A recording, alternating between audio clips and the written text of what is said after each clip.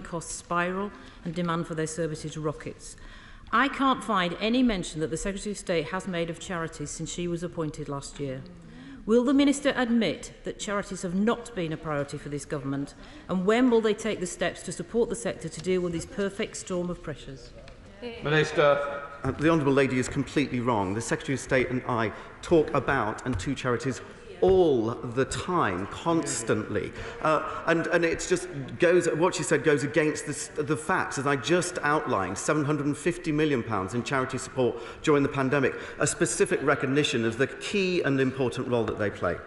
Joel Jones. Question 3, Mr Speaker.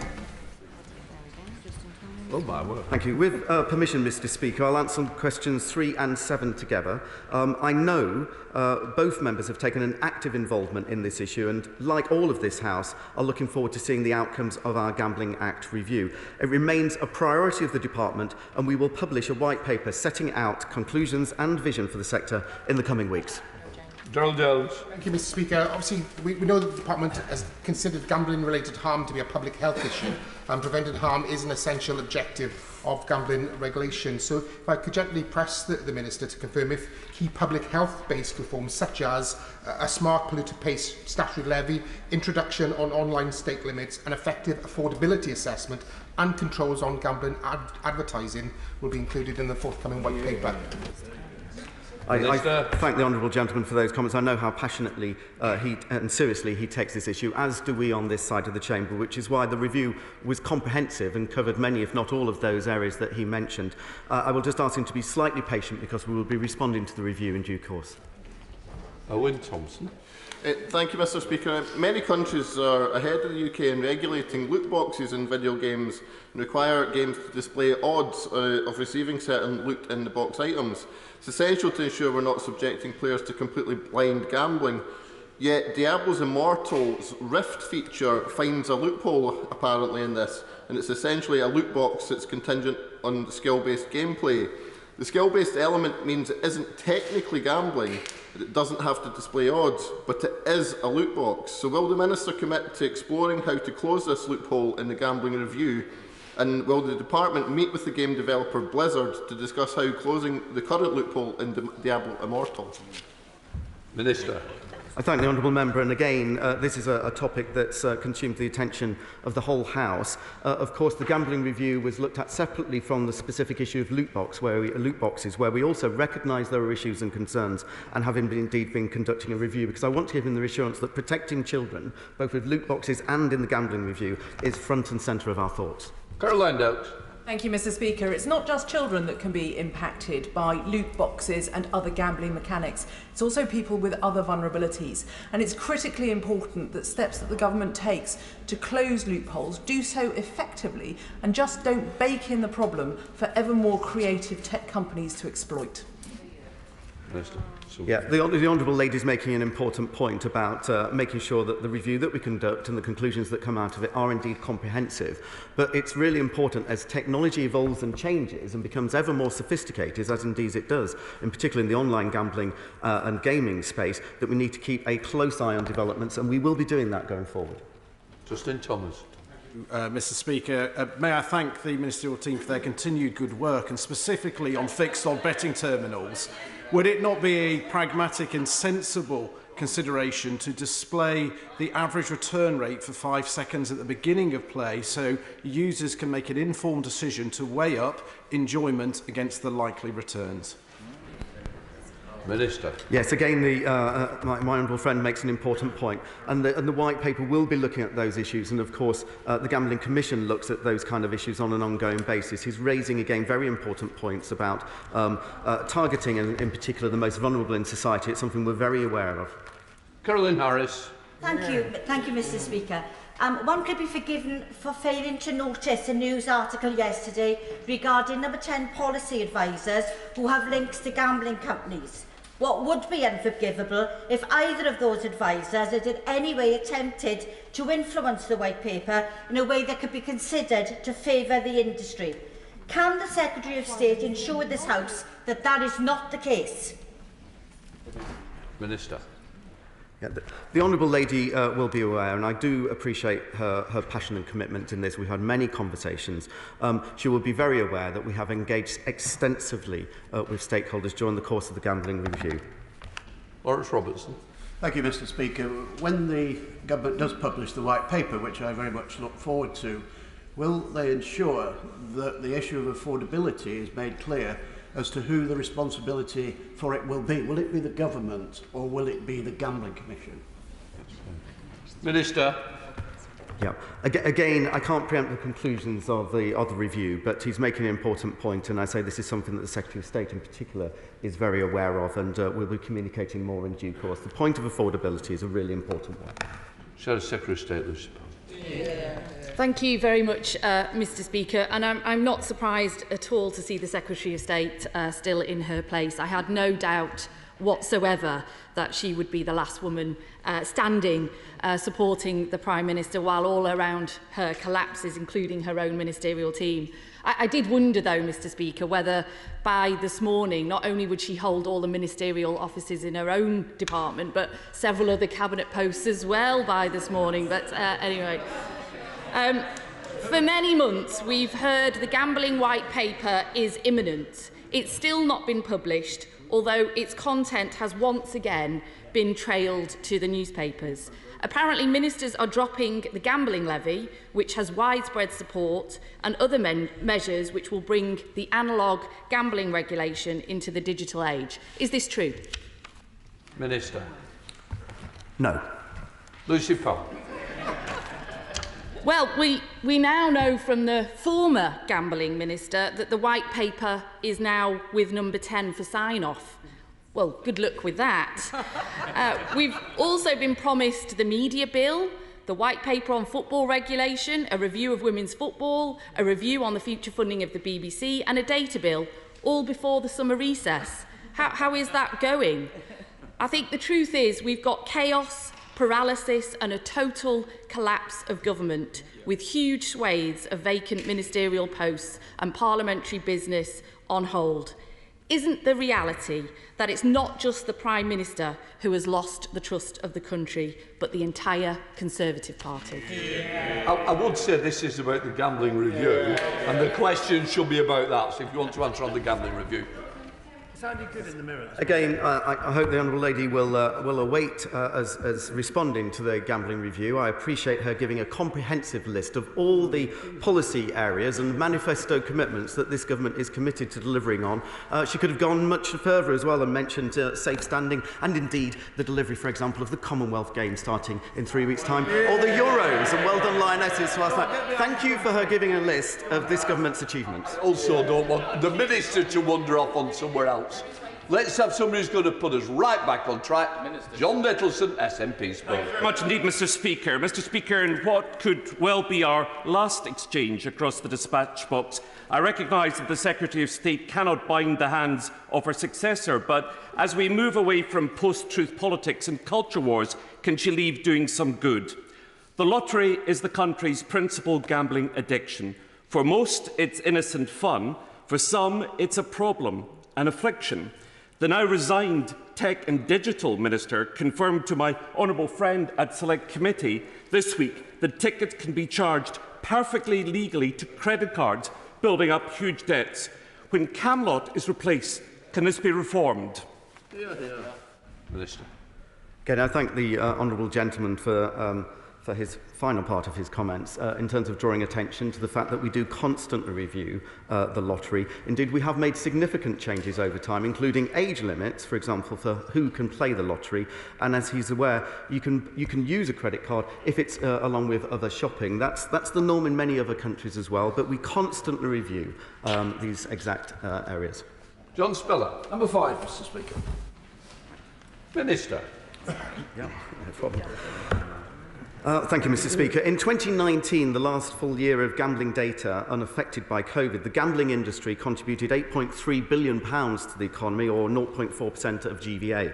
The sector employs approximately 98,000 people and pays £2 billion a year in gambling duties. According to the British Horse Racing Authority, racing has direct revenues in excess of £1.47 billion and makes a total annual contribution to the UK economy of over £4 billion. John Speller. Yes, can I thank refer to my entry in the register and thank the Minister for that comprehensive reply, and urge him in preparing the White Paper to take a balanced view of the economic and social benefits and the considerable pleasure for millions who bet quite responsibly, and also the great contribution to the Exchequer, and balance that against maybe the very vocal lobby, particularly in some of the media, of those who basically with gambling are prohibitionists. Minister.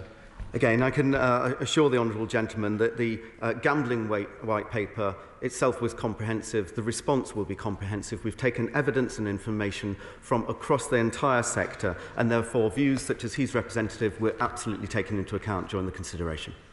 Rachel Maskell. Thank you, Mr. Speaker. Number 6, please. Minister. Sorry, question 6. Oh yes, sorry. Yes, the honourable lady will be aware that just last week, actually, we announced a review into this very area. It's vitally important as well, in particular in tourism-affected areas of the country, and I know her city, which I've had the pleasure of visiting, is indeed one of them. Thank you, Mr. Speaker. Short-term holiday lets and Airbnb are blighting my city. We have nearly 2,000. It's undermining the regulated B&B and guest house sector. It's taking away houses from people in my city desperately to get homes, but it's also causing antisocial behaviour and party houses on residential streets. Will he ensure that the government introduce a licensing system as opposed to a registration scheme, and also enable local authorities to create areas where there are no Airbnbs? And will he meet with me to discuss the crisis we're currently facing? Yes, I'm always delighted to meet the honourable lady. She raises some important points, really articulating precisely why it is that we brought in the need for the review, because some of the issues she raised we're very aware of. Now, some of the individual entities, such as Airbnb and so on, are already taking action on areas like antisocial behaviour and the number of people who can be in parties. We expect and require them actually to continue to be responsible and responsive to their customers and indeed local communities. We haven't preempted the conclusions of the review, though, so please, I ask her to please contribute to that review. Come on. The Honourable Lady is absolutely right to identify the issue that she has in York and in other parts of the country. But will my honourable friend also bear in mind that these lets generate income for the area too? And many restaurants and other places would probably go out of business were it not for some of these lets. There we are. Yeah, the honourable gentleman is making an important point, and that's why it is a call for evidence. It's information. We have not come to conclusions or indeed decisions about potential legislation, because there is a balance to be had here. Many people rent out a spare room, and in particular in these straitened times, actually, it's very important that they can get additional revenue where they can. Kevin Brown. Thank you, Mr. Speaker. With the announcement just now that the Prime Minister has resigned as the leader of the Conservative Party, will his temporary occupation of number 10 Downing Street over the summer qualify as a short-term holiday let? Yeah, I'm sure the honourable gentleman enjoying himself. That is nonsense, but I think the important thing to make very, very clear, as you can see today, government continues. Greg Whittaker. Question number 8, Mr. Speaker. Minister, or is it Secretary? Yeah, sorry. Society lotteries are a vital source of funds for charities and other organisations, raising hundreds of millions of pounds every year. Sales and prize limits were last increased in 2020. A review after 12 months, published in March, concluded that the reforms were starting to benefit the sector, but more evidence was needed before making further changes, and we'll work with the Gambling Commission to keep this under review. For that answer, but as the Minister rightly said, charities, lotteries such as the People's Postcode Lottery are benefiting thousands of charities and communities around the country, not least in the Calder Valley itself, and implementing the next stage of the charity lottery reform, as the government have previously said they will do, is a great way to help take forward the levelling up agenda at no cost to the public purse. So will the Minister agree to look further at this and implement that review sooner rather than later?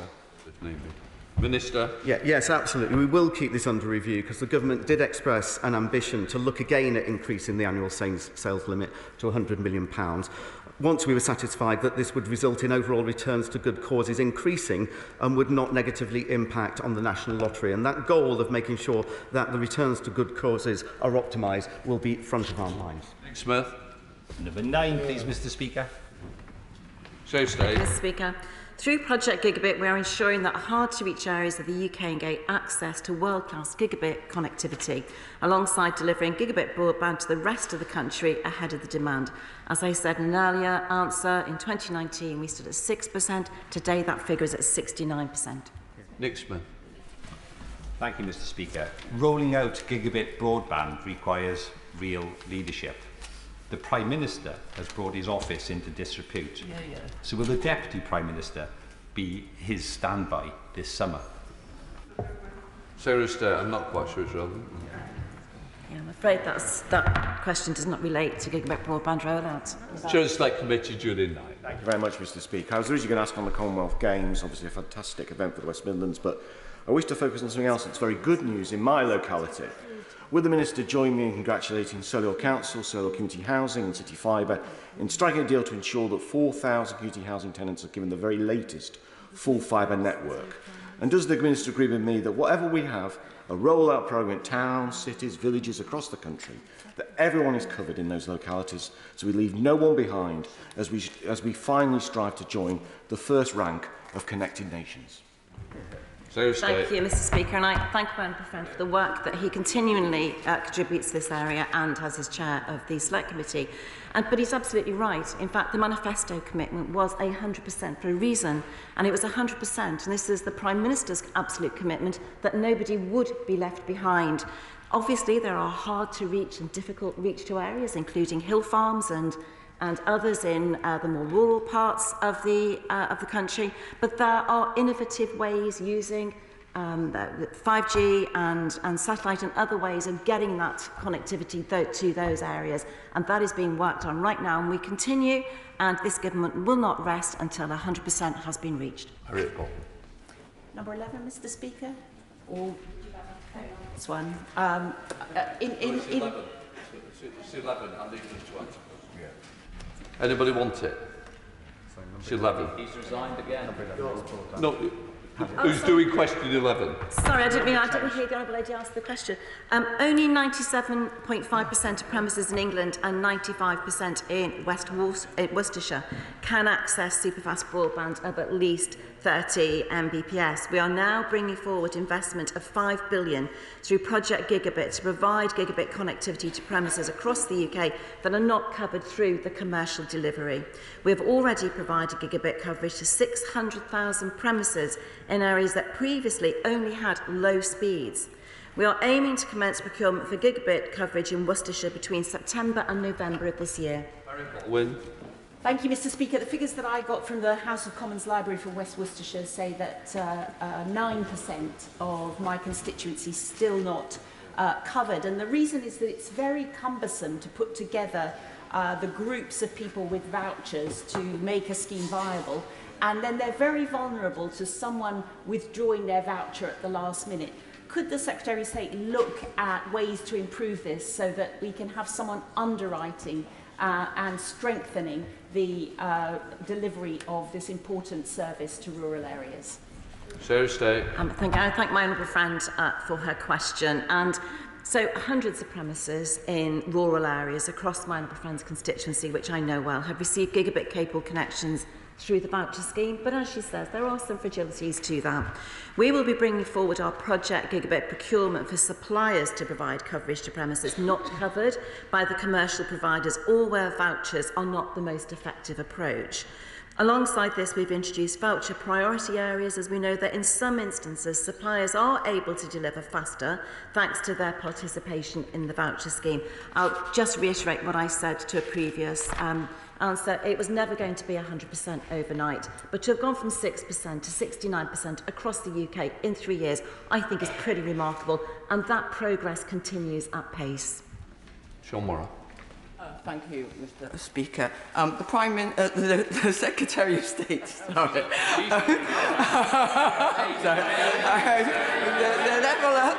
The level of change at the moment is hard to keep track. The Secretary of State refers to the Prime Ministers, the current Prime Ministers, I presume, a commitment that no one be left behind. But she knows very well that under successive Conservative governments, the absence of a digital inclusion strategy means that a digital divide has broadened, whether it be between rural and urban, or between those who have the digital skills and those who don't, or those who can afford broadband or those who can't. The last digital inclusion strategy was in 2014. When will a new one appear? So that's just, I'm sorry, but the progress with which we have commenced the rollout of gigabit broadband across the UK has been exemplary. And I would say, Mr. Speaker, that just last week I held a round table with telecommunications providers to urge them to look at social tariffs, to offer lower rates to those people who are left behind and can't afford the rates that others can afford. And work never stops in this area. We're very aware of those who can't access broadband, who can't have digital access. I'm very lucky to have 7 heritage railways in Dwyfor Meirionydd, and steam engines were designed to run on coal, and they're now facing a crisis. Question number 12. Yeah. The government absolutely appreciates the unique importance of the heritage steam railways in this country, promoting our industrial heritage and supporting tourism. We're in regular communication with the industry. I was trying to use time to best effect. As I was saying, there are 7 heritage railways I'm very lucky to have in Dwyfor Meirionydd, and steam engines were designed to run on coal. They are now facing a crisis in the supply of suitable coal following the Russian invasion of Ukraine. The sector is working to develop alternatives to coal as required by the net zero agenda, but they need help. Will he commit to support heritage steam to ensure the survival of our industrial heritage? Yes, I thank the Honourable Lady. We've had several conversations about this topic, as indeed colleagues have across the House. I understand the complexities and the challenges. She'll be aware that some of the issues in order to resolve may be outside of DCMS's portfolio. And of course, ultimately, this is a commercial arrangement in terms of sourcing fuel supplies. However, I would be happy to continue to work with the Honourable Lady and facilitate further conversations across government. Topicals, Robert Logan. Topical number 1, sir. Mr. Speaker, in the last few weeks we've seen huge crowds at Her Majesty's Platinum Jubilee, Glastonbury, Silverstone and Wimbledon. The Women's Euros kicked off last night and the Birmingham Commonwealth Games are on their way. It's set to be a great British summer of culture and sport. Speaking of sport, last week I was lucky enough to attend an event celebrating the upcoming Rugby League World Cup.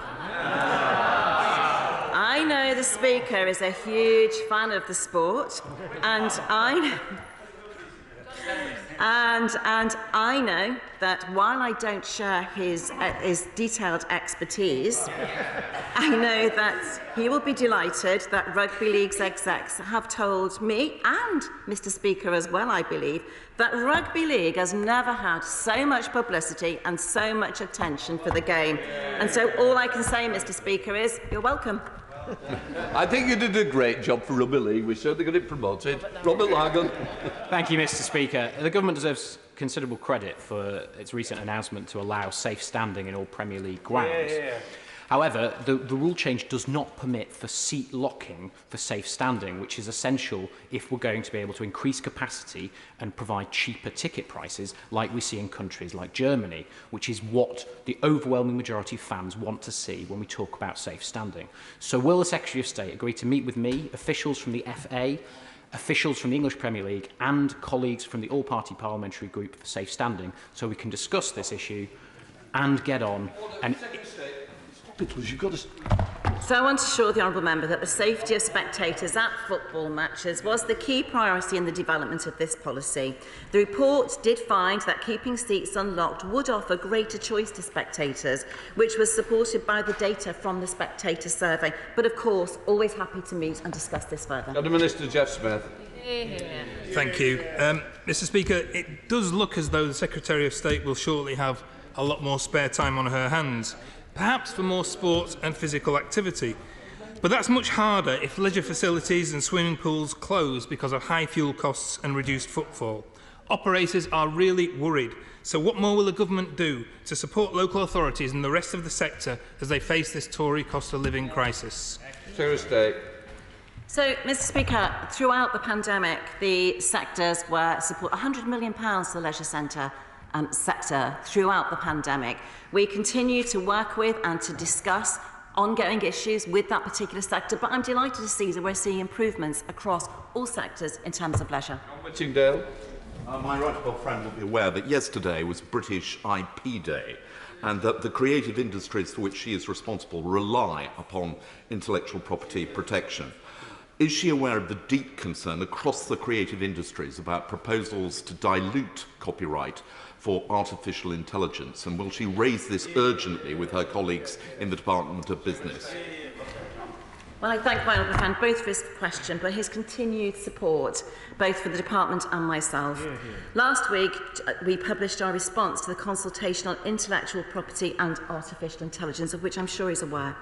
Following this consultation, we intend to amend copyright law to make it easier to analyse material for the purposes of machine learning, research and innovation. This will promote the use of AI technology and wider data mining techniques for the public good.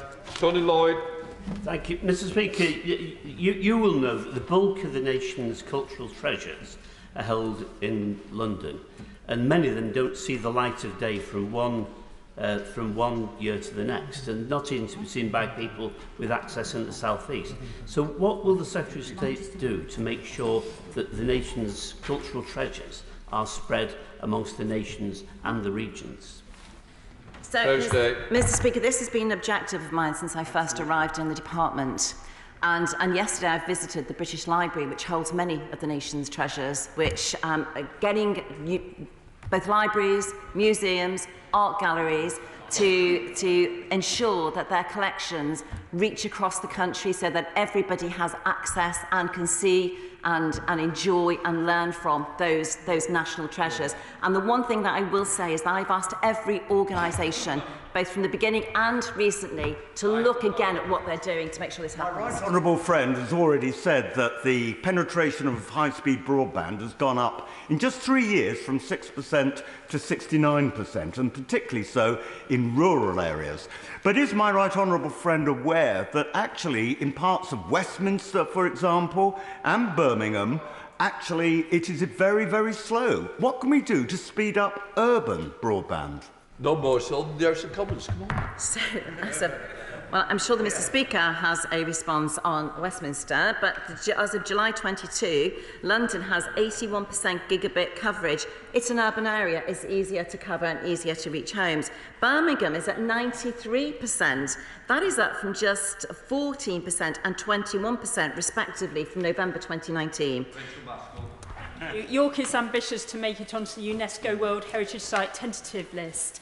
We will certainly display so many factors of our assets of heritage, but also our social history, encouraging inbound tourism to the UK. However, it's a very expensive process. What support will her department give to support cities like York make it onto that tentative list?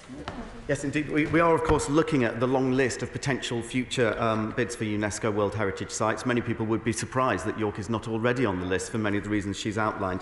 I'd be happy to have a conversation with her. I don't think there's an expectation of financial support, but we should be able to provide support and advice. Duncan Baker. Thank you, Mr Speaker. As the Secretary of State knows, we have some fantastic canals and waterways in this country. Many are historic and need protecting. The fantastic volunteers at the North Walsham and Dilham Canal Trust in my constituency do an incredible job. Can I ask what discussions she has had with the Secretary of State for the Environment, Food and Rural Affairs on supporting this country's historic canals and waterways? Secretary of State. So DEFRA is working with the Canal and River Trust on the current review of the government's annual grant funding for the Trust as required by the 2012 grant agreement. But the UK's historic canals and waterways represent some of the finest examples of working industrial heritage in the world. They play an important role in the wider visitor economy and as a valuable green space for local communities. Due to this unique social, cultural and economic importance, the Canal and River Trust, an independent charity, benefited from £3.2 million. Mr Speaker, the Government recently introduced a dual registration scheme to support touring trucks, as touring was completely forgotten during the Brexit negotiations.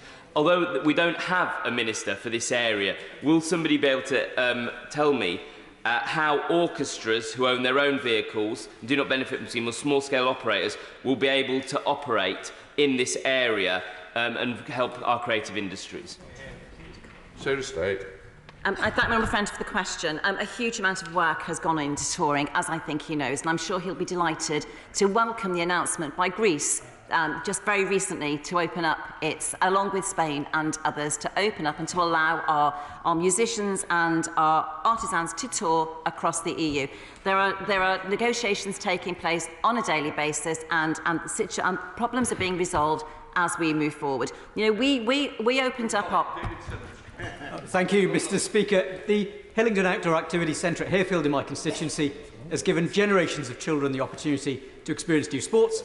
What plans does my right honourable friend have to ensure that more children can benefit from these opportunities in the future? Yes. The Government encourages everyone, no matter what their age, to be as active as they can. We recognise that outdoor activity centres provide opportunities for all members of society to be active.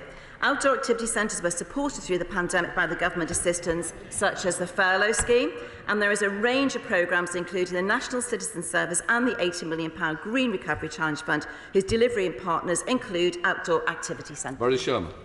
Speaker, I know the Secretary of State to be a great survivor. If she does survive, will she look again at this terrible war she has against public service broadcasting, Channel 4 and the BBC? I'm disappointed at my honourable friend's question. We've worked together for 7 to 18 years. I'm disappointed at that question. I have no war. I have two objectives. One is to ensure that both Channel 4 and the BBC survive and they're fit for the ever-changing broadcasting landscape that we face.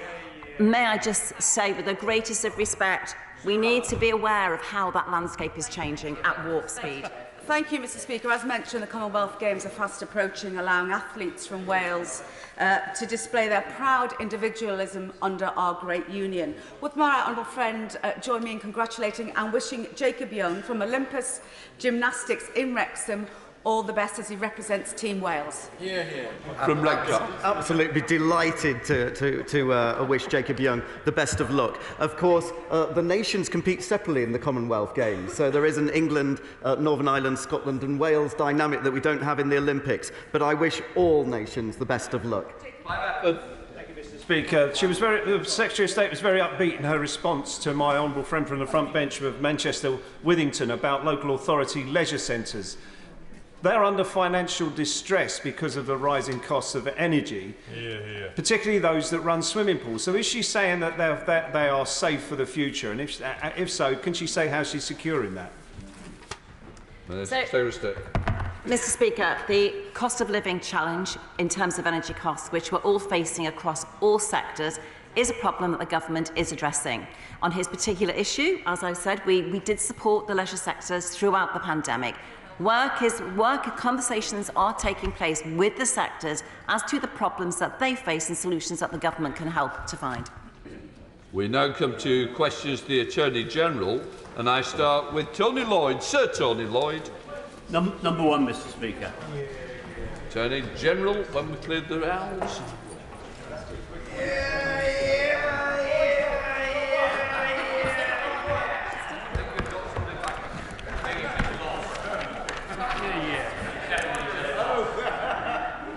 Mr Speaker, before I answer question one, may I just take this opportunity to pay tribute to the superb honourable member for Cheltenham. He was quite simply an excellent Solicitor General who took the difficult decision to resign from government this week. He was an absolute honour and pleasure to work with him, a brilliant lawyer, a dedicated member of Parliament and a shining example of the highest standards of public service. Mr Speaker, victims are not spectators and they have the right to be informed of their case and to be supported. That is why the government is increasing funding for victim and witness support services to £192 million by 24-25, which represents an uplift of 92% on core budgets in 2021. And a large proportion of that funding has been allocated to police and crime commissioners to commission local victim support services. And for 22-23, the Ministry of Justice allocated about £5.2 million to the Greater Manchester PCC to support services. Johnny Lloyd. Mr. Speaker, I'm bound to welcome any extra resources to support victims, but nevertheless, the victims and, where appropriate, families of victims are still treated in an appalling fashion in too many cases.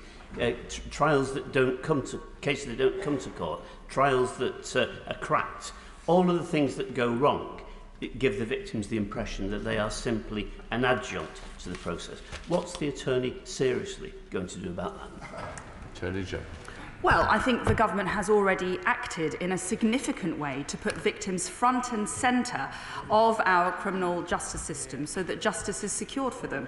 And for 2021-22, the Ministry has provided £150 million for victim and witnesses alone, whether that's more ISVAs who are game-changing in the victim experience. I've spoken to victims myself and they've told me personally how transformative the presence of an ISVA can be in their experience through the criminal justice system, or whether it's £20 million for local community-based sexual violence and domestic abuse services. I'm very proud of the track record of this government on supporting victims. Chair of the Select Committee, Sir Robert Neal. Thank you very much, Mr. Speaker. And may I thank the attorney and join her in her tribute to my honourable and learned friend, the member for Cheltenham, whose service was absolutely outstanding and exceptional, and who departed his post with great honour and with the respect, I think, of this House and of the profession and the judiciary.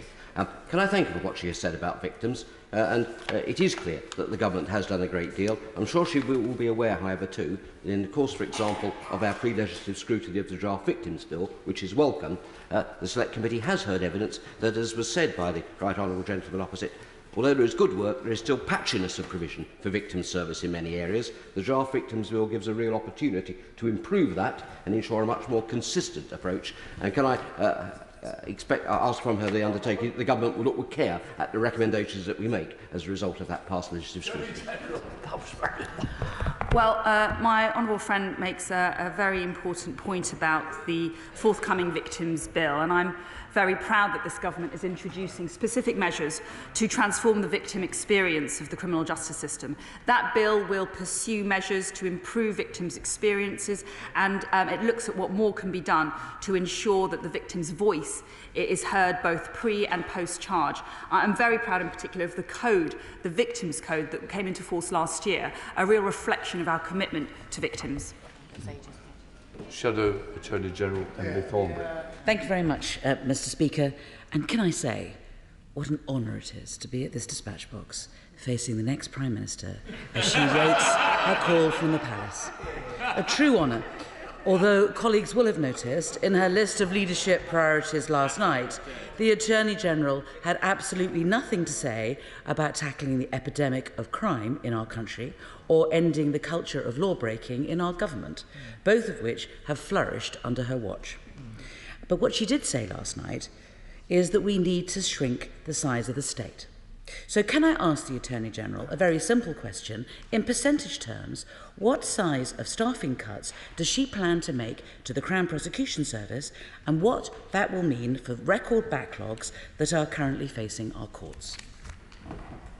Attorney General. I know the Right Honourable loves to degrade these question sessions to petty politics. I'm not going to lower myself to her standards. I'm here to talk about victims and what we're doing to secure justice for vulnerable people. I'm very proud of the financial settlement that this government has put into the CPS, increasing the number of prosecutors. And notably, there have been in the last 12 months alone 115 more RASO-trained prosecutors in place to work specifically to support victims. We now come to SNP spokesperson Emma Lawson. Thank you, Mr. Speaker. So the Scottish Government is investing an extra £4 million this year in victim services to tackle violence against women and girls and offer greater support for victims' needs. And the Crown Office budget in Scotland is over 40% higher than at the start of the last Parliament, supporting a range of improvements and modernisation processes. Does the Attorney-General welcome this? Does she agree more funding should be made available across the UK for greater access to justice for victims? And will she consider putting it in her Prime Ministerial manifesto? Well, the Honourable Lady again raises good points here, but I think we've seen a sea change over the last 2 years when it comes to what the government has been doing to tackle violence against women and girls, whether it's increased amounts of data. We now have localised data dashboards or scorecards to shine a light on how different areas around the country are performing in terms of RASO, but also on all crime and how they're recovering from COVID.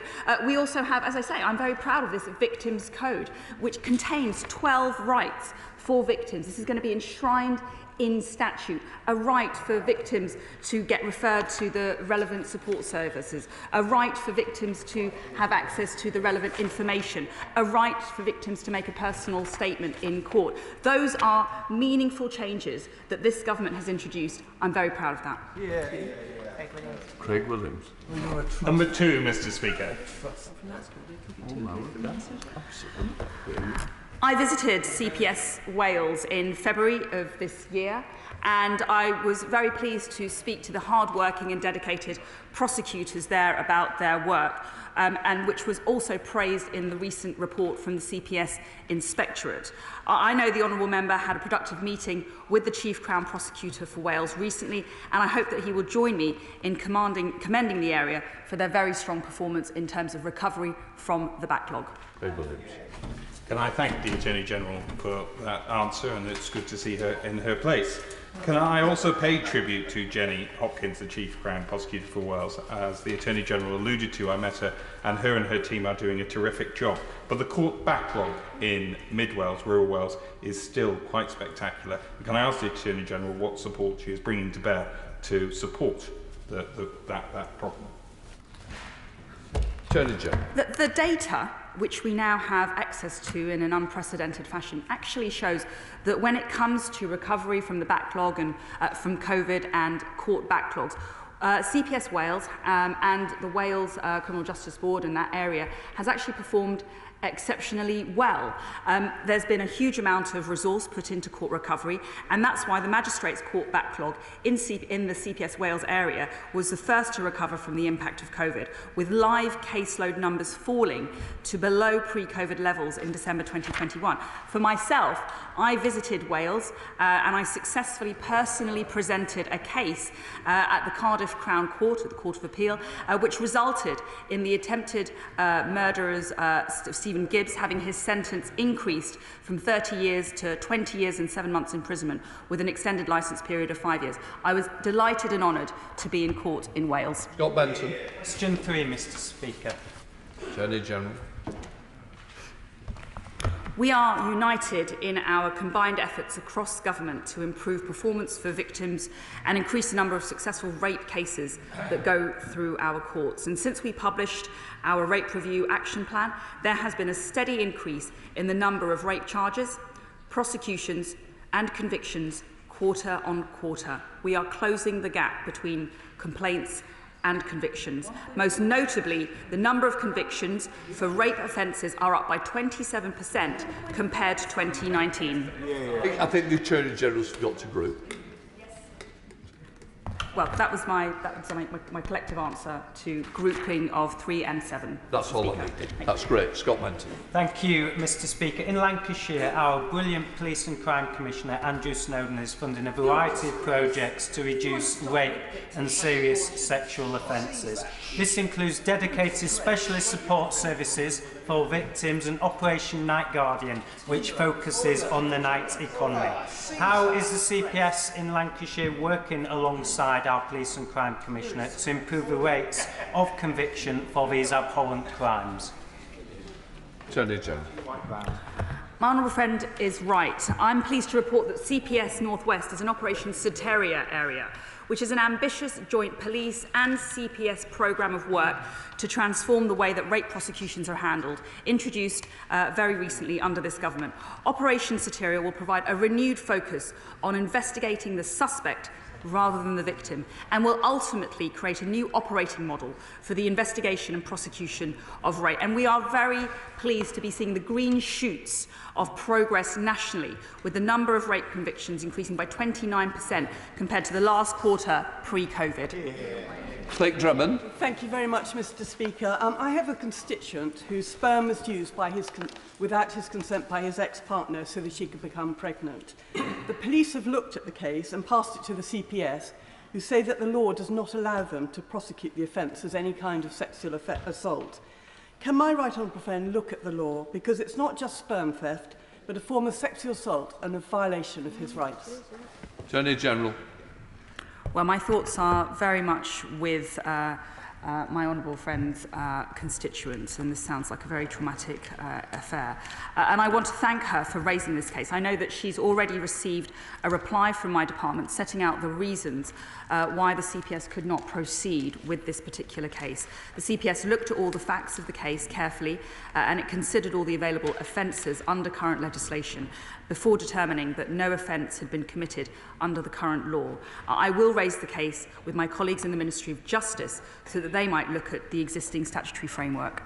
Ruth Capri. Thank you, Mr. Speaker. Since the Supreme Court reversed the Roe versus Wade judgment, a 10-year-old girl in Ohio who is pregnant as a result of rape has been forced to travel to Indiana from her home state for an abortion that she couldn't get locally. Will the Attorney General condemn the appalling cruelty that has and will result from the Supreme Court ruling?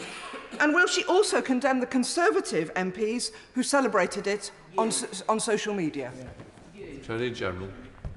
I don't think it's the right of a UK government minister to comment on a judicial decision in another jurisdiction like the United States. And that is a matter for the United States Supreme Court and the United States Congress to resolve. What I'm focused on is the experience of victims in Britain and Wales and how we can improve our criminal justice system. And that's why I'm very proud of the achievements that we've secured. I'm very proud that, for example, the CPS prosecuted 430,000 defendants last year on a whole suite of offences, including 69 alleged terrorists, 33 of which were convicted. 19,000 serious violence offences were prosecuted. It has a conviction rate of almost 75%. These are the statistics and the facts and the policies with which I am focused. Proud of her achievements when the delay between offence and completion in rape cases is now more than 1,000 days, and there are 50 UK Crown Courts with delays of over 3 years and 18 with delays of over 4 years. Does she agree with the Victims Commissioner that these delays are appalling? And could she possibly take time out from her leadership campaign to look at bringing in pre-recorded evidence and cross-examination in all rape cases in all Crown Courts now? Attorney General. Well, actually, what we're seeing as a result of the pioneering operations like Soteria is a closer collaboration between police and prosecutor. What we know works is when a prosecutor has a good, clear case strategy, has grip of the case, and properly identifies the challenges. And the police are very supportive and involved in the investigation. Close collaboration, early investigative advice and support for the victim is what will cut down the timelines and to ensure that victims get justice in a swifter way. And that's why I'm very proud of Section 28 rollout. The last time we debated this issue in this chamber, the Attorney General told me that any allegation of domestic abuse or sexual assault on victims is horrendous. On no account does anyone in this government condone that behaviour. So why did the Attorney General not call for the Prime Minister's resignation when she found out he'd turned a blind eye to an allegation of sexual assault by one of his own ministers? but did call for his resignation to launch her bizarre leadership campaign live on TV last night. Doesn't that just sum up how she's debased the office she holds and put political ambition before the rule of law? Mr. Speaker, the honourable gentleman could have asked about domestic abuse of victims. He could have asked about RASO. He could have asked about crime prevention and keeping the British people safe. Instead, what he used his opportunity for was to score cheap political points Order. The front bench should not be shouting after asking the question. Let's get this on and move on. When it comes to domestic abuse, our landmark Domestic Abuse Act is strengthening protection for victims and ensuring that perpetrators feel the full force of the law. It includes the first legal definition of domestic abuse. It improves support for victims in the courts. It introduces new offences and strengthens the legislation precisely for victims of domestic abuse. It's a pity he didn't want to talk about that. Question 4, Mr. Speaker. Attorney General. Oh, come on. So rude. Mr. Speaker, we published the review of disclosure and amended disclosure guidelines in May to deliver improvements for police and prosecutors and victims of crime. The new guidelines feature an annex on data protection, which will ease the burden on police handling of digital material. It will leave them more time to be on the streets fighting crime and investigating crime. And I'm very pleased with how they've been received by the profession throughout. Neil Hamby. Sorry. Look after yourself. Sorry. Back to Mike Wood. Thank you, Mr. Speaker. What impact does the attorney expect her guidelines that she published in May to have on CPS decision making and on their prosecution of sex offences? Attorney General. My honourable friend raises a real priority for government, and these guidelines will mean, in effect, fewer unnecessary intrusions into a victim's private life and more interactions with victims to help them understand the process. All of that will mean that victims are more engaged, there is less attrition, and the process is swifter but just as effective. And it's just very unfortunate that some members of the Labour Party promoted an incorrect understanding of what these guidelines mean. Question number 6, Mr. Speaker. Attorney General. Mr. Speaker, there have been no prosecutions by either the Serious Fraud Office or the Crown Prosecution Service for frauds connected to COVID-19 contracts awarded by the Department for Health and Social Care. However, I can neither confirm nor deny whether the Serious Fraud Office are investigating any frauds related to those contracts. This government, Mr. Speaker, rightly took swift action at the height of the pandemic. And thanks to the excellent work of this government, including government lawyers, we have successfully defended the majority of our coronavirus-related litigation. Mr. Speaker, the secrecy over VIP lane contracts is emblematic of the loss of trust and transparency in this government. And over the last 48 hours, MPs from the government benches have repeatedly stated the importance of integrity and honesty. So, as Prime Minister, will the Attorney-General finally lift the veil of secrecy, publish the full details of VIP lane contacts and refer the matter to the committee or authorities as necessary? Attorney General. Well, as I say, I mean, there has been a lot of COVID-related litigation through our courts, and there's been a lot of scrutiny on the decision-making and the actions that the government took during the pandemic. I'm very pleased to say that in the majority of those cases, the government was successful. Our decision-making was upheld and was found to be lawful. Before I call Boris Sherman, I note that he wishes to raise a case of his late constituent, Ms Kathleen Dawson, who is the subject of an open and adjourned inquest. I'm exercising my discretion given to the Chair in relation to the matters which are sub judice to allow the reference to the case as part of the question and answer. Boris Sherman. Question number 8, Mr. Speaker. Attorney General. Mr Speaker, I am aware of this tragic case of the honourable gentleman's in his constituency and that he has raised, and I want to take this opportunity to offer my deepest condolences to Caitlin's family and friends. And I want to thank him for his tireless campaigning over many years on all road safety issues. He's been a leader in this field. Like him, I recognise the devastating impact that fatal road traffic accidents and collisions can have on families and on victims. And that's why, under the Police, Crime and Sentencing and Courts Act, this government has increased the maximum penalty to life imprisonment for the offences of causing death by dangerous driving and causing death by careless driving when under the influence of drink or drugs. And last year, the CPS charged over 650 defendants in relation to fatal road traffic accidents, bringing the total number of charges back in line with pre-pandemic levels. Boris. Speaker, I've been around long enough to be one of the people that introduced the seatbelt legislation and banned children from travelling unrestrained in cars. So I've been a member of this. I wasn't going to talk about specifics today, Mr Speaker. You were very kind in your mention. I'm very worried, up and down the country, increasing number of families who have a member of their family killed by a driver, and then because a lot of people are able to hire a very expensive lawyer that can argue things like automatism, they weren't in control of their bodies or their faculties at the time of the accident. Increasingly, those lawyers are frightening the CPS into not prosecuting. That's my worry. Can we do something about it? Attorney General. It is tragic, and there are simply no words for the situation that he sets out.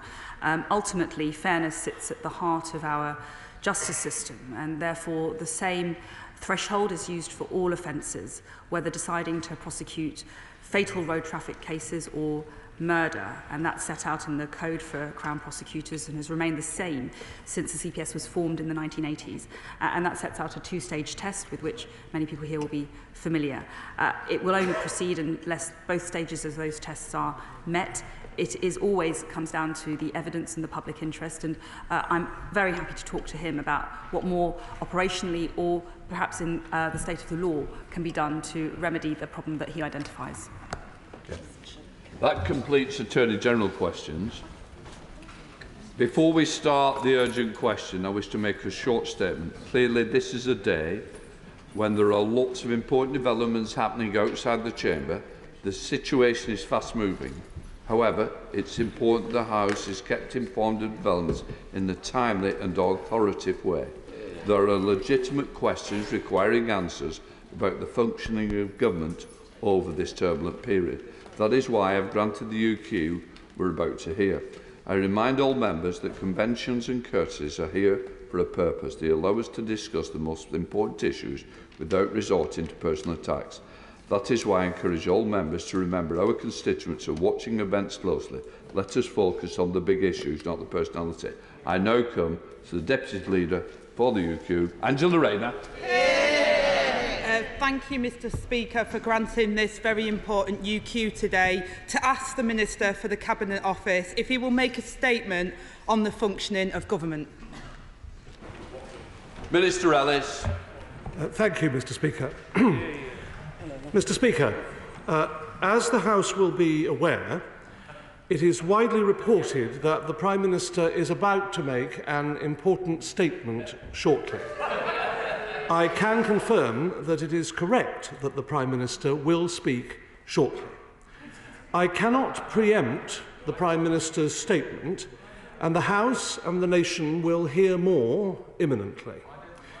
In the meantime, the business of government continues, supported in the usual way by our excellent civil service. There will continue to be ministers of the Crown in place, including in all great offices of state. We must continue to serve our country, constituents, and the general public first and foremost. It is our duty now to make sure the people of this country have a functioning government. This is true now more than ever. The civil service is the foundation on which all governments function. The civil service continues to support across all government departments and the country can be assured that this will always remain the case. I have spoken this morning to the Cabinet Secretary to that effect. Any transitional arrangements have always been made to allow for the business of government to continue. There are constitutional mechanisms in place to make sure that can happen. We await the Prime Minister's statement, but the House should be reassured that the government continues to function in the meantime. Any necessary ministerial vacancies can and will be filled. Other Secretaries of State can make decisions if necessary. There is a rich reserve of people who are both dedicated and talented and who remain dedicated to serving our country and their constituents.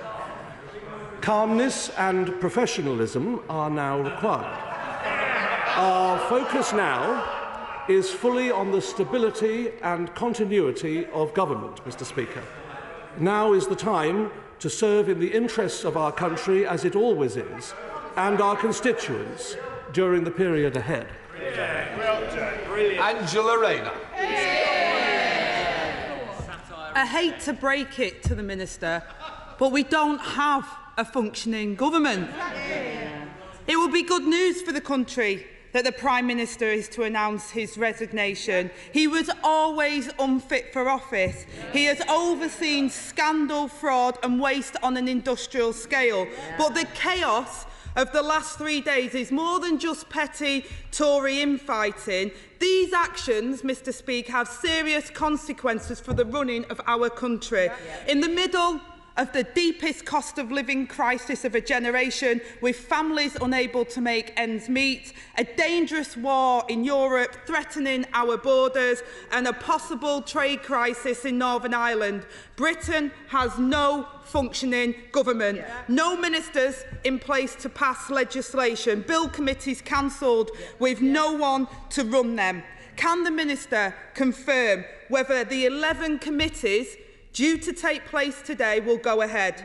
Without ministers, what are the arrangements to pass primary and secondary legislation, and who will answer oral questions? How will this government continue to be democratically held to account? With the new Education Secretary resigning after 36 hours, which must be a record, there is not a single member in the Department of Education. What does this mean for children taking their exams? What does this mean for the impending childcare cost crisis? And our British national security is at risk too, not least because the Prime Minister thinks he can stay on. With the departure of the Northern Ireland Secretary, only 2 ministers are left able to sign security warrants to approve Secret Service use of sensitive powers. What contingency plans are in place to deal with emergencies in the short term, Mr. Speaker? The Prime Minister has said he will stay on as caretaker. How many more months of chaos does this country have to endure? With dozens of ministerial posts unfilled, who on earth will join the Prime Minister's government now? And how will a half-empty cabinet run the country until October? Mr. Speaker, they will try desperately to change the person at the top, but it's the same old Tory party in government. Minister. Thank you, Mr. Speaker. I cannot preempt the Prime Minister's statement, and the House and the nation will hear more very shortly, but government and the civil service will continue to function in the meantime. The business of the House statement will be made shortly, and members can ask questions of the Leader of the House of Commons about the matter of the business of this place. But the House will continue to function and government business will continue to function. Other Secretaries of State can deal with issues for other departments constitutionally and legally in necessary circumstances. John Whittingdale. Thank you, Mr. Speaker. Without wishing to preempt the Prime Minister's statement, does my right friend agree that he can be proud of a large number of achievements of his government? But can I invite my right friend to preempt the opposition by making clear that Margaret Thatcher, David Cameron, Tony Blair, Theresa May all left office and was succeeded by new leaders and new prime ministers without there being a general election, and that the ship of state sails on. He is, of course, completely correct. Thompson. Thank you, Mr. Speaker. Well, I think as I came into the chamber, we were at 59 resignations and counting.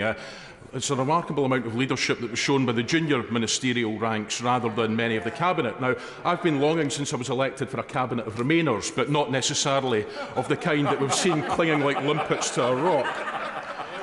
Now, today's announcement from the Prime Minister of his intention to resign comes after 2 years and 348 days in office, which, by supreme irony, is the same number of days as Neville Chamberlain spent in office as Prime Minister.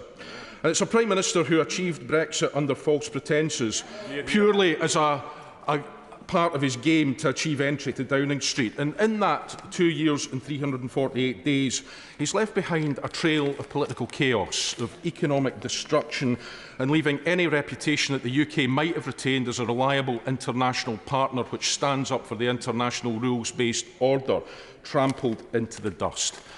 We regularly in Scotland have to put up with patronising lectures about how well our government is performing, yet we have a government in Westminster where we have an education department with no education ministers, where we have 6 police forces in England which are under special measures, and a government that seems utterly paralysed and unable to deal with the major issues of the day. The idea that the Prime Minister can stay on and preside over this till the autumn is utterly risible. How long can this farce be allowed to continue? And how is it right that 300 Tory MPs will get to choose the next Prime Minister over that time, while denying the right of 5.5 million Scots to choose their own future? The government and the civil service will continue to function in the meantime, as they always have done, and as they have done historically. Well done. Sir Christopher Cho. Mr. Speaker, may I thank the Prime Minister for his great service to our nation and also to the people of Ukraine. And I think that people will rue the day that he was forced to resign.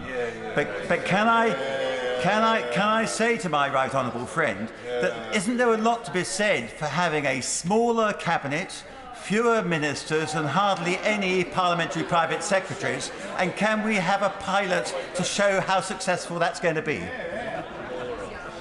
Minister. Well, he makes a perfectly interesting point, but is somewhat outside the range of my responsibilities. Dame Angela Riedel.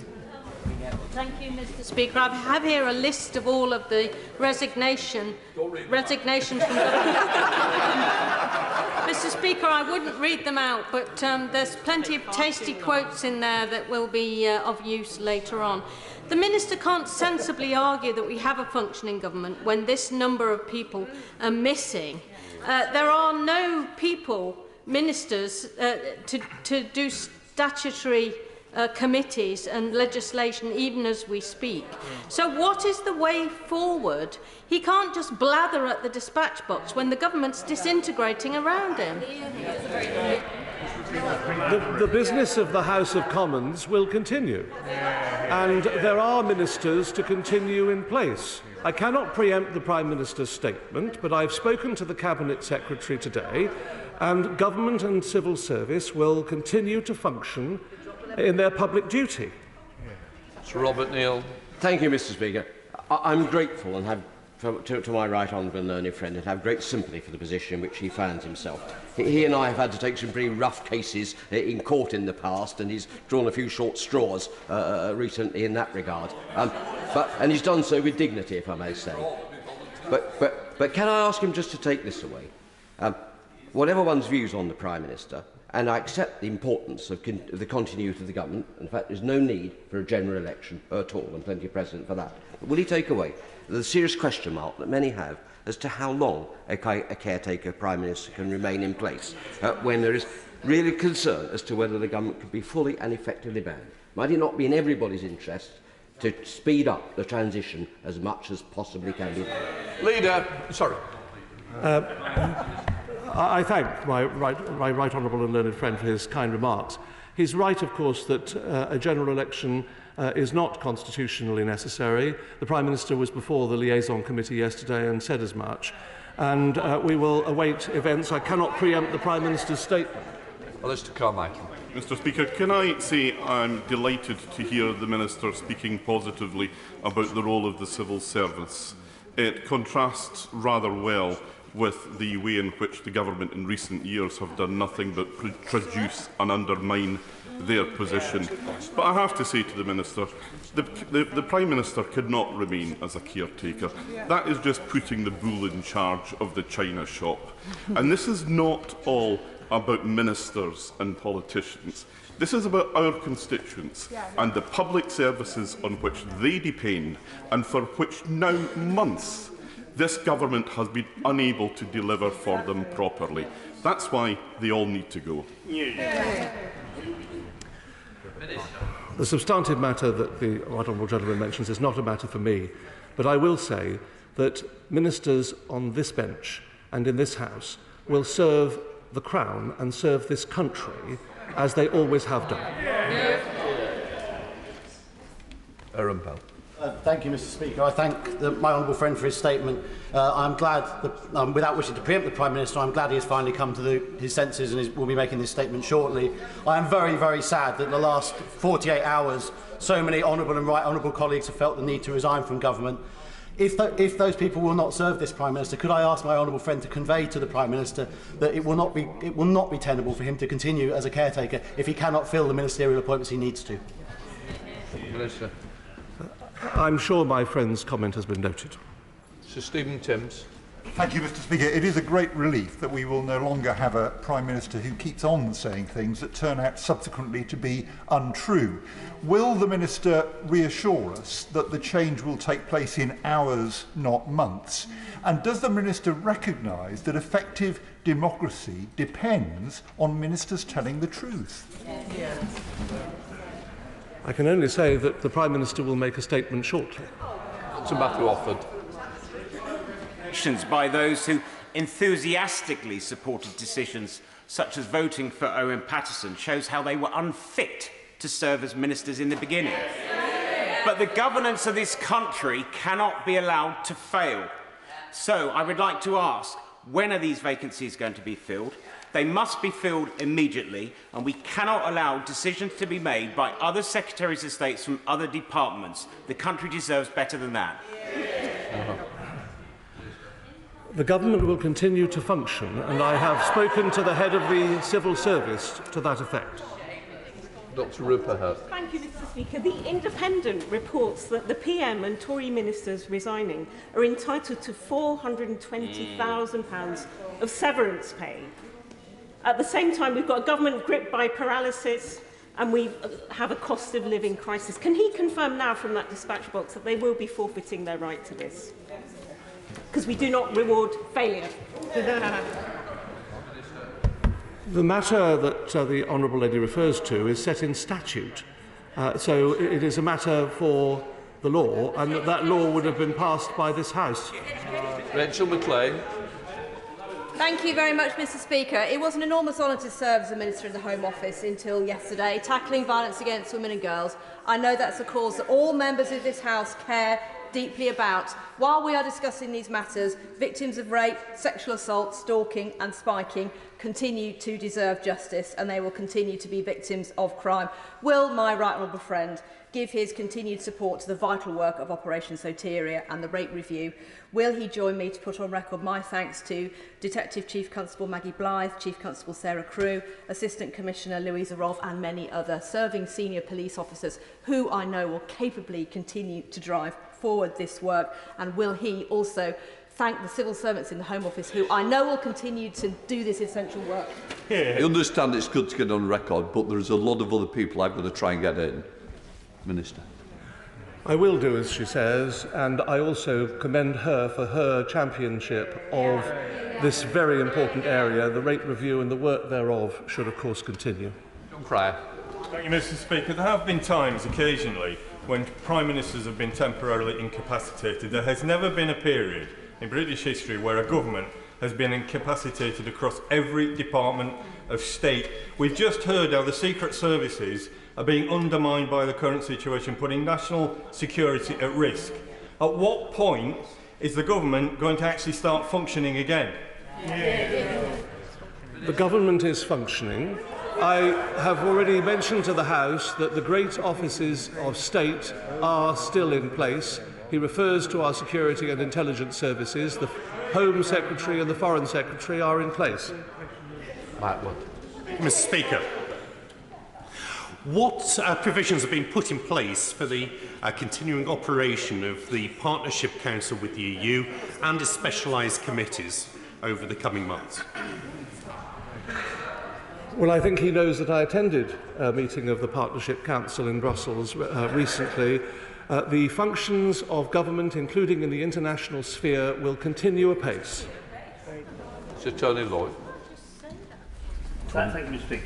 Mr. Speaker, you'll be aware that before the House there are before both houses, the two major bills affecting Northern Ireland. One, the bill on the Northern Ireland Protocol, is the Prime Minister's own decision. The one on Northern Ireland Legacy is very much the now resigned Secretary of State's province.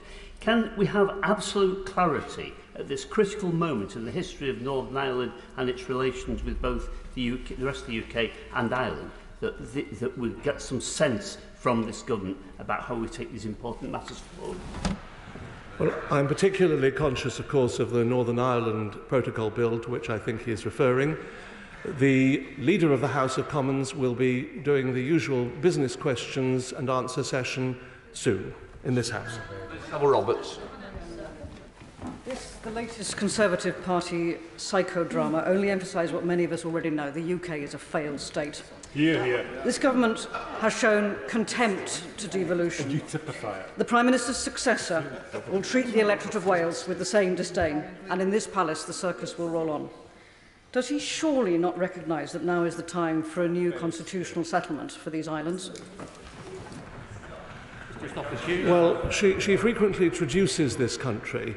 I disagree with her and could not disagree with her more strongly. She has a separatist agenda, of course, and she wishes for the country to split. But in my view, this country is the greatest country on earth. Dame Diana Johnson. Thank you, Mr. Speaker. On the anniversary of 7/7, security is of paramount importance to all of us in this House.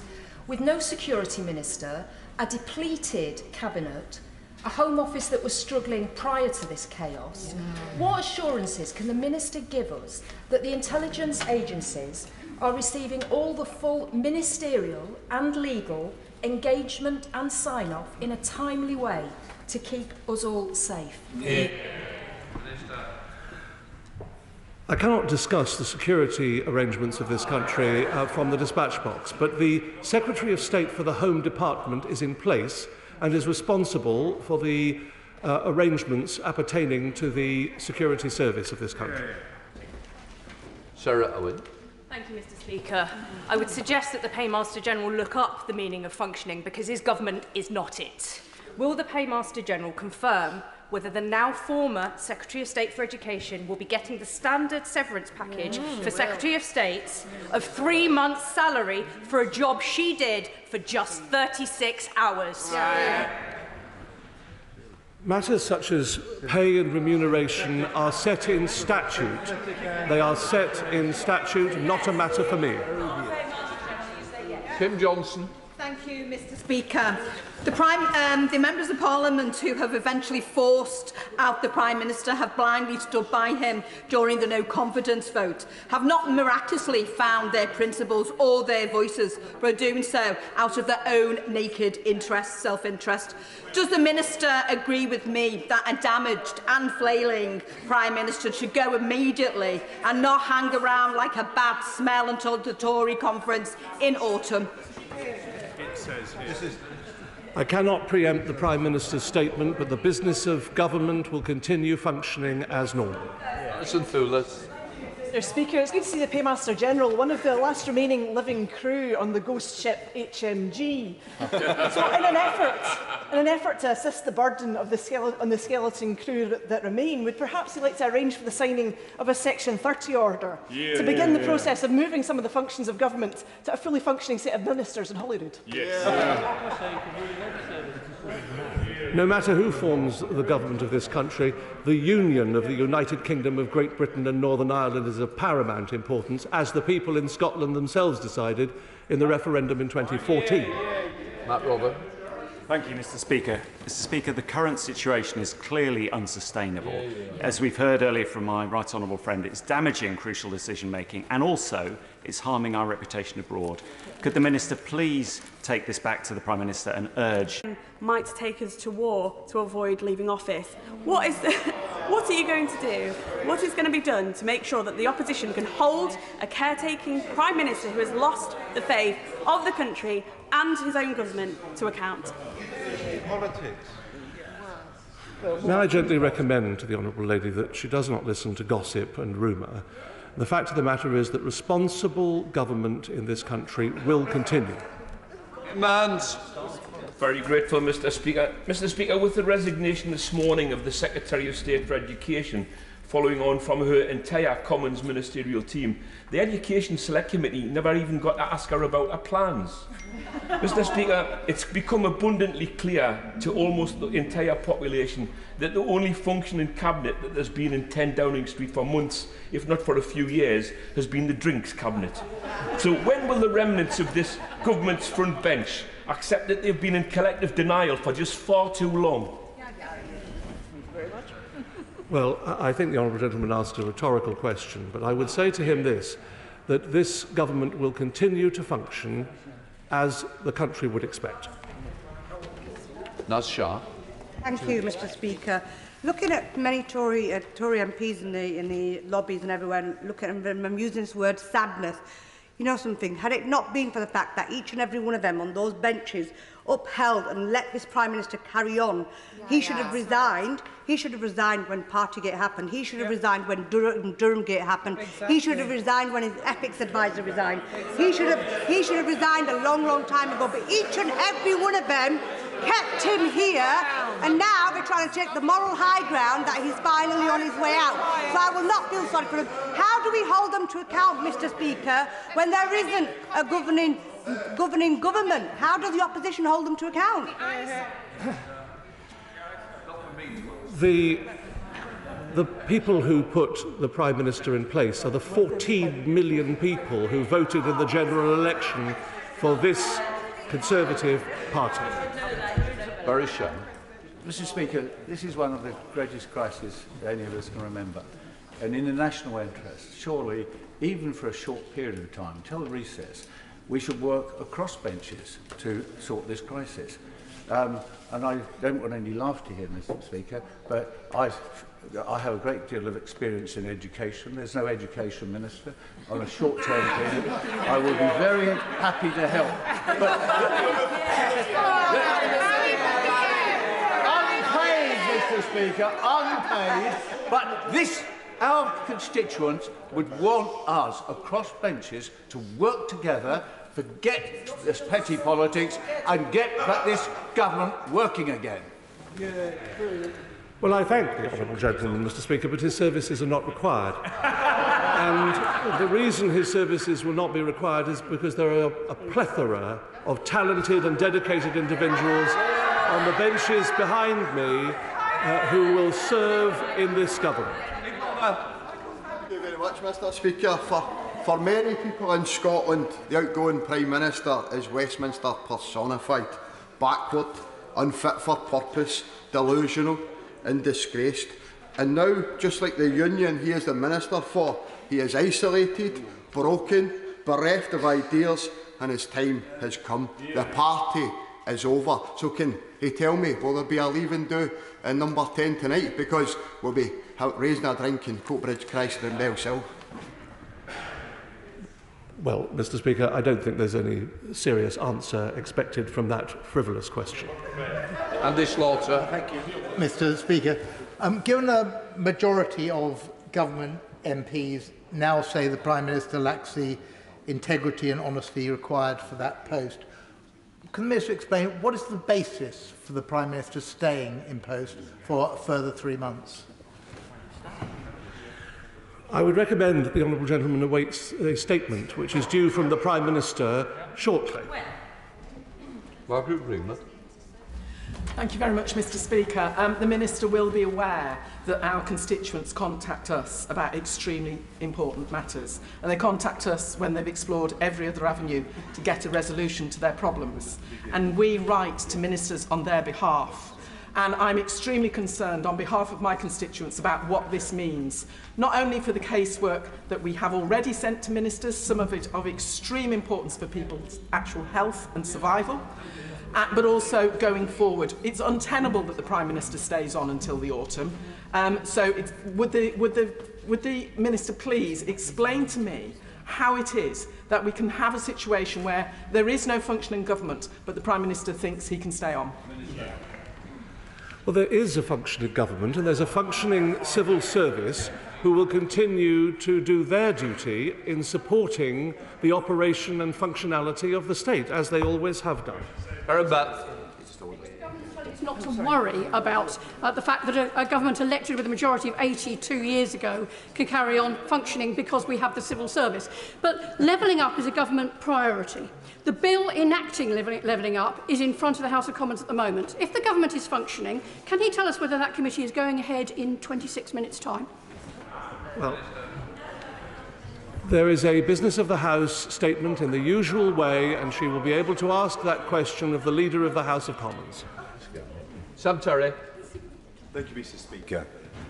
The Minister speaks about responsible government, but yet we've had nearly 3 years of totally irresponsible government. My constituents are suffering massively. Surely, Mr. Speaker, the moral thing to do is not to look to the Constitution, but actually go to the country, call a general election and let the people of this country decide, not just on the Prime Minister, but on the rotten lot of bankrupt government that we've had for the past 2.5 years from the last election. It's not about the Constitution, it's about what the people of this country need, and that is responsible government, and they are not going to be getting it from your side, even with a change of Prime Minister. The business of government will continue functioning as the public would expect it to do. And I reject the characterisation that he makes, and I suspect that the vast majority of the general public in this country would also reject that characterisation. Thank you, Mr. Speaker. The Prime Minister should be making the statement in this House, frankly, not anywhere else, so that we could be able to question him about the functioning of government. And I think, Mr. Speaker, you'd prefer that as well. But let me just ask him this. There are two major crises facing the country at the moment. One is the cost of living crisis, which is facing many, many millions of families, and the other is the situation in Ukraine and across NATO. There's a real possibility that a government might have to deploy further troops in the next few months for proper reasons. A caretaker government can't do that. Simply can't. The rules forbid them from doing that. And yet, I fear that this Prime Minister, the disgraced, deselected Prime Minister, will be more dangerous in these next 3 months, if he's allowed to have another 3 months, than he's been in the last 3 years. So can he please make sure that we have a proper government soon, in other words, before the summer recess? Well, we have a proper government, and the proper government continues. I have to say to the honourable gentleman that he talks about cost of living in Ukraine, but I have hardly heard him or his honourable colleagues speak of those subjects over the past 6 months. They have mostly been talking about personalities. So it is this government which has been getting on with the business of representing the United Kingdom in international fora and have led the way on Ukraine, and when it comes to dealing with the global cost of living crisis, have been doing that too. Wakeford. Thank you, Mr. Speaker. Mr. Speaker, wow, what was that response to this urgent question? Mr. Speaker, is the Minister tired of propping up this Prime Minister and defending the indefensible? Minister, where was your letter? Did it get lost with your backbone?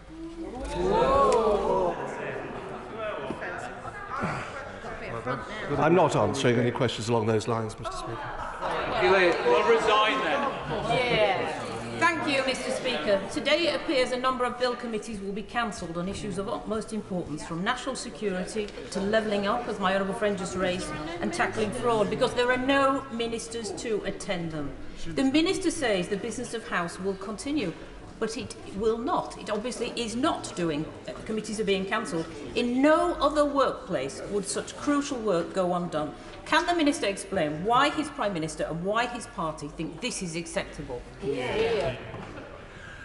I'd say to the honourable lady, as I have said before, that when it comes to the legislative business of this House, that is a matter for the Leader of the House of Commons, who holds cabinet position and who is in place, and who is, within a short period of time, due to give his regularly scheduled weekly question and answer session, and she'll be able to take advantage of that in this House. Nick Smith. Mr Speaker, the Prime Minister has brought his office into disrepute. Our country shouldn't have to put up with him any longer. Will the Prime Minister be leaving Number 10 this weekend? Yeah. He will need to wait for the Prime Minister's statement later today. Janet Davey. Thank you, Mr Speaker. The Time reports this morning of Downing Street being like a bunker with gallows humour. This is no surprise, really, given the track record of the Prime Minister. The Prime Minister is now set on staying in post until summer. Now, if this happens, is the Minister concerned about what further damage the Prime Minister will do?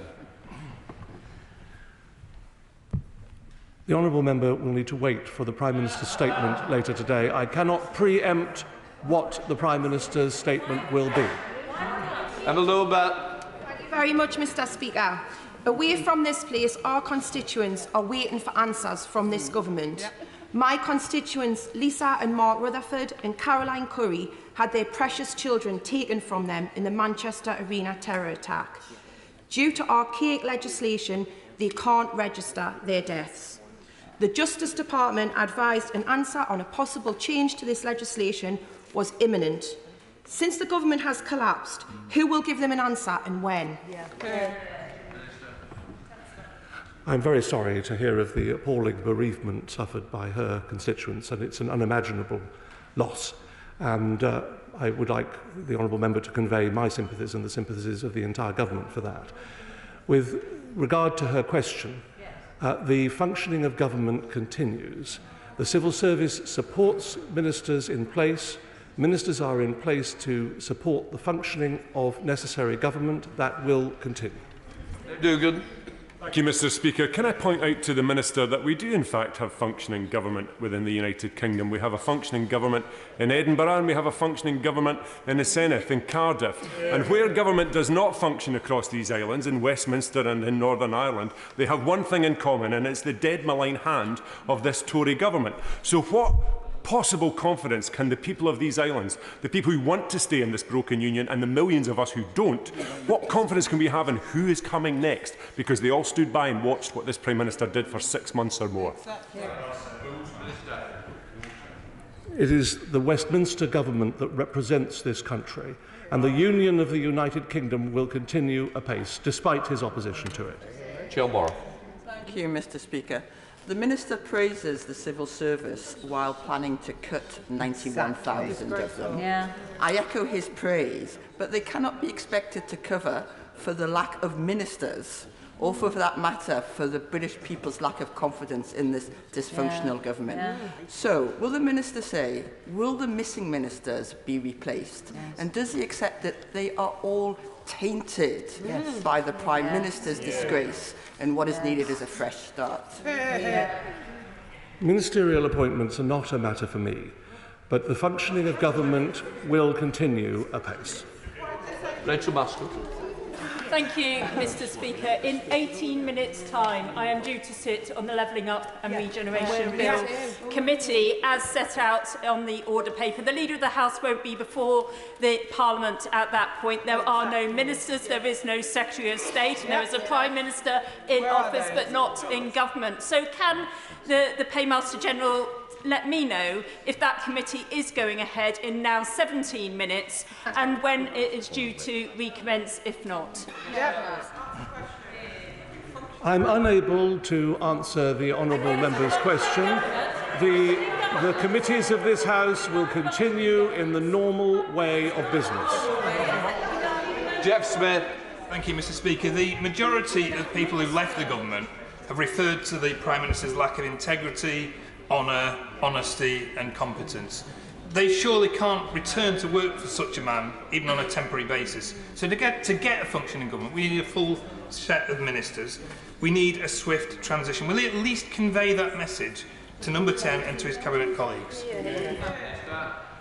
It is up to each individual to decide how best to serve in government or not, and the functioning of government can and will continue. There are a multitude of ministers and a plethora of items on agendas which will continue to be dealt with the support, as I've said, of the civil service, having spoken this morning, as I've told the House, to the Cabinet Secretary. Jim Shannon. I wasn't here. No. Right. There we are. Minute.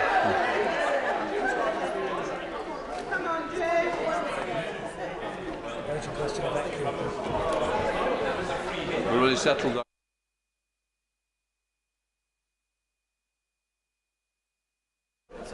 Right, just let everybody leave who needs to leave. We come to the next urgent question. Yvette Cooper, Shadow Home Secretary. To ask the Minister to make a statement about the meeting between the Prime Minister and the former KGB agent Alexander Lebedev at the height of the Skripal crisis. Minister. Mr. Speaker, Alexander Lebedev is a well-known former KGB officer and also a former owner of the London Evening Standard newspaper. Yesterday, the Prime Minister told the Liaison Committee, in response to questions from the Right Honourable Member for Kingston upon Hull, opposite Hull North, that he had met Mr. Lebedev on a very few occasions. I understand that the Prime Minister also confirmed where he had met that he had met Mr. Lebedev without officials present, and that he had subsequently reported those meetings to officials as required. I do not have any information about the content of any discussions that may or may not have been held with Mr. Lebedev. All government ministers are made fully aware of their responsibilities to safeguard national security sensitive information.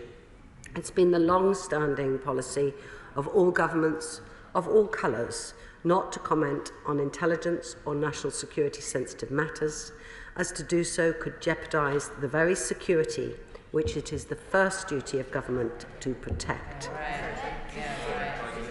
In response to the Salisbury attack, the UK expelled 23 Russian intelligence officers and significantly strengthened our defences against Russian interference in the United Kingdom. Yvette Cooper.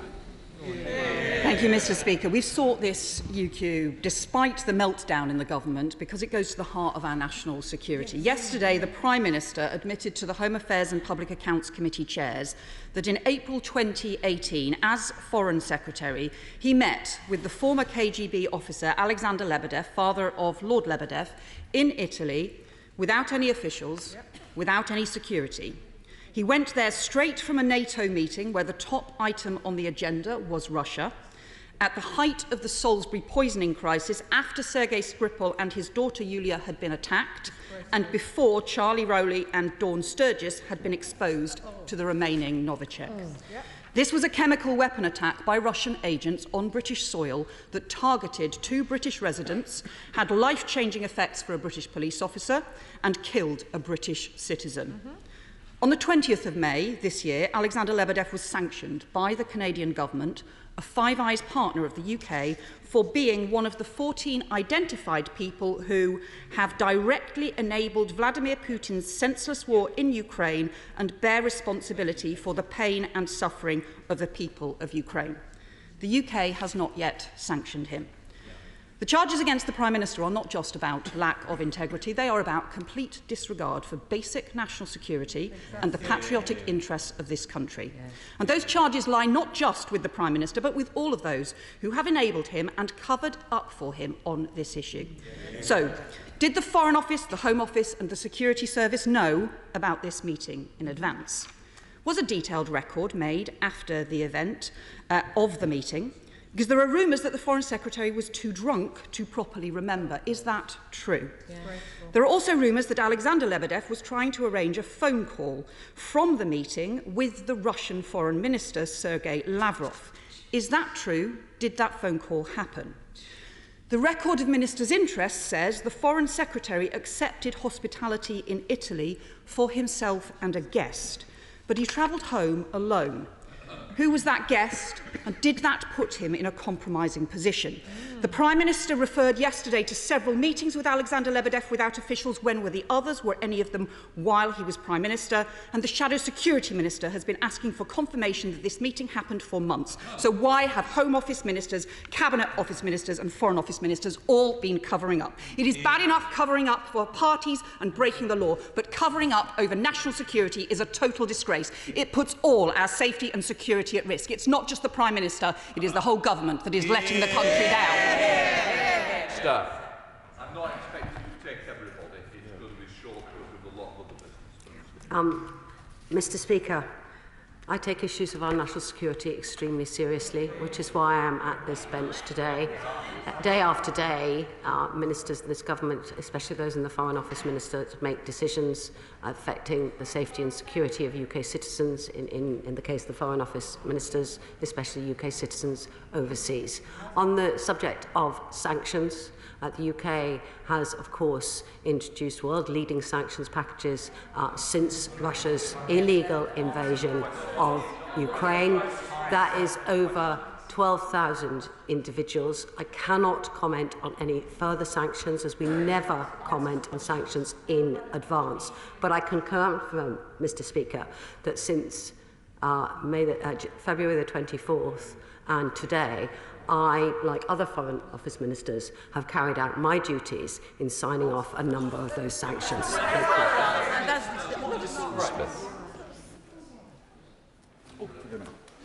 Thank you, Mr. Speaker. The last 48 hours of this hapless government have been quite disgusting to any decent person who's been submitting to the spectacle of it. And the last few years haven't been much cop either. Somebody who is deeply inappropriate for public office, not least the highest office, aided and abetted and enabled by venality and cowardice by people who are now falling over themselves to compete for sanctimony and hypocrisy. His toxic legacy will live after him. Now, we don't celebrate on these benches the departure of the Prime Minister. Like getting rid of a headache, we're just glad it's going. But his toxic legacy will live after him, and we'll all need to deal with the consequences of this disastrous administration. His toxic legacy on inflicting his disastrous Brexit on us all, asleep at the wheel over climate change and allowing a cost of living crisis to accumulate, which all of our citizens are dealing with, inaction on climate change, breaking international law over Northern Ireland. We will all of us be dealing with this thereafter. And this revelation, and I'm glad to hear the Minister takes national security seriously, and I don't doubt it. Order. First of all, it's meant to be relevant to actually what we're debating. I've had nothing yet, and you've just lost you've used your full minute. So I'll give you a couple of seconds to actually put a question. Forgive me, Mr. Speaker. I'm taking this stuff really seriously, and I am disgusted. The rest of us are. I'm trying to chime with the mood of the House rather than the government. The Minister takes national security seriously, but it's quite obvious from the Prime Minister's admission yesterday that he has serious questions to answer about it. So I appreciate the Minister's perhaps not in a position to make a proper answer, but will she at least allow the prospect of a police investigation into the Prime Minister and his influence over the influence that Russian individuals have over him, because his toxic legacy over national security cannot be something he can evade responsibility for? Thank you, Mr. Speaker. I would say that, and I'll follow up as well to the answer from the Honourable Lady opposite. The Prime Minister did commit yesterday that he would follow up with the Honourable Member's question at the Liaison Committee. He did commit to that. I have asked about whether or not there is more detailed information about the discussions, but I do not have any information about the content of those discussions at this time. Thank you. Chris Brown. Thank you, Mr. Speaker. I think the Minister inadvertently misled us earlier, because the Prime Minister yesterday, I was at the Liaison Committee, did not say what she said. He did not say, to the best of my memory anyway, that he had notified other officials. If he had notified other officials, surely as the Minister would understand, that meeting would have appeared on the list on the transparency records of the Foreign and Commonwealth Office for April 2018, and it is not there. So either she has misled us inadvertently today, or the Prime Minister did so perhaps more deliberately previously. Mr. Speaker, I was obviously not at the liaison committee yesterday. I was, as you may know, giving the ministerial statement in order to fast-track the ratification of Finland and Sweden to joining NATO, another measure that is absolutely crucial to the safety and security here, and then later on in the chamber ensuring that we pass the funding. In terms of the question, therefore, I can repeat again what I said in my opening words. It is my understanding that the Prime Minister confirmed that where he had met that he had met Mr. Lebedev without officials present, and that he subsequently reported those meetings to officials. That is my understanding, and that is what I have been told. If that is not accurate reflection, then I do apologise, but this is not me misleading. That was what I was told. Thank you. Thank you, Mr. Speaker. According to intelligence reports that I have seen, a serving FSB officer reported in 2017, and I quote, "Alexander Lebedev is considered by the FSB to be an important asset." More recently, he has significantly expanded his businesses in occupied Crimea, pleaded with the Kremlin for economic help for occupied Crimea, and was revealed as the indirect owner of a company called Energomash, which supplies the Russian nuclear program. How is it possible for the Prime Minister to stay in office if he is conspiring with an agent of the Russian state? Thank you very much. As the member opposite knows, I cannot comment about any potential future sanctions that may be introduced, because we never do that in advance. So I cannot give any more comment on the particular individual that is discussing. In terms of following up, because I know that the honourable previous member asked me to be more clear about what the Prime Minister said at the liaison committee, I have just been passed a note that apparently the Prime Minister says that he thinks he mentioned this meeting to officials. That is, I'm reporting what I have been told. Thank you. I have to say to the Minister, it's deeply unsatisfactory that she comes to the House so ill-prepared, because this matter has been doggedly pursued by the Honourable Member for Halifax for many, many months. Can I just say to the Minister, does she agree with me that in light of the admissions that were made at the Liaison Committee yesterday, it would be wholly inappropriate for the Prime Minister, if he is about to resign, to try and stay as a caretaker Prime Minister in light of these very serious allegations that reflect on his ability to keep this country safe? Mr. Speaker, the Prime Minister is expected to make a statement shortly to the people of this country, and I obviously cannot comment on that in advance. I do hear what she says. Just for my clarification, the Minister previously said we will be getting something in this House. Are we now saying it's to the people, not to this House? I understand that he's intending to make a press statement to the people of this country. So not this House, I take it. That is totally not satisfactory. Alistair Cameron. Satisfactory, Mr. Speaker, if I may. I admire your magnificent understatement there. Surely this admission, though, illustrates why this man cannot remain as Prime Minister, even as a caretaker. He is simply not to be trusted. I've seen 4 other Prime Ministers stand at that dispatch box in my time in this House, and I cannot imagine any one of them becoming involved in an enterprise such as this. The relationship with Russia goes right through this government. We were told 4 months ago that we would get the report into the golden visa schemes. We still haven't got it today. When will we see that report published? Why has it been delayed? The visa scheme has ceased. Derek Twig. Speaker, Mr. Speaker, it is truly horrifying what we've heard, and deeply disturbing and worrying that the Prime Minister, then as the Foreign Secretary, met with an agent of Russia. Can I ask the Minister, because I've not actually heard this, would she actually condemn that meeting? Yes. Yeah.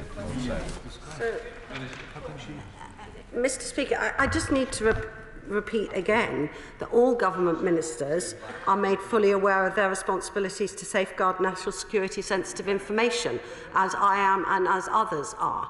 And I cannot comment any further because I do not have any further details of this meeting. Thank you.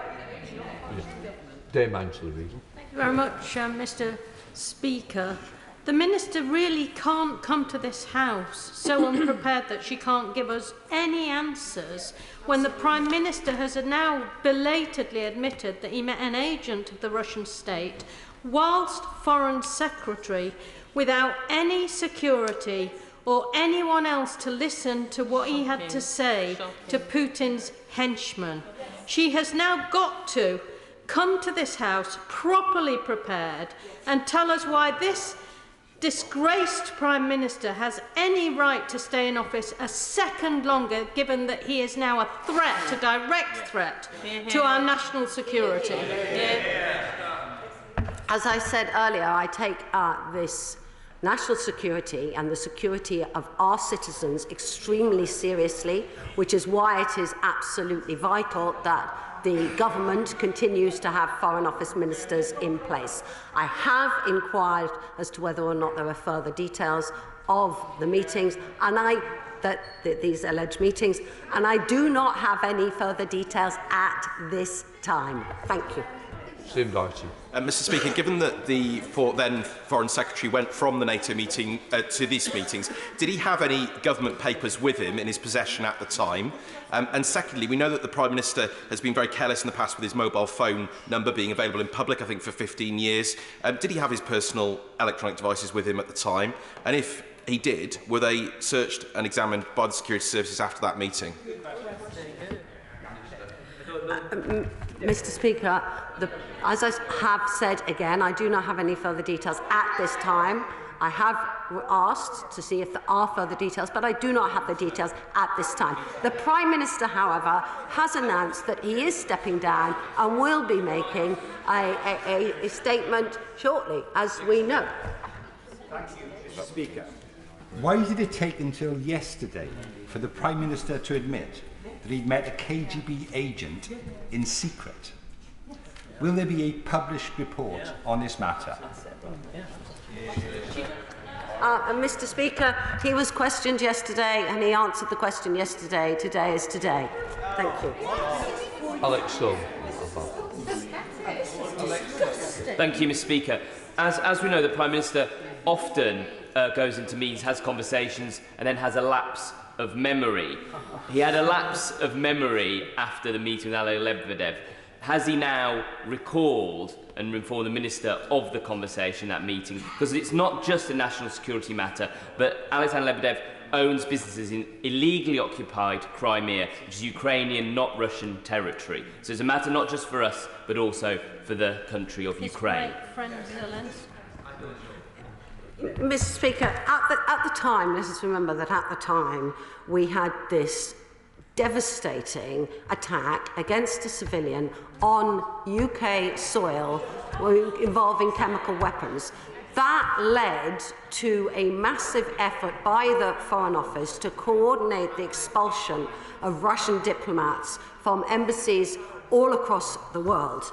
At this current time, the UK is also working with our allies across the world to counter Russian disinformation and to help remind the people across the world about the brutal and illegal invasion of Russia against Ukraine. In terms of the information that he requests, I do not have any further information at this time. Cabra. Thank Thank you, Mr. Speaker. Firstly, I hope that in answer to my question and those of my colleagues, where the Minister has said she doesn't have the information at this time, I do hope we will get answers in writing in due course.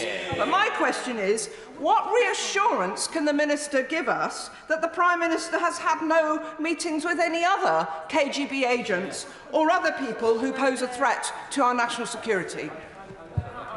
In terms of writing, I understand that at the Liaison Committee yesterday, the Prime Minister committed to follow up in writing with the chair of the Home Affairs Select Committee. So there is a commitment to put information in writing, and that is important.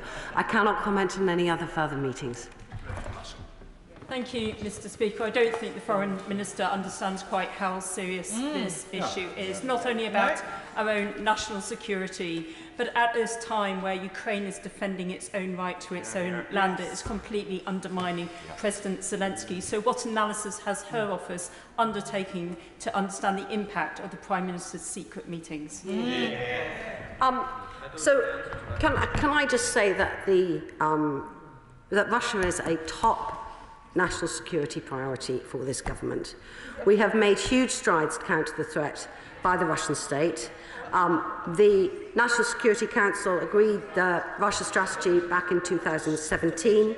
The government has published a full and comprehensive response to the ISC report back in January 2020, implementing a majority of the committee's recommendations. We have closed the Tier 1 visa route, a visa route which indeed was introduced, I believe, by the party opposite. We continue to call out Russian malign activities where they occur across the globe. Thank you. Alison Thunes. Thank you very much, Mr. Speaker. Open Democracy has reported that the Conservative Party has received £62,000 in donations from Russian-linked donors since the current escalation of the conflict in Ukraine began, including a further £50,000 from Lyubov Chernukin, who is married to Putin's former Deputy Finance Minister. Mr. Speaker, we know that money buys influence. What analysis has she done of the influence that buys and where it goes in national security implications?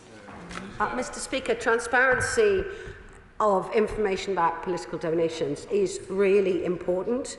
Only individuals on the UK electoral roll or UK registered companies are allowed to make political donations. It is an offence for political parties and other campaigners to receive donations from impermissible sources, and that includes donations from foreign nationals living abroad. That is the law, and that is the law that all parties, including the Conservative Party, need to uphold. Ian Mance. Well, Mr. Speaker. Mr. Speaker, given the revelations of the last 24 hours and the suspicions which have existed for quite a number of months, if not years, why would any of our allies now share any sensitive information with us while the current Prime Minister remains in office? Because the UK has been leading the international efforts to stand up for Ukraine against Russian aggression. That is why allies across the world have been working with the UK, because we have been helping to lead the efforts to stand up for the people of Ukraine in the attack against their sovereignty, their democracy and their freedom. Oh, Jim Sham. Thank you, Mr. Speaker. That the meeting with Alexander Lebedev took place is not the issue in question. There has been much controversy surrounding the meeting. Many feel that there's a lack of detail of what took place. Can I very respectfully say to the Minister who I have fondness for, will a full disclosure of all that has been discussed be made available with Alexander Lebedev? Will the threat to national security, given Lebedev's close links with the KGB and the Kremlin, be disclosed at the same time as well? Thank you. Mr. Speaker, I cannot disclose any further information at this time. I understand members want further information. He will also recognise that we would not disclose any information that might further put our own security of our citizens at risk. And that is extremely important about why we do not disclose information from time to time if it was to put people at risk. However, in answer to the questions that were asked by the Honourable Member, the Chair of the Select Committee yesterday, the Prime Minister did commit to write to her. She has that commitment from him. He has, of course, said since then that he will be stepping down and is expected to give further information on that. Thank you. Right. Just before we start business questions, I'd like to refer to the exchange between the Leader and myself last week about the Youth Parliament, that we will have to lay for the Youth Parliament, but I would like to point out that the letter from me had not arrived to the Leader's office in time before business questions. I want to clarify that he was absolutely correct on that, but I do accept that the Leader will now take it forward with great heart and I'm sure with great speed. Right, let us start with business questions. Can I come to the Shadow Leader of the House, Thangham Debada?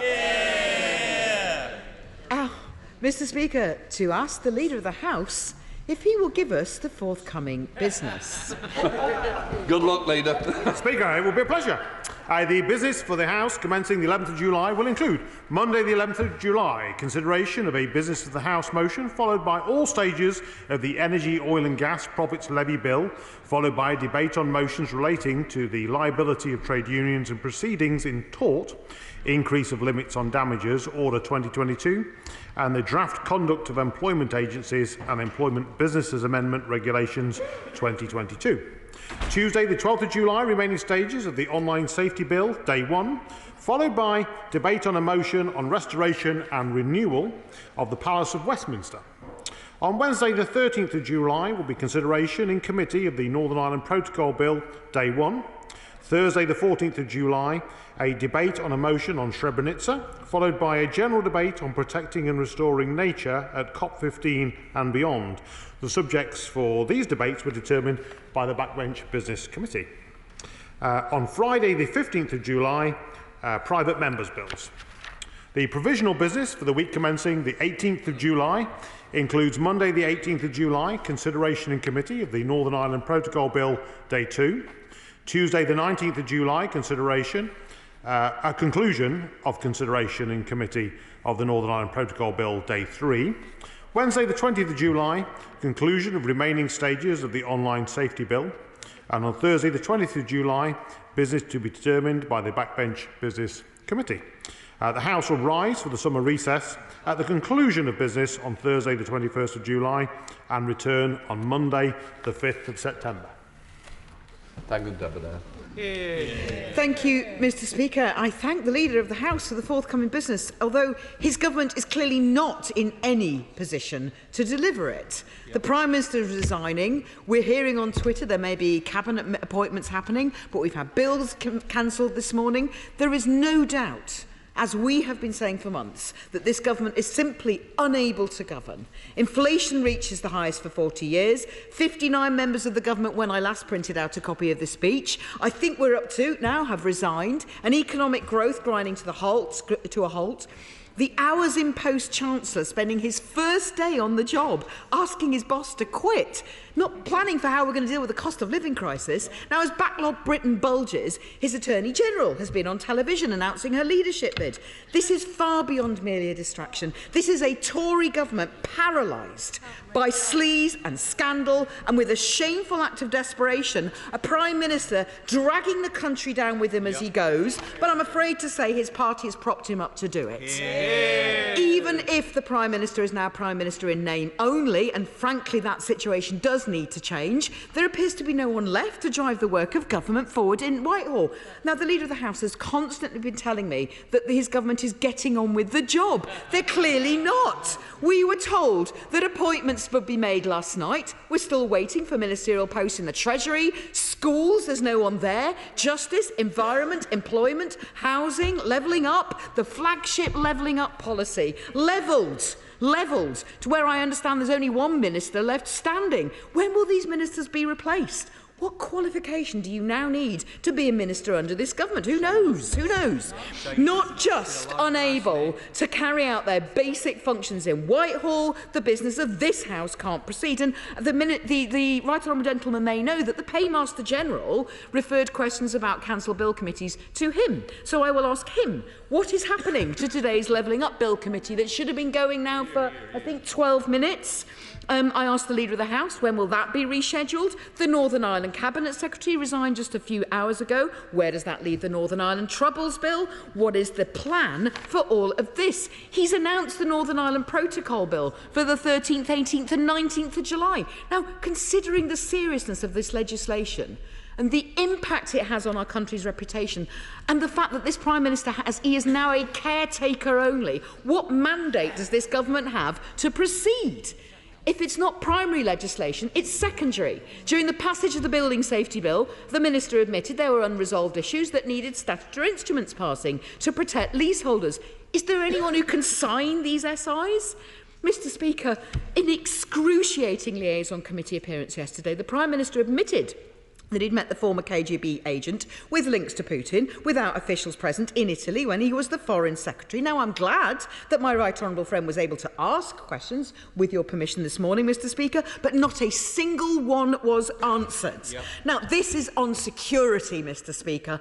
If my right honourable friend is not able to get answers to questions when there was a context of a chemical weapons attack on British soil in which British people died, how is this a government that is functioning? And I ask the Leader of the House, with the greatest respect, can he tell us, how does any of this look like a functioning government? Yeah. Now, week after week, the Leader has failed to answer my very specific questions on the appointment of a new ethics advisor. Now, given the new revelations, just the new ones regarding Lebedev, surely the Leader of the House could agree with me today and hopefully answer my question today that a new ethics advisor is needed. Could he tell us when will this vacancy be filled, and can he guarantee that investigations ongoing prior to Lord Geit's resignation will be completed? Because, Mr Speaker, the first duty of any government, as we all know, is to keep its people safe. When the Security Minister resigns on the morning, we cannot allow this to drift into evening, let alone the weekend, and for this Conservative Party to continue to put national security at risk. Every single Tory MP, every single one, should take a long, hard look in the mirror, ask themselves how we got here, with a government that's collapsed before our eyes, putting the British people through an excruciating and dangerous act of desperation, with a caretaker Prime Minister, as my honourable friend has said, is even more dangerous as a caretaker than an actual Prime Minister. I may disagree with the Leader of the House politically, but I have huge respect for his office and for that of the Prime Minister. But, Mr Speaker, they propped him up, they were complicit, they have overseen 12 years of stagnation, declining public services and empty promises. We need a fresh start with the Labour government. Leader. Thank you, Mr Speaker. And I think that there's a very clear difference between the two sides of this dispatch box. Now is the moment for calmness and for professionalism, not for ranting and not for overexcitement. Can I start, Mr Speaker, by saying the Honourable Lady mentioned national security. I think before we proceed, we should just recognise that it is the 15th anniversary of the 7/7 bombings. The Home Secretary is the Minister responsible for national security. She is in office. She is still the Home Secretary. She is in control of our national security, and there is no issue over our national security at any level at this moment in time. She mentioned the business. I presented the business of the House here this morning. That business will be delivered. That programme for the next 2 weeks. There are ministers in place to deliver that. And I would just gently say to her, she said, how are we going to proceed with the Northern Ireland Troubles Bill? Well, actually, we've concluded the Northern Ireland Troubles Bill in this House, if she paid attention. That bill is now concluded. I would say she's very concerned about legislation. There were only 4 members of the opposition in this House to debate that motion. That's how seriously they take the troubles in Northern Ireland. There were 0 Liberal Democrats. Only 4 of them could be bothered to turn up to debate that. She mentioned Salisbury and the issue over the chemical weapons. She supported a leader of the opposition who wanted to send the evidence back to Russia for them to consider. Just pause for a moment and think about who she supported at that moment in time. And I think it's all right heckling and saying we've got nothing to say. We're getting on with the business of government in a calm way. There are some bill committees that will not run today, but they'll be back up and running very soon. And she finally finished with Lord Geit. I declare my interest, Mr. Speaker, at the beginning of that, in that I'm assured that there are processes in place and those matters will continue to be reviewed and the results of those will come forward very soon. Just right, darling. Mr. Speaker, as the Leader of the House continues to have confidence in the Prime Minister, my question requires a simple answer. Does the Leader of the House agree with the Prime Minister that if a complaint is raised against a Member of Parliament that is so grave that it triggers an investigation, that that Member of Parliament or Minister should not be promoted or continue on the front bench?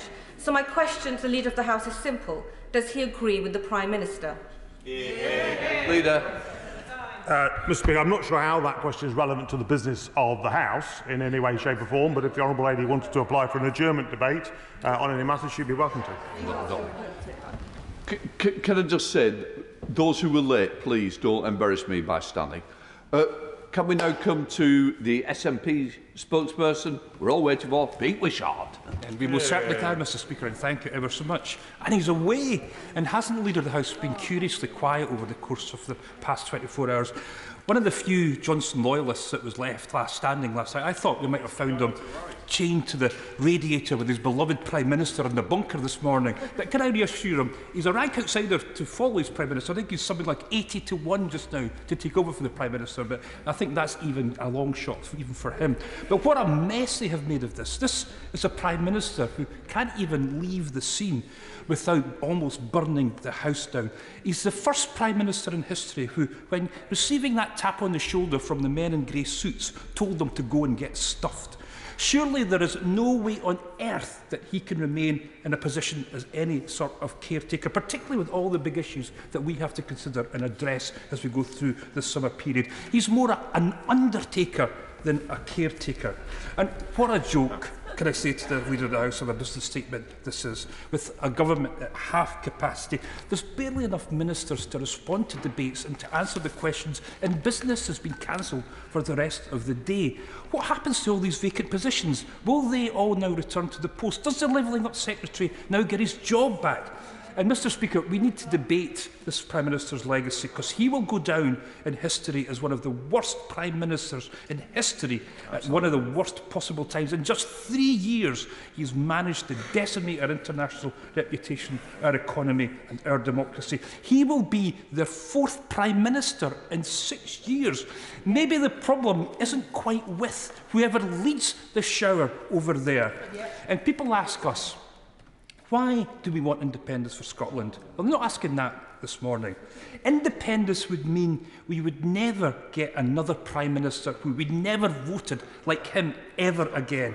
And isn't it funny, the man that's trashed so much of the democracy in the UK, one of his last acts was to write to our First Minister to try and deny democracy to our nation.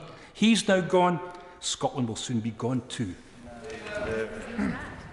Well, Mr. Speaker, I think once again there was not much in there that was relevant to the business of the House, but we await the Prime Minister's statement this afternoon. I can assure the honourable gentleman that vacant positions will be refilled as the reshuffle progresses today and tomorrow, and the government will continue to function in a professional way and deliver for the people of the United Kingdom. Andrew Sellew. Much, Mr. Speaker. Can we have an urgent debate in government time, because I've already had a debate in Westminster Hall, on increasing general practice capacity where we have huge increases in population. The Leader, I think, has similar issues that I have in my constituency. They exist all over the country, and I think it would show to our constituents that, notwithstanding what has gone on over the last few days, the government gets this, they take the issue seriously, and that serious work will go on this issue over the next few weeks and months. Leader. Well, thank you, Mr. Speaker. And can I pay tribute to my honourable friend who's done a lot of work on this matter and pay tribute to his leadership on this. He'll be aware that we are investing £1.5 billion to create an extra 50 million GP appointments by 2024. We want people to feel confident that when they have a problem, they can see a GP face to face, but I think it is something which is worthy of further debate, and I know my honourable friend will continue to press. I would encourage him to seek a debate in this House. Ian Mearns, Chair of the Backbench Committee. Very grateful, Mr. Speaker. Can I thank the Leader of the House for announcing the Business and the Backbench Business Committee debates for the 14th of July. And can I also give the House notice that on the 21st of July, which has been allocated to the committee, that it will be our proposal in the first half of the day to have a debate on United Kingdom sanctions for human rights abuses and corruption. And Mr. Speaker, for quite a few years, the final Thursday before the summer recess has been a time which, when allowed, has been allocated to a debate on matters to be raised before the forthcoming summer adjournment. And the committee has agreed that it would be a fitting tribute to name this debate after Sir David Amess, who was truly taken from us last October. So our proposal is that this tribute would see the debate renamed the Sir David Amess Summer Adjournment Debate. Sir David was renowned amongst our colleagues for his regular appearances at our committee and his impressive contributions to pre-recess adjournment debates. So, Mr. Speaker, the Backbench Business Committee would like to honour his memory by naming the debate after him. I've raised this matter briefly in the House after Sir David's loss and had the support of the then Leader of the House. And, Mr. Speaker, I've written to the Chair of the Procedure Committee, to yourself and to the Leader to this effect. Mr. Speaker, can I pay tribute to the honourable gentleman and to his committee for the work that they do. Thank him for announcing the debate that he mentioned, and also from the dispatch box offer my full support to his recommendation to call the debate the David Amess debate. I'd be delighted. I hope I have the opportunity to respond to him in that and other members in that debate, and I think it's a very fitting tribute that he's introduced. Thank you, Mr. Speaker. I know this may seem very mundane given the drama that's happening around us, but it's very important to my constituents. We've got several fantastic sustainable businesses, and I recently met with Kit Change, who make leggings and sporting tops out of plastic bottles that have been recycled, and Third Rock, who make sustainable activewear for climbing out of old carpets and discarded fishing nets, which is really important. But in my discussions with them, we've talked about the challenges and opportunities they face, in particular in relation to financing their small businesses. Please could we have a debate in this House about financing for small business who focus on sustainability and ethical sourcing of products?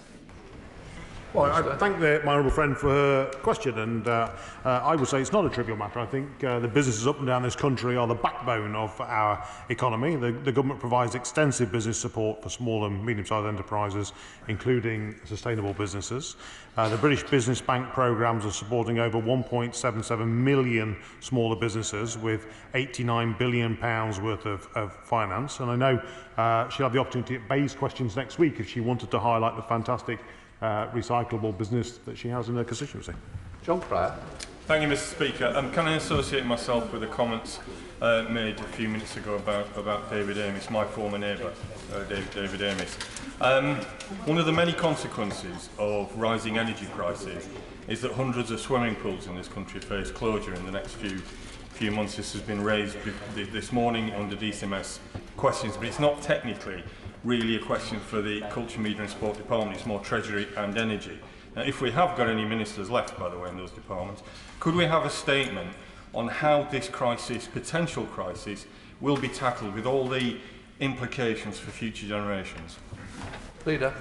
Well, I thank the honourable gentleman for his question. It is a very important one. I have swimming pools in my own constituency that are struggling with the rising cost of global energy. It's something that the government understands and takes very seriously. That's why we've poured billions of pounds in of support. I hope the local authorities can find it in within their means to help and support those swimming pools that are under pressure, but there may be the opportunity at Bay's questions under the energy portfolio to raise that next week at Bay's questions. Sir Matthew Waffle. Mr Speaker, the 7th of July remains a very painful day for many Londoners. It's 17 years since 52 of them were murdered in London. 5 of those victims were actually people who had direct connections with Hendon, and include one of them, Anthony Fatayé Williams, walked past me just 2 hours before his death. But, Mr Speaker, my constituent, 9-year-old Precious, has a neurodegenerative disease resulting in complex health conditions, including scoliosis. Her medical team have advised that she needs an operation to insert maggot rods into her spine to correct this. The use of these rods was suspended in 2020 due to safety concerns. However, their use has now been cleared for procedures in places including the United States and other countries, as a modified version has been implemented. Precious's family and the spinal team at Great Ormond Street have been waiting for over 6 months for the MHRA's approval. Can we have a minister come to the dispatch box and update us on the progress of approving this desperately needed technology for my constituent? Thank you, Mr Speaker. I thank the honourable gentleman and join him in paying tribute to the victims of the 7/7. I think I may have inadvertently said the 15th anniversary. It is right, it is the 17th anniversary. Just turning to Precious, I'm sure that the whole House sends our best wishes to Precious, and I can assure the honourable gentleman that the Medicines and Healthcare Products Regulatory Agency are taking this matter very seriously. I understand he has written to the MHRA's Chief Executive, and they will be providing a full written response in due course. Thank you, Mr Speaker. I associate myself with the Leader of the House remarks on the 17th anniversary of the 7/7 bombings and remembering the 52 victims who died, and just a reminder that London will never be cowed by terrorism. At a time when we need stability across the government, we have seen that the Minister for Policing has been appointed to another role. The fact that the Met Police, along with 6 other police forces, are in special measures does not give my constituents in Vauxhall the confidence that this government is stable. Can the Leader of the House please outline when we will get a reappointment in that important post? Well, I thank the Honourable Lady for her question and for her comments about 7/7 and recognise the cross-party support on matters of national security. I can assure her that a reshuffle is taking place, is my understanding, that that's a very important role and will be filled very soon, and I'm sure then she'll be able to question the new Minister in due course. Bob Blackman. Thank you, Mr Deputy Speaker. Of course, as we commemorate the terrorist attacks on London, people should remember that the day before was a day of great joy, when London had been awarded the Olympics, and it was then tinged with sadness because of the terrorist atrocities that took place the following day. Over the course of the pandemic, the Department for Transport have continued to bail out Transport for London to cover the cost of the loss of income on fares. However, the Department have refused, quite rightly, to cover the cost of the Mayor of London not doing what he should have done in dealing with TfL's finances. Now, the current deal, Mr Deputy Speaker, runs out, I believe, next weekend. We desperately need an announcement from the Department of Transport for what's going to happen after next weekend in terms of financing for London Transport, because we cannot have a position continuing where the Mayor of London refuses to take the action that is required to reduce costs. Well, I thank my honourable friend for his question and recognise that the challenge that Londoners will face if that transport system does not operate. He's right to draw attention to the amount of support that the government has offered, and he's also right to hold the Mayor of London to account. I will pass on his comments directly to the Secretary of State, but I hope that the London Mayor will take firm action, get a grip of transport for London and not rely upon the cash from the government that he's requesting. Chris Bryant. Thank you, Mr Deputy Speaker. All of the events of today sort of started with the Prime Minister throwing the kitchen sink at trying to preserve Owen Paterson in post, which of course the Leader of the House was instrumental in as well. The Standards Committee has produced a new code of conduct. It's ready to go. We've published it. We've also published a new procedural protocol, which would put in place, although there has been a sort of form of appeal in the past, a formal appeal through the independent expert panel, which is chaired by High Court Judge Sir Stephen Irwin. We can't use that, including for new cases, unless the government tables the motions, and I had hoped that we'd be doing that before the summer recess. I would urge him to think again about the last week and whether there's a means of us doing it before the summer recess, because otherwise there's a real danger that we'll be in legal jeopardy because we won't know how to deal with an individual case that might come along, which might be just as serious as that of Owen Patterson. Well, I thank the honourable gentleman for the work that he's done and for the work of the committee. We had the final reports, I think, late last week, which the government is now considering. I know he's very keen to move forward, as is the government. I don't think it will be possible to have that debate before the summer recess, but what I'm happy to do is sit down with him at some point over the next week or to try and arrange a time which we can plan our way forward. Daniel Kaczynski. Thank you, Mr. Deputy Speaker. This year alone, my right honourable friend will know that we're spending nearly £190 billion of taxpayers' money on the NHS. Spending on the health service is increasing every year as a percentage of overall government spending. We're very proud in Shropshire. My right honourable friend, the member for Ludlow, and I secured £312 million for major modernisation of our local A&E services. Not a penny of that money has been spent 4 years after we have secured it. Can we have a debate in government time about the quality and efficacy of various levels of NHS management? Because certainly in my trust, I am starting to lose confidence in them. Well, I thank my honourable friend for his question and pay tribute to the work that he does holding local health authorities to account in Shropshire. He'll be aware that the government has introduced a £39 billion package through the Health and Social Care levy. That is a huge investment in our health services, but he is right to highlight that also has to go hand in hand with reform and restructure to make sure that that taxpayers' money is invested properly and is spent efficiently. Harry Sherman. Mr Deputy Speaker, can I ask the Leader of the House if he will, of course he knows more about what's been going on in Number 10 and in the government than anyone else, but will he take seriously the fact this is a national crisis and a national emergency, and perhaps pro tem, just for the next 2 weeks and through the recess, there should be some serious cooperation between the opposition and the government front benches in order to serve the national purpose. And would he also, and I don't know, Mr Deputy Speaker, how we do this, when dear David was killed and when Joe was killed, I had the assurance that their families would be well looked after. Evidence has come to me that that isn't the case. Could we have a proper way of finding out how we look after the families of victims killed when they're doing their job as parliamentarians? Because what I've heard recently is not very, reflects very poorly on this House. The House.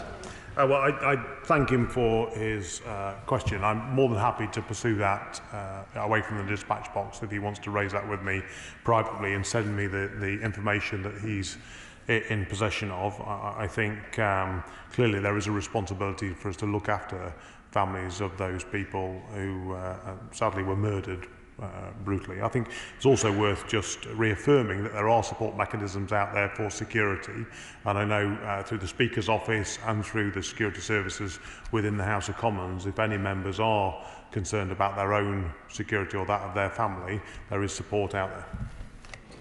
Alison Thewlis. Thank you, Mr Deputy Speaker. At the Treasury Select Committee on the 6th of June, the now former Chancellor promised action in weeks on what he called the extraordinary profits of electricity generators, sparking significant uncertainty in renewables investment in Scotland. There is nothing in the business statement presented today which deals with this proposal. So before recess, can the Leader of the House restore confidence and help Scotland's net zero ambitions by confirming that the current government won't go ahead with these half-baked plans? Leader of the House. Well, I thank the honourable lady for a question. Of course, we have announced the oil and gas levy bill, which is coming to the House very soon, so she'll have the opportunity in that debate to question the Minister at the dispatch box. But I think we can afford a little time for the new Chancellor of the Exchequer to find his feet and to come to the House, and I'm sure she'll have the opportunity to question him when he does. Terry McCarthy. Thank you, Mr Speaker. I shouldn't actually be here at the moment. I should be in the Bill Committee of the Genetic Technology Precision Breeding Bill. Unfortunately, we lost the Minister yesterday. We have a new Minister who is even now swatting up ferociously for this afternoon session, but it's an incredibly technical bill, and it's not a very well drafted bill. It's very flawed. Does the Leader of the House really think that that Minister, no disrespect to her, but that she's going to be in a position to take us through the remaining stages of committee by this afternoon? So I thank the Honourable Lady for a question. The Bill Committee will meet at 2 o'clock this afternoon. I can assure her that the Minister of State in that department is very informed on this matter, is right across the detail of that, and I'm sure the Bill Committee will proceed with great speed at 2 o'clock this afternoon. Ian Paisley. Yeah, very much, Speaker. I welcome the fact that the business leader has not listed any business on the Northern Ireland Protocol for the 12th of July, given that there will be celebrations about the Glorious Revolution taking place on that day. And a number of Northern Ireland members would not be available, but I do welcome the fact that he has listed for 3 days, 13th, 18th and 19th. Can I confirm that as personalities are changing at the top, that the policy on this matter, the Northern Ireland Protocol Bill, will not change, and it is the Government's intention to complete this business by the end of this particular session? And could I recommend to him the evidence that the Northern Ireland Affairs Committee received from the renowned international law expert Professor Alan Boyle of Edinburgh Law School, where he confirmed that all of his advice to the Government is that the Protocol Bill does not breach international law. Well, I can assure the honourable gentleman that the bill will continue on the dates that have been announced. He'll be aware it is a Foreign Office bill, and the Foreign Secretary remains very much in her place, and I hope he'll be in his place to scrutinise the bill as it progresses. Marshall Kutova. Thank you, Mr Deputy Speaker. And can I associate myself with the comments made earlier by the Leader of the House and many other members across this House on the 17th anniversary of the 7/7 terror attacks? Mr Deputy Speaker, for the good of this country, we need a functioning government, and at this precise moment, we do not have one. There are many government departments that is without ministers. And now I have met with many ministers over the past months, and also have written correspondence to them on very important matters that matter to the people of Battersea. So can the Leader of the House give me some assurance that I will get responses at the earliest opportunity and in a timely way, please? Well, I can offer the honourable lady that assurance. There are ministers being appointed as we speak. Those vacancies will be filled, and she will get a timely response, and her constituents will receive the service that they deserve. Vera Hobhouse. Thank you, Mr Deputy Speaker. In Bath we have soaring ambulance waiting times, NHS dentists and GPs in crisis, and a cost of living emergency bringing misery to scores of my constituents. There is no functioning government left. How is it possible that the Prime Minister can continue in office even as a caretaker amidst the chaos that he has created himself? Will he bring forward a debate and vote of no confidence in the Prime Minister? Well, it's good to see the honourable lady back in her place for business questions. I know she's missed a couple, and I hope she's now well.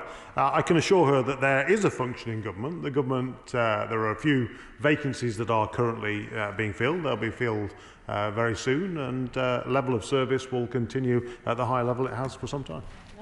Jake Twigg.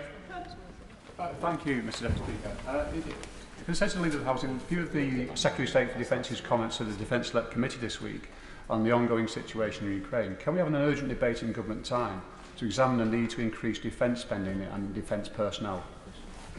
Well, the honourable gentleman will be aware of the commitment we've made for extra cash for Ukraine and for the security the security situation. I hope he would recognise that that warfare is changing, and that the requirements of the MOD have changed over the last few decades, and that's why the MOD are reviewing what their requirements are. We have a Secretary of State currently who's very much across his brief and is very much in place and will remain so for the near future. Stephen Doughty. Thank you, Mr Deputy Speaker. Before the chaos of the last 24 hours, I had been promised a meeting with the former Secretary of State for Levelling Up Housing and Communities and Local Government over the issues affecting my constituents in Cardiff South and Penarth relating to fire and building safety defects and the lack of cooperation there's been with the Welsh Government about commitments from developers that were done on an England-only basis rather than a UK-wide basis to remedy those defects. Would he be able to assist in getting me a meeting with whoever is newly appointed to that role? These are really serious issues affecting thousands of people. Well, I don't know if the honourable gentleman is aware, but the member for Tunbridge Wells has been appointed to that Secretary of State role. I shall pass on his comments directly to him and make sure that we can arrange a meeting for him with the department as soon as possible. Patricia Gibson. Thank you, Mr Speaker. If the Prime Minister is permitted to remain in post until October following a leadership election, this means that the governance of the UK will be in a state of paralysis until that time, with over 25 ministerial vacancies and important bill committees cancelled across the House today. Indeed, it seems that the Prime Minister is still only supported by political giants such as the Honourable Lady for Mid-Bedfordshire and the Honourable Gentleman for Dumfries and Galloway. No wonder the people of Scotland are deciding in increasing numbers that they are better off taking their future into their own hands. But will the Leader of the House make a statement setting out the importance of a Prime Minister who has lost the support of his own MPs and is now unable to govern to resign immediately so that an interim Prime Minister can be appointed? To the House. Well, Mr Deputy Speaker, I understand the Prime Minister is going to make a statement later, and we await that statement with anticipation to see what is said. But I can assure her that government will continue to work away. She says that a number of committees have been cancelled. Actually, some of them have just been rearranged and will continue in the usual way. Ruth Cadbury. Thank you, Mr Deputy Speaker. And I also want to associate myself with the remarks about Severn. Hounslow Council lost a wonderful social worker, Ajaro Ikiagwu, on that day. One of the key tasks of government are the basic functions that currently seem to be collapsing. For example, and just examples, the issuing of visas and passports. And members are not getting answers. So can the Leader of the House explain how the basic parliamentary tools of scrutiny will be addressed, such as answers getting written answers to questions, whether oral or written, where there are either no ministers or these ministers are so new they're going to take time to get their feet under the table? Well, the Honourable Lady will be aware that those ministers, where there is a vacancy, those ministers will be appointed very soon, that the function of those departments will be up and running very quickly. And I can assure her that there are many talented people on the benches behind me that will be able to take up those roles. Well, they're probably all waiting by their phones, but I can assure her that once they're in place, they'll be ready to give her the level of service that she requires. Dame Diana Johnson. Deputy Speaker, after the wholly unsatisfactory response from the Minister this morning to the urgent question from the Shadow Home Secretary about the meeting with former KGB officer Alexander Lebedev on the 28th of April 2018 with the then Foreign Secretary, now Prime Minister, could the Leader please arrange for a fully briefed Minister to attend this House on Monday to give a statement to set out the facts of what happened and who was told, particularly in light of what appears to be a clear breach of the ministerial code and potentially a criminal offence being committed? Into the House. Well, I thank the Honourable Lady for her question. As she made reference to, there was an urgent question this morning. There are matters of national security that are pertinent to this, and not all of those matters of national security can be vocalised from the dispatch box due to their sensitivity, but I will make sure I pass on her comments to the relevant department, and I'm sure they'll respond in due course. Vindu Mishra. Thank you, Mr Deputy Speaker. I was pleased to recently learn that Davenport Station in my constituency is to be finally awarded Access for All funding to make accessibility improvements. However, Stockport Station, which had almost 4.5 million passengers per annum pre-pandemic, still requires significant capital investment to ensure it is safe and accessible for all. It is the 5th busiest station in Greater Manchester, but unfortunately we have leaky roofs, which often cause platforms to be unsafe, and lifts are out of use. If there are any ministers left in the Department for Transport, will the Leader of the House allocate government time for a debate on train stations across Greater Manchester to address these serious health and safety issues as well as accessibility issues? Well, I pay tribute to the honourable gentleman for raising the matter. I think disability access to our stations is very important. That's why the Department of Transport have invested millions of pounds in our rail infrastructure up and down the country. He'll have the opportunity in September at Transport Questions to raise that again. I think Transport Questions on the 15th of September. But I know from my own constituency there are a number of challenges with railway stations that do need improvements to allow disability access. Deirdre Brock. Deputy Speaker. Open Democracy tells us 18 ministers have refused to publish official diaries of the meetings they held during the pandemic, and those include those of the Health Secretary and the Prime Minister. Yet the new Chancellor tells us we'll see evidence and transparency from the ministerial team and the Prime Minister in the future. Can we have a statement about the importance of the government ensuring evidence and transparency in governmental business, that government ministers' diaries are made available to the public for scrutiny, and also that distinctions between official, political and personal meetings are properly defined for the future?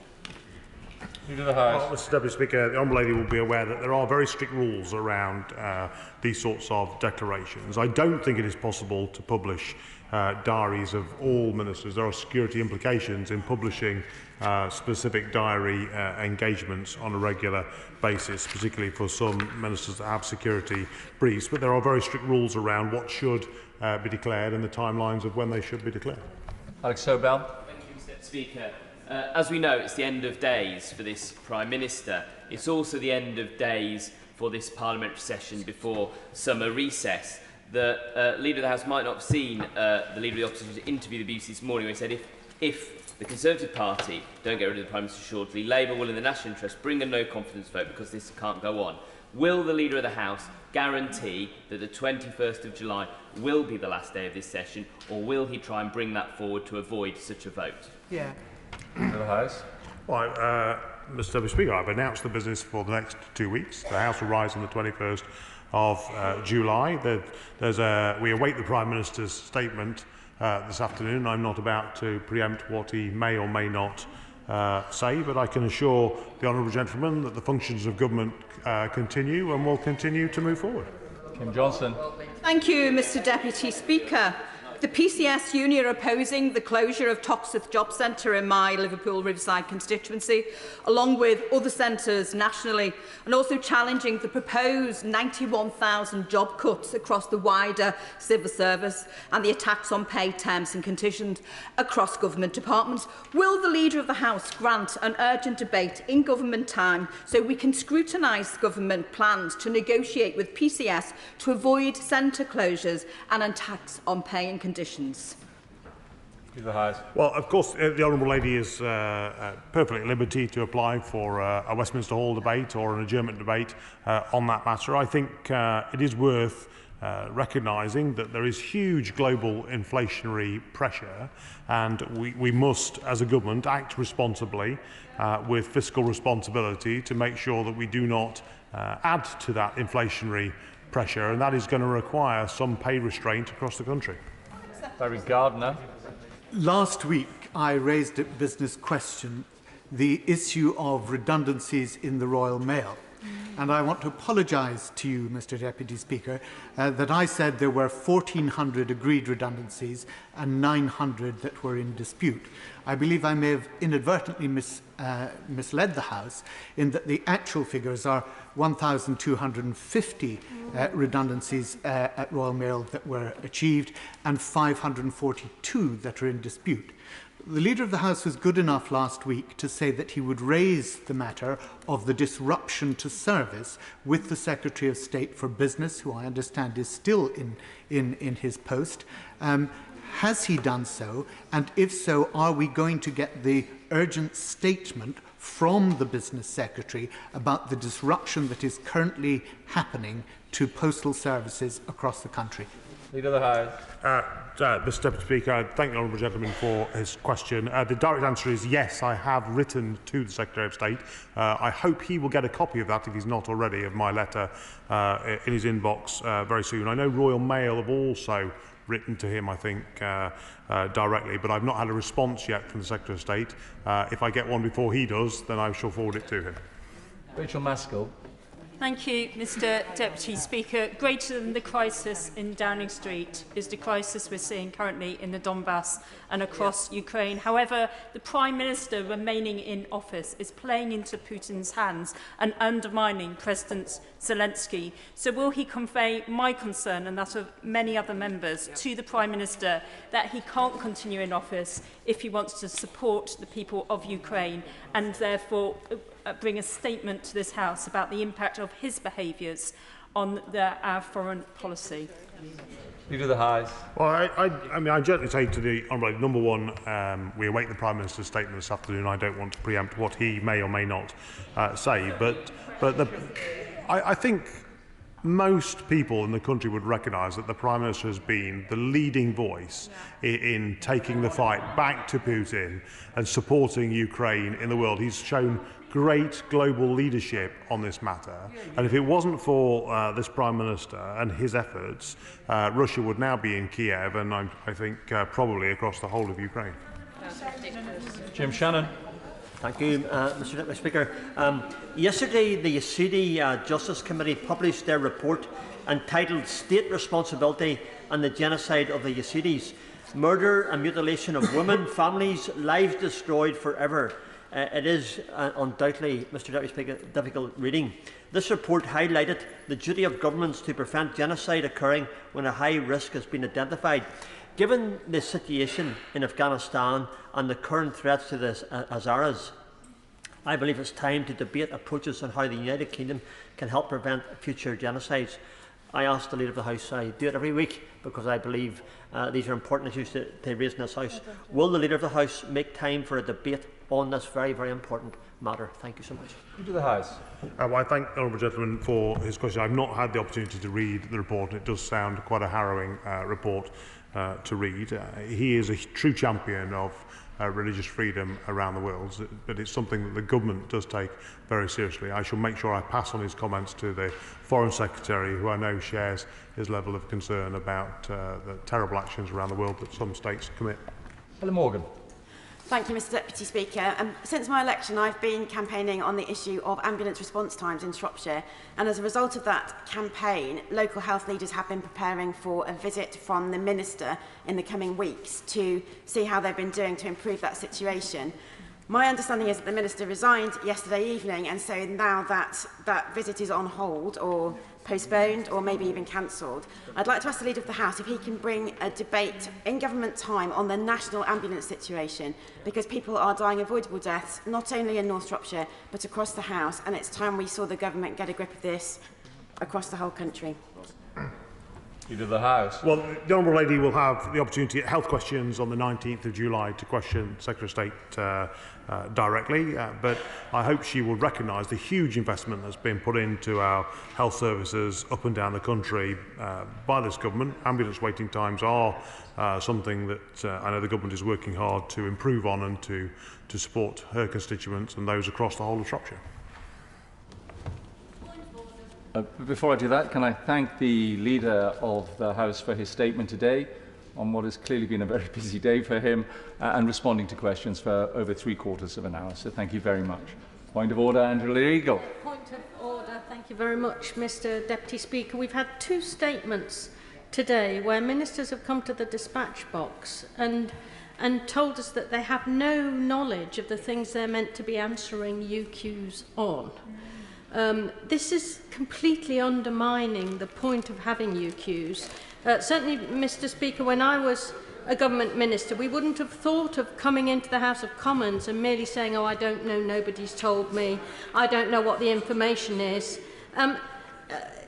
Could I ask you, Mr Deputy Speaker, I know that the Chair doesn't have any say on the content of ministerial responses, but this does seem to be a sinking of standards to such an extent that it's causing UQs to become a laughingstock, and this cannot surely be right for accountability of government ministers to this place.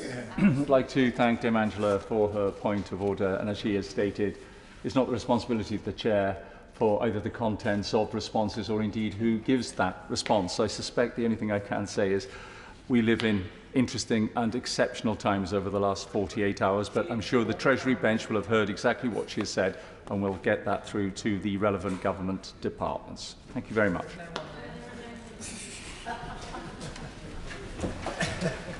The clerk will now proceed to read the orders of the day. Supply and Appropriation Main Estimates Bill, second reading. Now. Minister to move formally. The question is that the bill be now ready second time. As many as of that opinion say aye. Aye. Do you know? I think the ayes have it. The ayes have it. That being decided, the question is that the bill be now read the third time. As many of that opinion say aye. Aye. Contrary, no. I think the ayes have it. The ayes have it. We now come to the backbench motion on economic crime, law enforcement resourcing, and I call Kevin Hollenrig to move the motion. Thank you, Mr Deputy Speaker, and to the Backbench Business Committee for granting this very important debate. And my honourable friend, the member for Barking, who is also working very closely with us together on this particular issue. Too often in this place we talk lots about legislation and not often enough about implementation. And if you look at the motion itself, the economic crime cost the UK economy at least 290 billion a year, and probably a lot more than that, a lot more than that. Our agencies are significantly under-resourced and very fragmented. And I'd like to say that things are going to get better.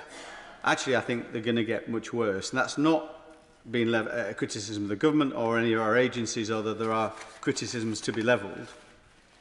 But the reality is things are moving so quickly in this space, in the ability of organised criminals to move money around, and these are people who deal drugs, these are people who traffic people across continents, these are people who fund terrorism, these are people who steal assets from foreign jurisdictions and foreign nations.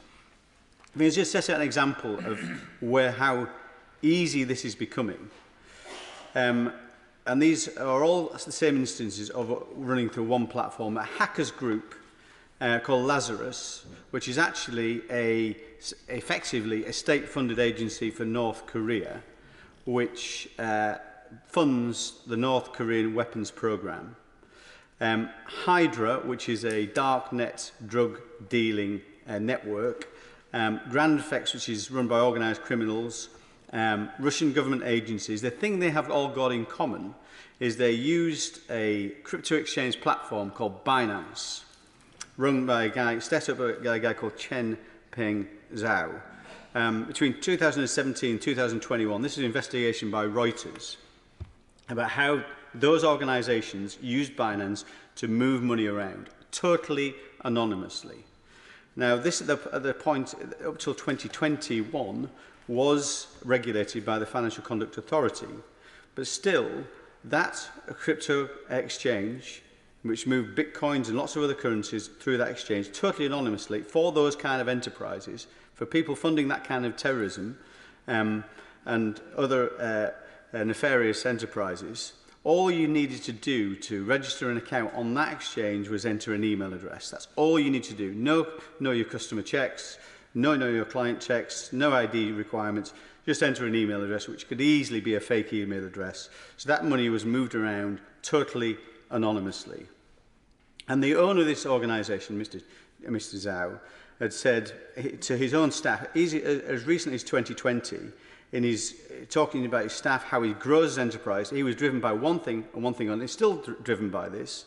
And this platform has now been banned within the UK in terms of regulated activity, but that doesn't stop UK people actually using it, because obviously that's the way the internet works. But to his staff, he said, do everything to increase market share. He talks about know your client checks as being unfortunately a requirement. Unfortunately a requirement.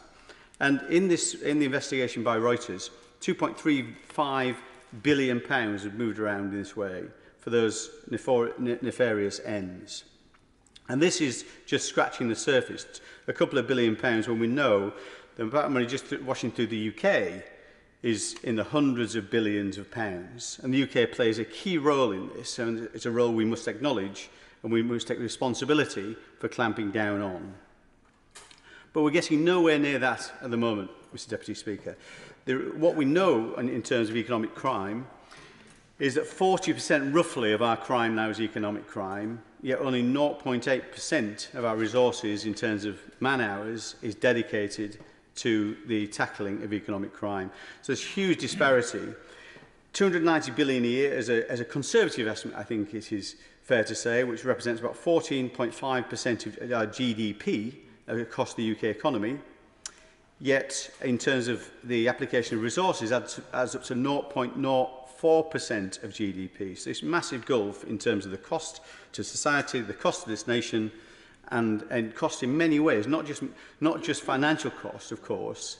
It is, as I say, it is drug dealing, people trafficking, all the things we're trying to tackle, and yet the money's going out through the back door to all these illegal enterprises. We know Action Fraud reports and the impacts on individuals, and as constituency MPs, I think we all deal with individuals who have had money stolen from their accounts through things like authorised push payment fraud. And that adds, actually, according to Action Fraud's figures, and that's not the most fit-for-purpose organisation on this planet. Anybody's used that knows that just goes into a black hole. That's what the Action Fraud is. It's going to be revised, but again, just changing the name of something doesn't make it work. I think that's £2.35 billion a year goes in that kind of small-scale fraud, which damages directly our constituents and small businesses. According to... Yes, happy to. Thank my honourable friend for giving way, and would like to congratulate him and the right honourable member for Barking for bringing this very important debate here. Would you agree with me that, to some extent, our public debate about this is kind of stuck in a 1980s time warp, where we are all still talking about bobbies on the beat, when increasingly we need to have bobbies behind screens patrolling digital highways rather than pavements on, and without that, the erosion of public trust in law maintenance, law and order, and maintaining the credibility of the system will continue to be seriously eroded. Absolutely right. And he has much experience and expertise in this area as the former government's anti-corruption champion, of course. But he's absolutely right. We're tackling this in an analogue way to a digital era. We absolutely need to look at this in a completely different way. So I think it is about enforcement, it is about resources, it's about understanding the scale of the problem and meeting that with the right scale of response. But I've got to say, I think we need to look at our legislative areas as well, because there are some things we can do to make sure we get better bang for our buck from our enforcement agencies, rather than just more and more people. I think there's some other measures which I'll talk about very shortly. But on his point, say at the moment 0.8% of our enforcement agencies are tackling economic crime. I think of the 20,000 new police officers that are going to be recruited, 725 of them are going to be dedicated to economic crime, which is better, but it's still only 3.6% of that cohort. So he's absolutely right. And Her Majesty's Chief Inspector of Constabularies say that in terms of economic crime, 90% are not even looked at. That is a shocking, shocking number. The FCA, who are responsible for overseeing money laundering in our financial organisations, and most of this runs through financial organisations, not just the likes of Binance, which are kind of shadowy enterprises, our main institutions, which we'll talk about in a second. So the FCA regulate 22, for money laundering purposes, 22,000 organisations, which is a huge amount. There are 5,000 of those as defined as high-risk organisations in terms of money laundering. Last year, they did 200 checks. 200, even out of those 5,000. And some of those are desktop checks in terms of money laundering capabilities. I would argue that we're never actually going to tackle this just by more and more people, although we do need more people. So looking at this in terms of, it's not just Binance, and I'm sure sooner or later we'll catch up with the Binance, but I think what Binance will get at some point in time is they'll get banned or they'll get fined or something, and the German regulators particularly and the US enforcement agencies are onto them, based in the Cayman Islands, as you probably might imagine.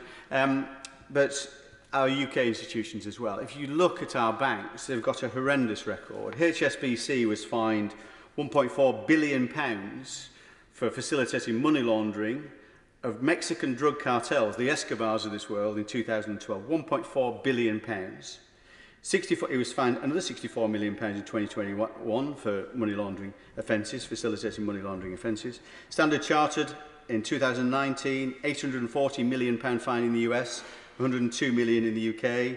MT Global recently fined in 2021 was fined £23 million by HMRC for money laundering offences. NatWest this year was fined about £260 million. Actually, the first ever corporate criminal prosecution by the FCA, and I welcome that. The first time ever that has happened this year for offences, for historic offences in terms of money laundering. UBS had the biggest ever fine, which is £3.2 billion. That was by the French authorities in 2019. Danske Bank, which facilitated £200 billion of money laundering. No, £200 billion of money laundering offences. It hasn't been fined yet, but it's been this has been identified. It will be fined. But £200 billion of Russian money coming out of Russia, being spread around the world, all going through small banks in Estonia, in Danske Bank. Horrendous. So we talk about how Putin funds his invasion of Ukraine, and he funds it by keeping this coterie of people around him, stealing Russian assets, making the wealthiest person in the world. There's no doubt about that. But we are facilitating this. UK companies were involved in some of the shell companies in terms of moving that money around. I could quote other examples of economic crime that I've been involved in on the all-party group on fair business banking. Lloyd's HBOS, which was proven criminal fraud, that was proven in 2017, and the cover-up associated with that is an utter disgrace. And yet we're due to see the Dobbs review later this year, which will should identify the scale of the cover-up that Lloyd's have covered up that fraud that went on at HBOS. And then we also saw RBS, GRG, of course, which devastated tens of thousands of businesses, effectively defrauded businesses of their assets. All those occasions, all those businesses, all they ever got was a fine. Not a single person in any of those cases, not a single person in terms of senior executives has gone to jail. And that's what we need to do. We need to have personal liability, because this stuff will just be seen as a cost of doing business. That's the reality. Very happy to give words. On that point, my honourable friend has spoken with real knowledge and clarity around these crimes and in regard to constituents and the global impact, and the two are very much interlinked. And in my own constituency, I've seen many constituents impacted by hundreds or thousands of pounds, which is filtering into this global impact. How does my honourable friend think we can tackle this, that people don't feel this is beyond them in terms of the answers? Because we're talking on a global scale, but this is affecting individuals, and the two are inextricably linked, and they want to see action in regard to that. It's absolutely the right question, and these problems are not that difficult to solve if people are willing to apply the right rules.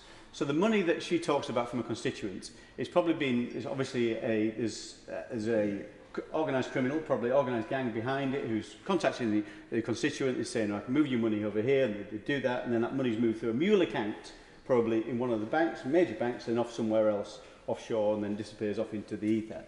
Of course, the banks can clamp down on mule accounts. That's the reality. If they had the right incentive to do that, or the willingness to do that, this stuff can be stopped.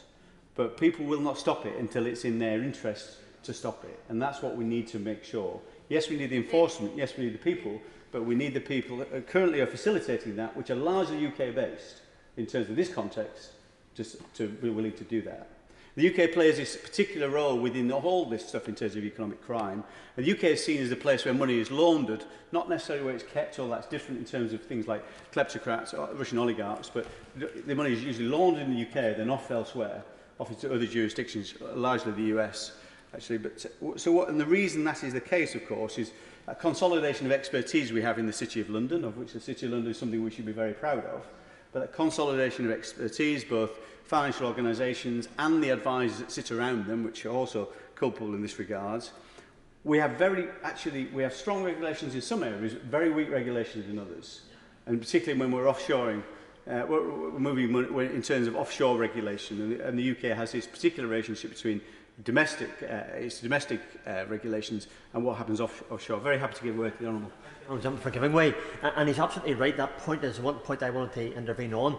The banks are very strict with local customers, and as they should be, by the way, and as it is right to do so. But unfortunately, as the Honourable Gentleman referred to earlier on, the movement from money, Mr Deputy Speaker, from Estonia to Northern Ireland was on the Panorama programme, I understand it was, where it showed £200 million of money moving. I'm very conscious that the government seems to focus upon the ordinary account holder and regulates that person in a very strict way. But when it comes to the big monies moving, it doesn't seem to have any level of regulation. And does he agree with me that that's where the focus needs to be, the bigger picture? Well, I think he's right. I think the regulations are there, it's just that the penalties are not sufficiently appropriate. And they're sufficiently down the line. Although Danske Bank knew it was doing wrong when it was moving that £200 billion of money out of Russia into other parts of the world. It knew it was doing wrong, or the people within the organisation knew they were doing wrong. It just that it was their incentive to not do anything about it because they made a huge amount of money as it flew through their systems, of course. Now, if you're the local manager or even the mid-tier manager or even the senior exec, you're thinking, well, we're making money, nobody's going to find out. If we find out, it'll be a fine down the line, I'll have gone anyway. Where's the incentive to clamp down on it if I'm going to make lots of money out of it? Everybody's got their budgets to hit at the year, and everybody's got their targets and their bonuses on the back of it. That's the problem. The penalties need to be different. The enforcement needs to be different. The penalties need to be different. The other key aspect about the UK as a place to wash this money through is we have the overseas territories, of course, tax havens that work on the same basis of common law around the tax haven, be that Jersey, be it the Caymans, be it British Virgin Islands. So if you're going to launder money, you don't want to pay tax on it, so you want to make sure you put it through a jurisdiction with low taxation or zero taxation. So this is why the UK has got such a role to play in facilitating this, but also the role we need to play in clamping down on it. And clamping down isn't what we do really very well here. Our enforcement agencies have success to some regard, but we're nowhere near as successful as other jurisdictions, for example, like the USA. And if I can give you some figures on it, they're just far more focused on this. In terms of bribery, they have similar bribery laws to the UK. They introduced theirs in 2011. In 2020, they fined organisations in the US £1.85 billion for bribery offences. That's more than the UK has done in 10 years. In terms of money laundering sanctions, it's a very similar number. In 2019, the UK fined our banks £260 million in the entire year in terms of money laundering offences. The US £7.5 billion, including £2.5 billion of criminal sanctions. If you look at almost every agency we have, it's underfunded and under-resourced in terms of tackling this problem. So what do we need to do? Well, I know my honourable friend, the Right Honourable Member for Barking will talk about some other measures, but I'm going to focus on my key measures that I think we need to do. The one thing we need to do is ring-fence a budget for tackling economic crime right across the piece in terms of the UK to see exactly how much we're spending on tackling organised crime. And we need fewer agencies, and it needs to be more consolidated so the lines of reporting are less fragmented and more direct. Action fraud cannot just be a rebadged enterprise. It needs to be something meaningful, and the offences that are reported into it, people need to think they're actually going to be done something about. I was recently nearly scammed through WhatsApp actually, and managed to realise it wasn't actually my son contacting me. It was some other person, but I think, shall I report that to action fraud? Well, what's the point? What's the point? Not going to do anything about it. So you don't do that. So many more offences that have been reported. The number one thing I think we need to do is extend something that the government's talked about doing. We have currently something called failure to prevent offence. You get corporate criminal liability if you fail to prevent bribery in your organisation. This was introduced some years ago, I think it was 2011, I might be wrong, but some years ago in the UK, failure to prevent bribery, also failure to prevent tax evasion. So you have to it's not that you have to just stop this happening, you have to put the rules in place to stop it happening. That's the key thing, it's what you can do to stop this. So if you then you put systems in your organisation to alert you to certain things that are happening, and you obviously also train your staff that you can't do bribery or facilitate tax evasion. We need to extend that to failure to prevent economic crime.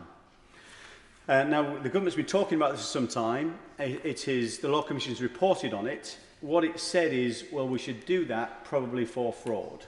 That's all we should do it for fraud. Not for money laundering, and not for things like false accounting, which to me is a big mistake. The other thing is very mealy-mouthed in terms of whether that would include personal liability for directors. It does say they could be if they had the mental, what's the word, the mental something. It's not past, anyways, it's the mens res. Thank you very much, Chair. That's right, whatever that means in English. Anyway, but, the guilty mind. The guilty mind, okay, there you go. But if you can prove they had a guilty mind, if you prove that the directors had the guilty mind, that they were actually participating in the fraud, you can then potentially go to jail. To me, that is wrong. That is not what the Health and Safety at Work Act said in 1974. What it said, if you fail to prevent accidents on your workplace, then you would, if you fail to prevent them, then you can go to jail. And construction deaths died in the following year, dropped in the following year by 90%.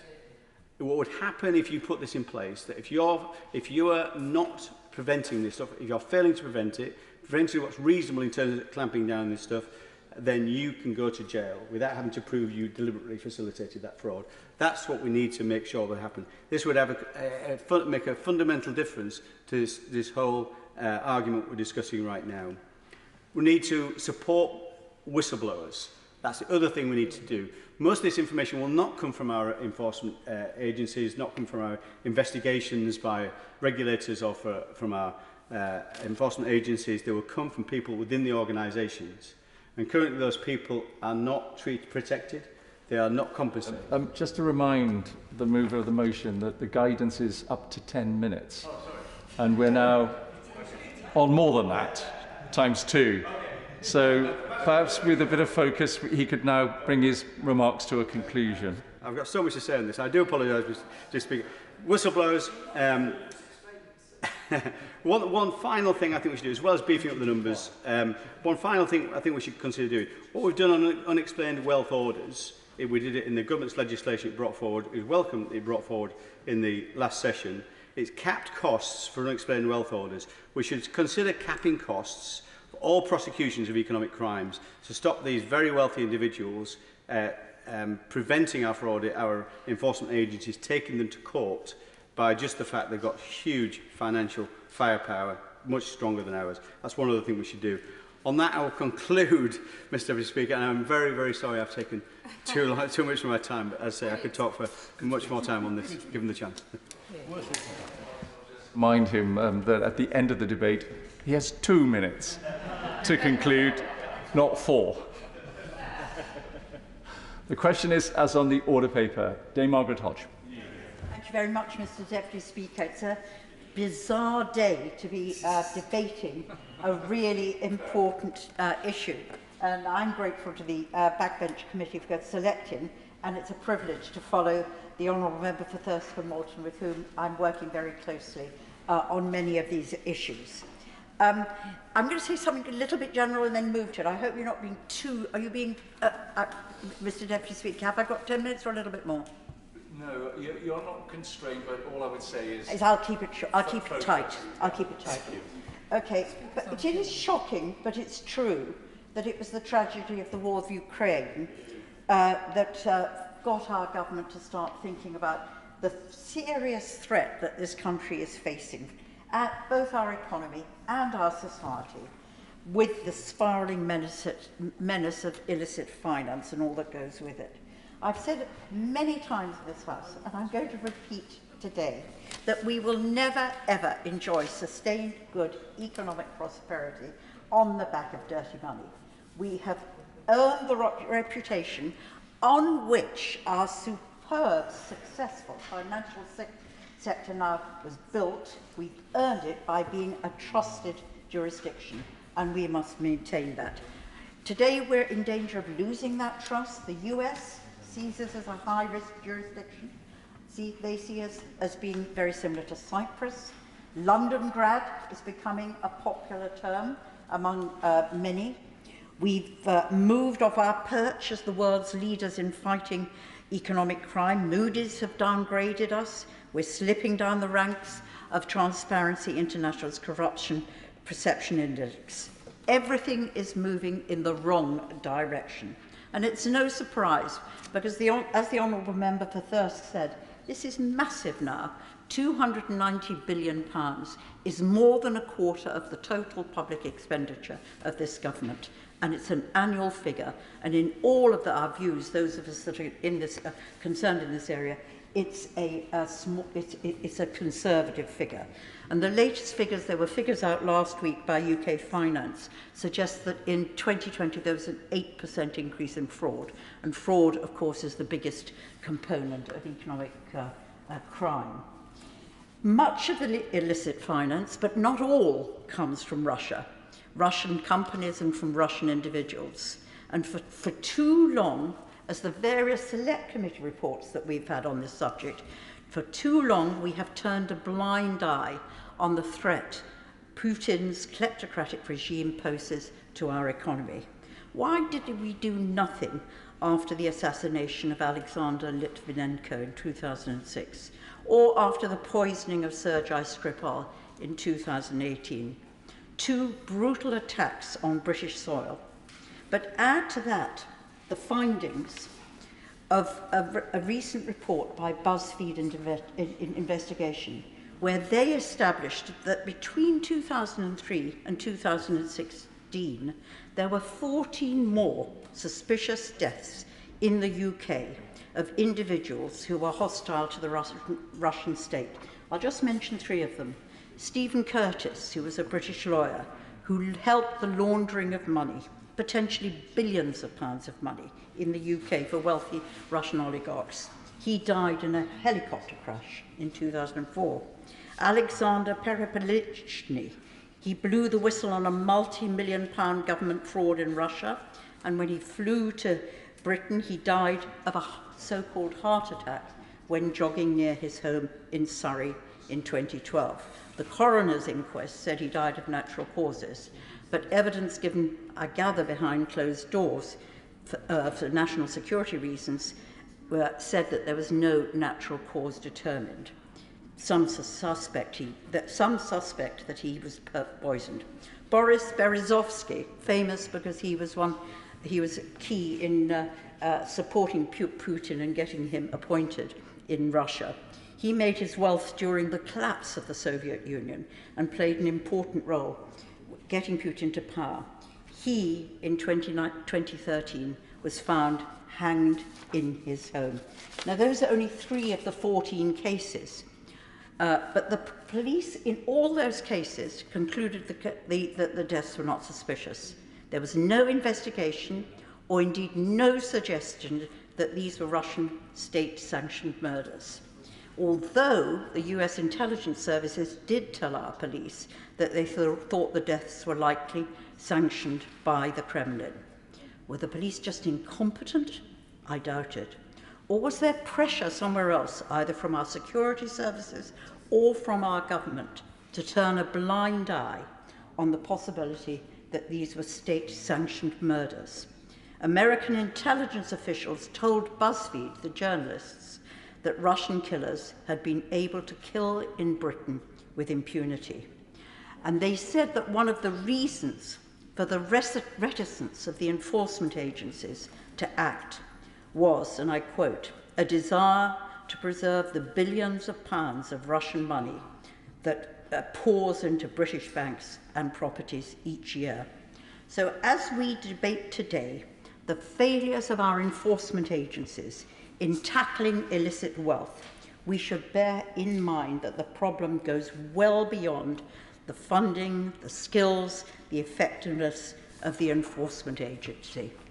If we are really to eradicate dirty money, we require action on a very wide number of fronts, as indeed the two APBGs have said, and we've put together I think, a good manifesto which could form the start of concerted action to rid us of this terrible, terrible bad. And I talk about it, and we talk about it in this manifesto as being action on 4 fronts. We need smart regulation, we need much greater transparency, we need proper accountability, and we need enforcement. And enforcement is the issue that we're debating today. All those measures are interdependent. And I worry a lot that what we hear about the economic crime bill that should be with us in the early autumn is that the response of the government is too little and too fragmented. Reform of Companies House, we've been arguing that for a long, long time. Necessary but not sufficient. Reform of the anti-money laundering regulations, again, necessary but not sufficient.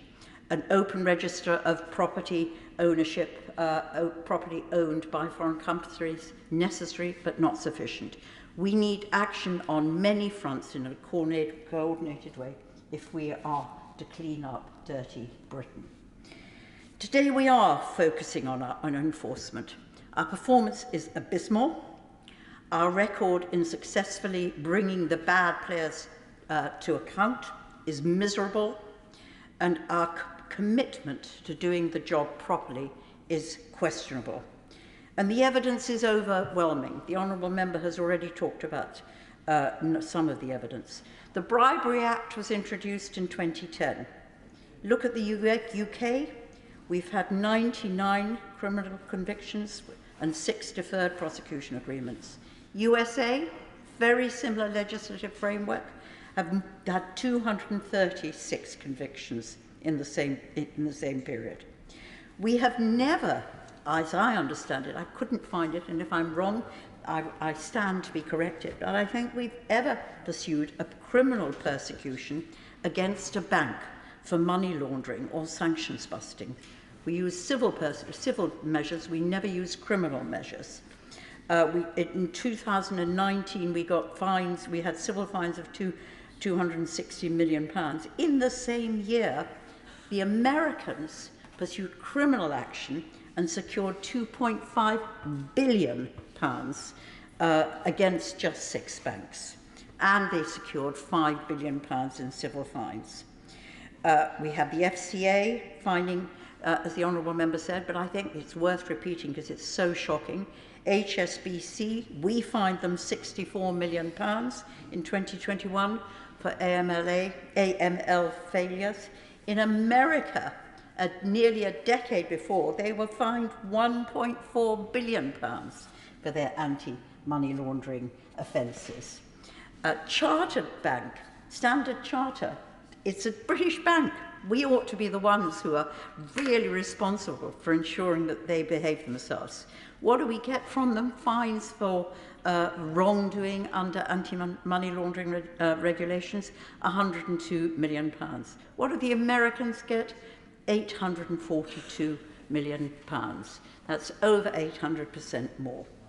Yet we know from the FinCEN files that too many of our banks, too many individuals who work in our banks either passively collude with economic crime or actively promote and facilitate money launderings. And the banks that are implicated are so often British-based banks, HSBC, Barclays, Standard Charters, the biggest British banks. What we do in Britain is we pursue the little businesses, the little men and women who are trying hard to establish new businesses in here. And it came home to me very much when I chaired the Public Accounts Committee and we had the leaks relating to HSBC. They were called the Falciani leaks. And of course, in those documents, the British the ones that related to British individuals, there were more of them than there were, I think, from any other nation. There were 3,600 British accounts. At the time, the tax authorities said to us that about a third of those there was cause for concern. Out of those third, let's say it's about 1,200, they finally found 150 cases. How many did they pursue? One individual has charged, and I couldn't find in my search of Google, I couldn't find whether that individual was ever convicted. Look at how other countries dealt with it, and every other country managed to charge more people, fine more people, and get some compensation. The only thing that happened with us was the Rona Fairhead, now in the House of Lords. She was on the board of HSBC at the time. She was responsible for the audit committee. And I cannot understand how anybody with that responsibility couldn't have seen a red flag when looking through the accounts as to the profits that were being secured from the Swiss branch of HSBC. The only thing she said was that she declared that the whistleblower was a criminal, and the only thing that HSBC was to try and pursue the whistleblower and try and get him imprisoned. Fraud is the crime that affects now 1 in 11 adults in the UK, yet convictions for fraud have collapsed by 2/3 in the past 3 years. Cases up and convictions down. The SFO, in whom we had great confidence, the number of criminal cases that they've got under investigations has halved over the past 3 years. And there have been some disastrous failures in the courts through the SFO, with Serco and with Unioil, where they've lost the cases simply because they didn't share the information appropriately. They failed to disclose the relevant material to the defendants. I cannot believe there are lawyers in the room. I'm not one, but I cannot believe that they actually did that. I certainly give way. I'm most grateful, Honourable Friend. She's making an excellent analysis of the situation. With regard to the SFO, we have a situation at the moment where they're being investigated themselves by a former DPP. They're being sued by the people they should be investigated, and they lack the money, the personnel and the powers to do their job. £53 million budget against a year against the hundreds of billions of dirty money going through. This is a pea shooter against an elephant, isn't it? This needs reform urgently. I completely agree with those observations that have been so well made. The NCA have dropped their prosecutions by 35% in the past 5 years. And HMRC's record, which we don't often talk about, that's equally awful. They see their purpose entirely as simply getting the tax revenues in, which is important, but they also have a duty to ensure that anybody who acts unlawfully in the way that they deal with the revenue authorities, or indeed more seriously evades tax, is pursued. Yet they simply do not see that as part of their functions. Compare them with the Department for Work and Pensions, where if you have anybody who has any allegation of fraudulently claiming their benefit, they will be pursued with vigour by the authorities in that agency.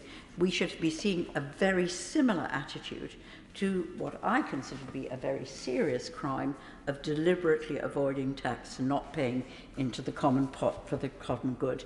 And if I just take one example which came up during my time as Public Accounts Committee Chair, there are some really egregious cases of where schemes are dreamt up which have no other purpose than to avoid tax. And Working Wheels was one that hit my desk. And in this particular instance, the person who wanted to avoid tax pretended that they were selling second-hand cars, literally selling second-hand cars, and then they sort of created money which whirled through the system to create a debt. And they were able to claim that debt against the tax liability that they got from their legitimate earnings. Chris Moyles was persuaded that he could become a second-hand car dealer. Saying to people that you're a second-hand car dealer is fraudulent. It's a fraud. And why that is not pursued with the same vigour as somebody who who tries to lie about their circumstances to get a better benefit settlement is beyond my belief. Basically, the HMRC, and it's one of our recommendations, should have the absolutely statutory duty to pursue wrongdoing with the same vigour that they try and pursue and get money into our coffers. All these agencies are grossly underfunded. They're all grossly underfunded. The government trumpet the £100 million that they're going to get from the economic crime levy, but it's peanuts when it's set alongside actually what the banks themselves currently spend on anti-money laundering, and certainly what other countries spend. Under Biden, the Americans have increased their expenditure on enforcement by over 30% because they define it as a security issue. And what have we done here? We've got a real cut of nearly 5%, 4.5%. So we've got lots of ideas which wouldn't have require a call on taxpayers' money. We could enable a percentage of the files that are collected from successful action to be used to fund further activity and staffing within the enforcement agency. We could follow the American examples and say that costs incurred by the defendant, were we to lose cases, should in no way be met from the public purse. They just get no contribution to costs. Why should people who we are alleging of wrongdoing have, in relation to government funding, be allowed that?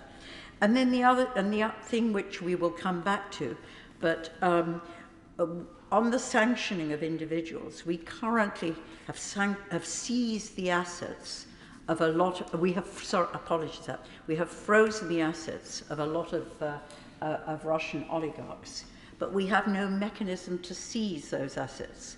And trying to move from freezing to seizing, where we are doing some work, in fact, next week to look at the practical changes that would have to be brought in to enable that to happen. Trying to ensure that we seize as well as we freeze would release more resources, not just for enforcement activity, but in this particular instance to help us with the reconstruction of Ukraine after the war. Staffing does have to grow. If we look, for example, at the suspicious activity reports that are received by the agencies, over 500,000 a year go in, with only 118 employees to deal with that. I think my correct arithmetic puts that at 4,250 reports per official. In Germany, they have 500 per official. In Australia, they have 1,400 per official, all better staffed than we are here. And this is so much an invest to save activity.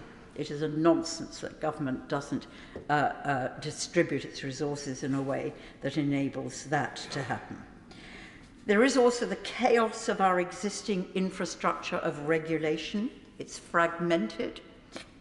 And as again, the Honourable Member said, lots of stuff falls through the back hole. I get a lot of whistleblowers and people coming to me with cases, refer it to one agency, who then tell me to refer it to another, and it disappears and I never hear again. The failure of the professionals to self-regulate is something that we must take on board. There are too many bodies. There are 13 bodies supervising the accountancy sector, and the Honourable Member for Thirst and myself met one of them the other day, and I don't think they had, I think, suspended 7 people in the last year. And if you look at that in relation to the activity that's taking place, the collusion and the facilitation of wrongdoing, it's a nonsensical figure. So we think we've got to sort out the regulation of the enablers and the regulator. There is an overarching regulator that regulates all the regulators. That too is to be sorted out, and personal responsibility has to be undertaken there. I just want to say two other things. The most egregious case that I've come across, which is a comment on all our regulatory systems and our failure to enforce, is one that relates to the Lebanon. There was a tragic explosion in the Lebanon, which resulted. It was in a warehouse that had fertilizer in it, which was supposed to be going to Mozambique, and it resulted in hundreds of deaths, thousands of injuries, and massive damage to property. And a few weeks after that occurred, I got a phone call from a Reuters journalist with whom I regularly work, and he told me that the company that owned the fertilizer was a British registered company. So I gave my usual comment of, hopeless, lax regulation, and didn't think twice about it. And then about 3 weeks after that, I got a number of phone calls from people in the Lebanon, the Bar Association and others. And it emerged after that that the company had been set up here as a UK-based company by a woman in Cyprus, who in fact was the company service provider. She put herself down as the beneficial owner. She obviously wasn't. She told HMRC that it was a dormant company. It obviously wasn't, because it was dealing in fertilizer. And it then emerged that the real owners were Russian Syrians, and that the fertilizer was going nowhere near Mozambique, but it was actually going to Assad and was being used in the barrel bombs to kill his own people. It's a shocking story, but it demonstrates how our regulatory infrastructure and our failure of our enforcement agencies doesn't not just damage the lives of people here at home, but damage them abroad. And my very final story, which again causes me great concern, is after the Kazakhstan tragedy, where there was a demonstration against the kleptocrats, the regime who run it. And again, the Russian soldiers were used to fire at the crowds, and people were killed. Two British academics came to me and with research that they had done, which demonstrated that there were 30 individuals in Kazakhstan who were all involved in money laundering and human rights abuses, and whom we should sanction. And I used the privilege of the House to mention these 30 individuals in an adjournment debate, and then sent the list to the Foreign Office. A few days after that, I got a letter from one of the people I had named, asserting his innocence. Obviously, he wanted me to respond outside the House. So I acknowledged the letter and did nothing more. I then got a second letter with a phone call saying, had we received the letter? And my assistant said we had. I then get a letter from the desk at the Foreign Office asking me, had we received the letter? Were we responding? And what were we going to do about it? And I asked the Foreign Office why they were pursuing this and on whose behalf they were working. And they came back that they thought it was important to facilitate relations between kleptocrats and British politicians. It's a shocking intervention, but what it leads me to think, and I'll leave it this thought, what it leads me to think is the government really serious about bearing down on all this economic crime and corruption that week after week and year after year we talk about in this House? And if they are, they have to actually consistently, vigorously pursue every instance of it, and pursue not just the Russian kleptocrats, evil that they are, but kleptocrats elsewhere who are stealing from their people, killing their people, and creating instability in the world. Mary Robinson. Yeah. Thank you, Madam Deputy Speaker, and I'd like to start by thanking the Right Honourable Member for Barking and the Member for Thirsk and Malton, the chairs of the APPGs for Anti-Corruption and Responsible Tax and Fair Business Banking, respectively, for bringing this important debate to the House. As chair of the All-Party Parliamentary Group for Whistleblowing, I would also like to thank them for making the APPG's proposal to create an Office of the Whistleblower a policy recommendation as part of their Economic Crime Manifesto. The recently published Economic Crime Manifesto presents the government, in my view, with good recommendations of how it can robustly tackle economic crime. Taken together, the manifesto's 4 umbrellas for reform: transparency, enforcement, accountability and regulation, works to stop economic crime from all angles and at all levels. I would ask the government to give proper consideration to the detailed proposals made in the manifesto if they are really serious, as I know they are, about fighting economic crime. The motion recognises the enormous cost that economic crime has on the economy, of £290 billion a year, as we have heard, and calls for an economic crime enforcement strategy and for a restructuring of the fight against economic crime. This is much needed, and part of this, in my view, is the Office of the Whistleblower. The Office of the Whistleblower, which comes under the manifesto's accountability header, would go a long way to support the detection of economic crime by supporting the individuals responsible for detecting the majority of fraud. The Association of Certified Fraud Examiners, in their 2022 report to the nations, found that 43% of fraud is detected through whistleblowers, versus just 15% by internal audit and 3% by external audit. Whistleblowers are the single most cost-effective detection tool. Yeah. And yet, as it stands, there is little to incentivise whistleblowers to come forward with information.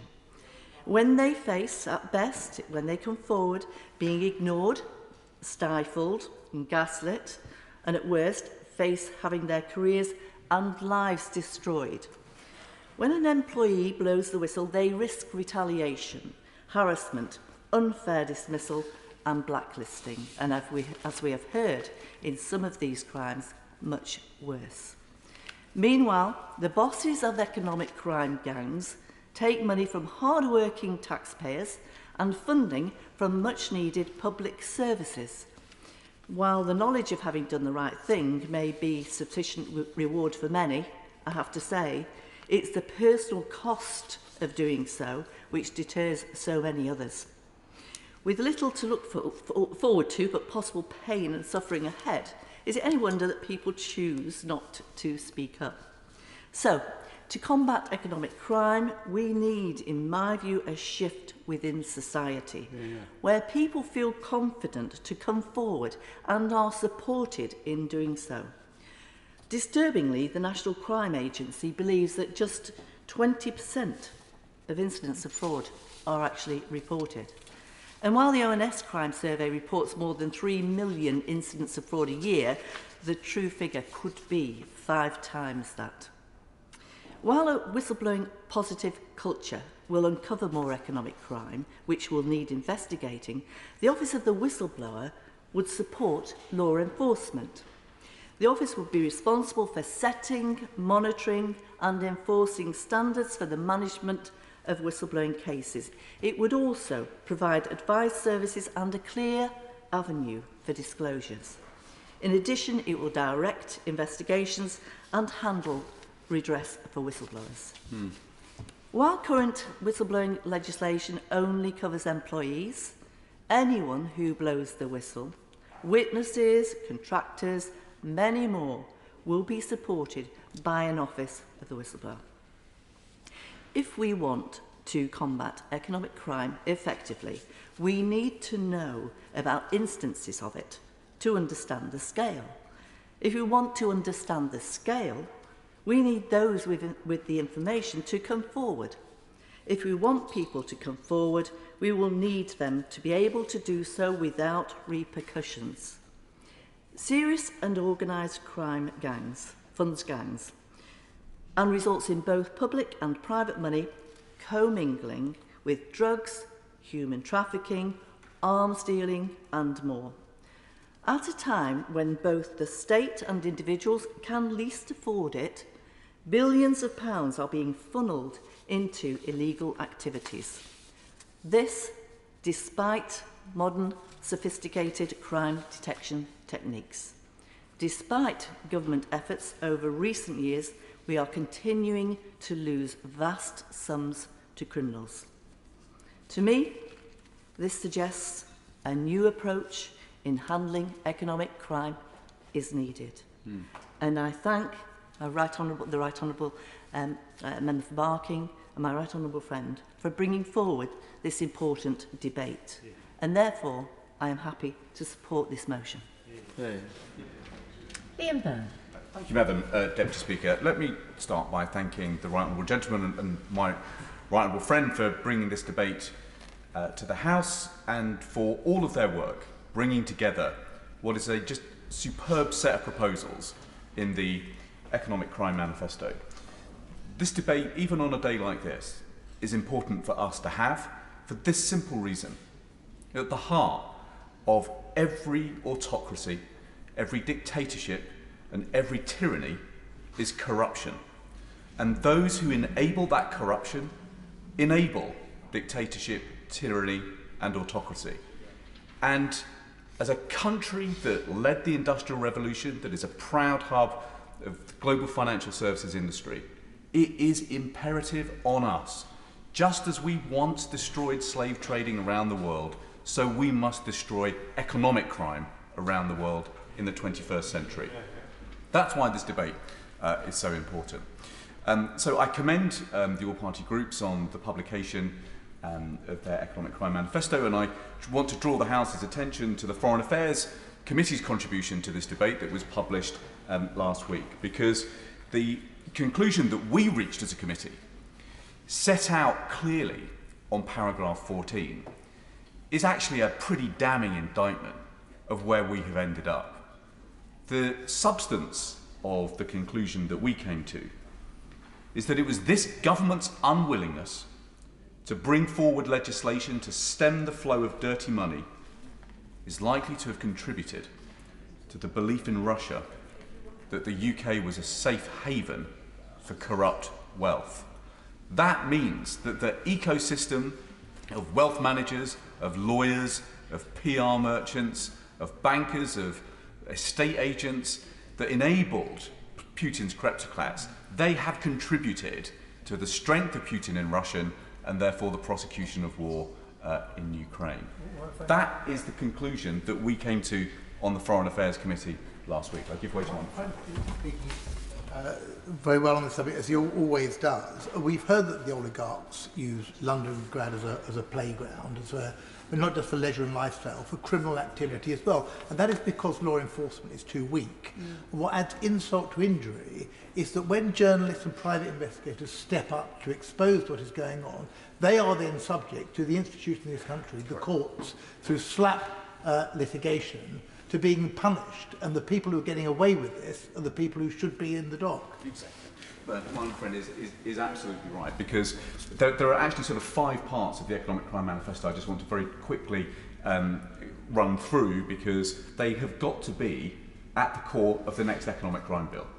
So one of the virtues of us having this debate today, in this moment of great flux in our politics, is I hope to put on the record the cross-party consensus that there now is about what are the provisions that need to go into the Economic Crime Bill 2. Although many of us were arguing for it for a long time, we know that it was brought to the House and rushed through the House in record time for obvious reasons. Many of the amendments that improved that bill came from participants in this debate. But what we are saying to the government today, through the good office of the Minister, is that it did not go far enough. It did not begin to touch the scale of the problem, and therefore there is an expectation on the government in the Economic Crime Bill 2 that they look at this Economic Crime Manifesto, they look at the Foreign Affairs Committee, and they look at the text of this debate when they are drawing those provisions together. The starting point for, of course. an excellent speech. Can I also recommend that the Minister or the Minister responsible, when that Minister is in place, is also reads the Treasury Select Committee report on crime, which also sets out some similar recommendations to the Foreign Affairs Select Committee. You're right. I mean, the joy of the Minister in his position must surely be that members of this House have done the heavy lifting for him. Between us, we have actually sketched out a pretty comprehensive catalogue of the clause. We haven't quite put the clause numbers on, but actually I think we've got most of the measures set out. Those measures have got to start with information about the crime. That's why we need the whistleblower provision, because whistleblowers are so often the source of intelligence. That is why we do have to reform the suspicious activity reporting regime. That needs widening so that it bites on more organisations, like estate agents and so on. But we have also got to find a way of pooling the intelligence that comes out of those those suspicious activity reports, and then finding a way of focusing on where we think the harm is greatest. Because we've heard loud and clear as a committee, not least in New York last week, where our excellent consular team pulled together a wide-ranging discussion for us. Lots of banks and law firms and so on say, look, we're just spending all of our time running platinum-plated processes without actually sieving the information intelligently and focusing on the 0.01% of reports where we really should pay some attention. And my honourable friend drew attention to the way our courts are being used to shut down journalists. That, of course, is the third piece of the puzzle. We need courageous journalists to speak the truth.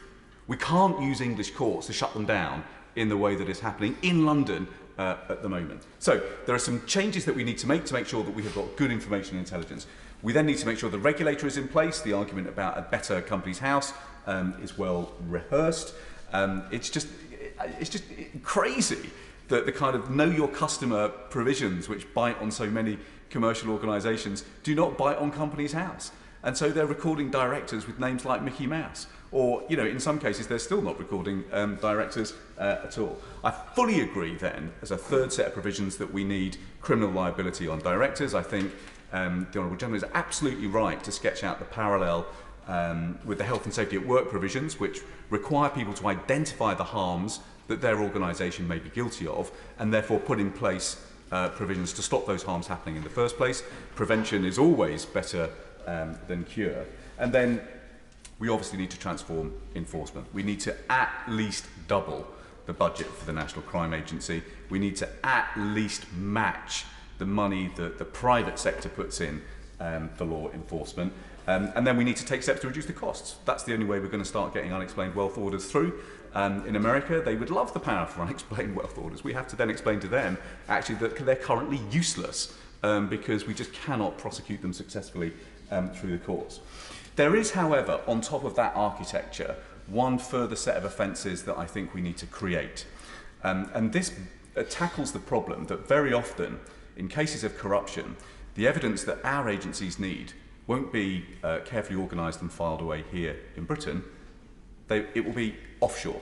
The evidence that we need will be offshore in jurisdictions that are not available to us. So somehow, in a situation where we can't onshore the evidence, we have to try and onshore the offence.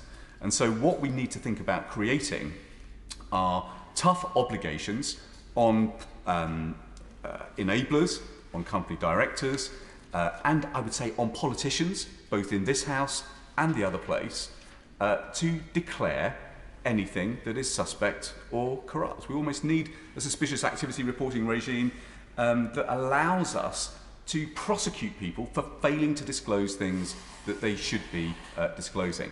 And that needs to carry a sanction that leads to civil proceedings for confiscation of assets.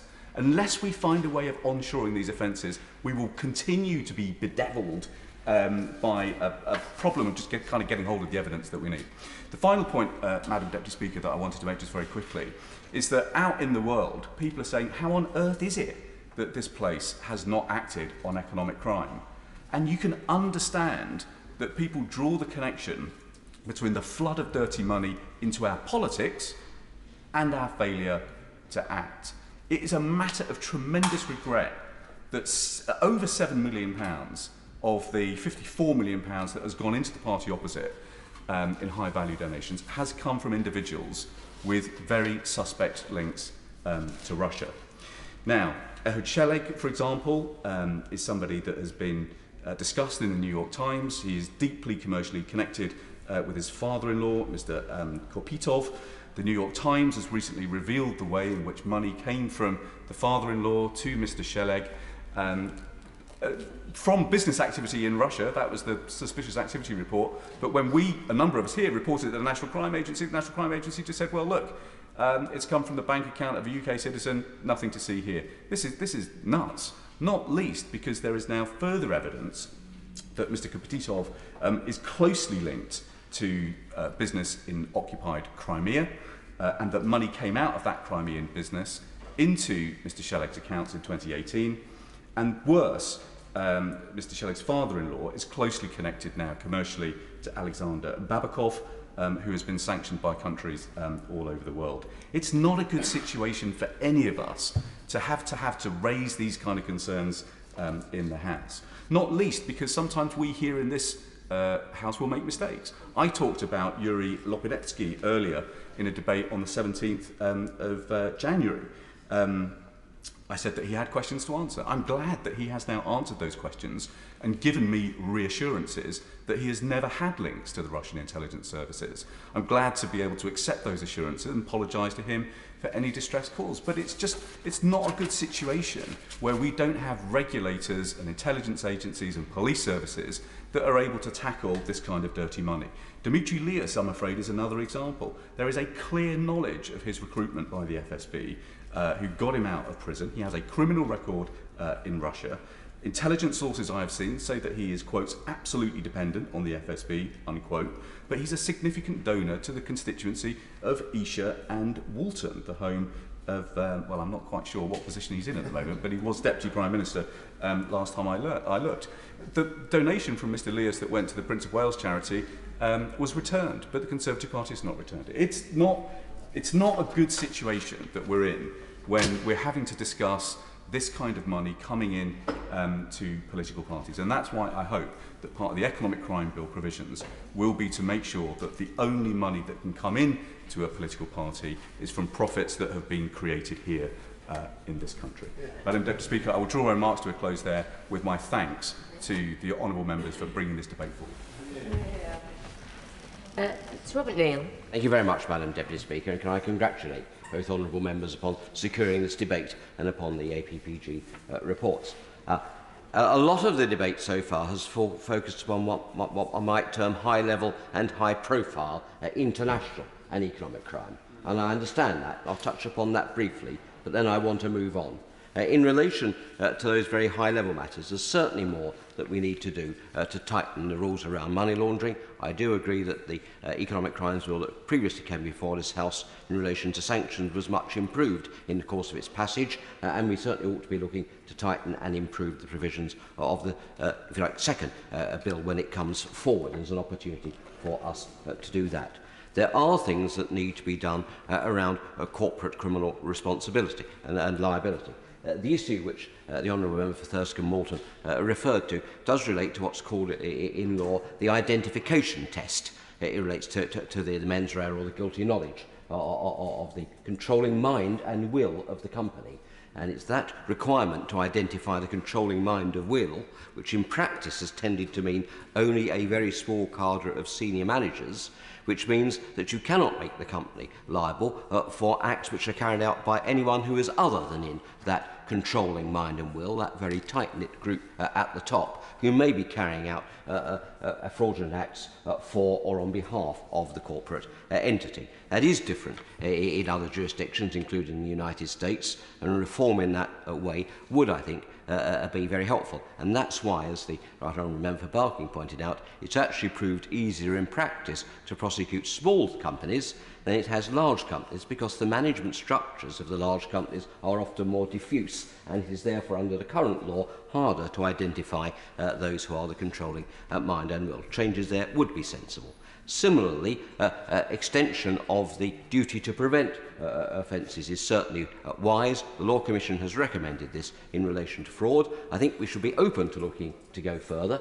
And one caveat I put, which I think the Law Commission flags up in the options paper, which it published last month, is that there is not always an exact analogy between health and safety at work offences and fraud offences, because, of course, to convict for fraud there has to be the additional element of dishonesty, either knowledge or connivance is a phrase often used, and of course dishonesty is not always a requisite offence, element of the offences under the Health and Safety Act. So that's why there is a distinction that may need to be drawn, and why perhaps I haven't gone as far as I can. I don't say we can't look at that, but that is, I think a distinction is important to bear in mind. I'll give way to my honourable right. Thank my honourable friend for giving way. Would he care to venture an opinion on the report put out by the Law Commission on their recommendations about the potential for fixing the controlling mind legislation and legal approach? Is that actually something which could be improved sufficiently to provide a decent alternative to the failure to prevent, or is it something which is fundamentally unfixable and that path does not lead to success?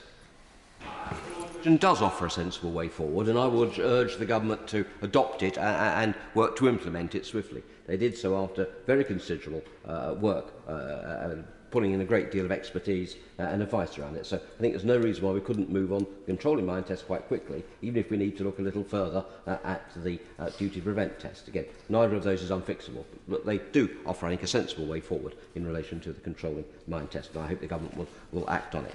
The other matter I wanted to mention on the larger scale frauds is the work of the Serious Fraud Office.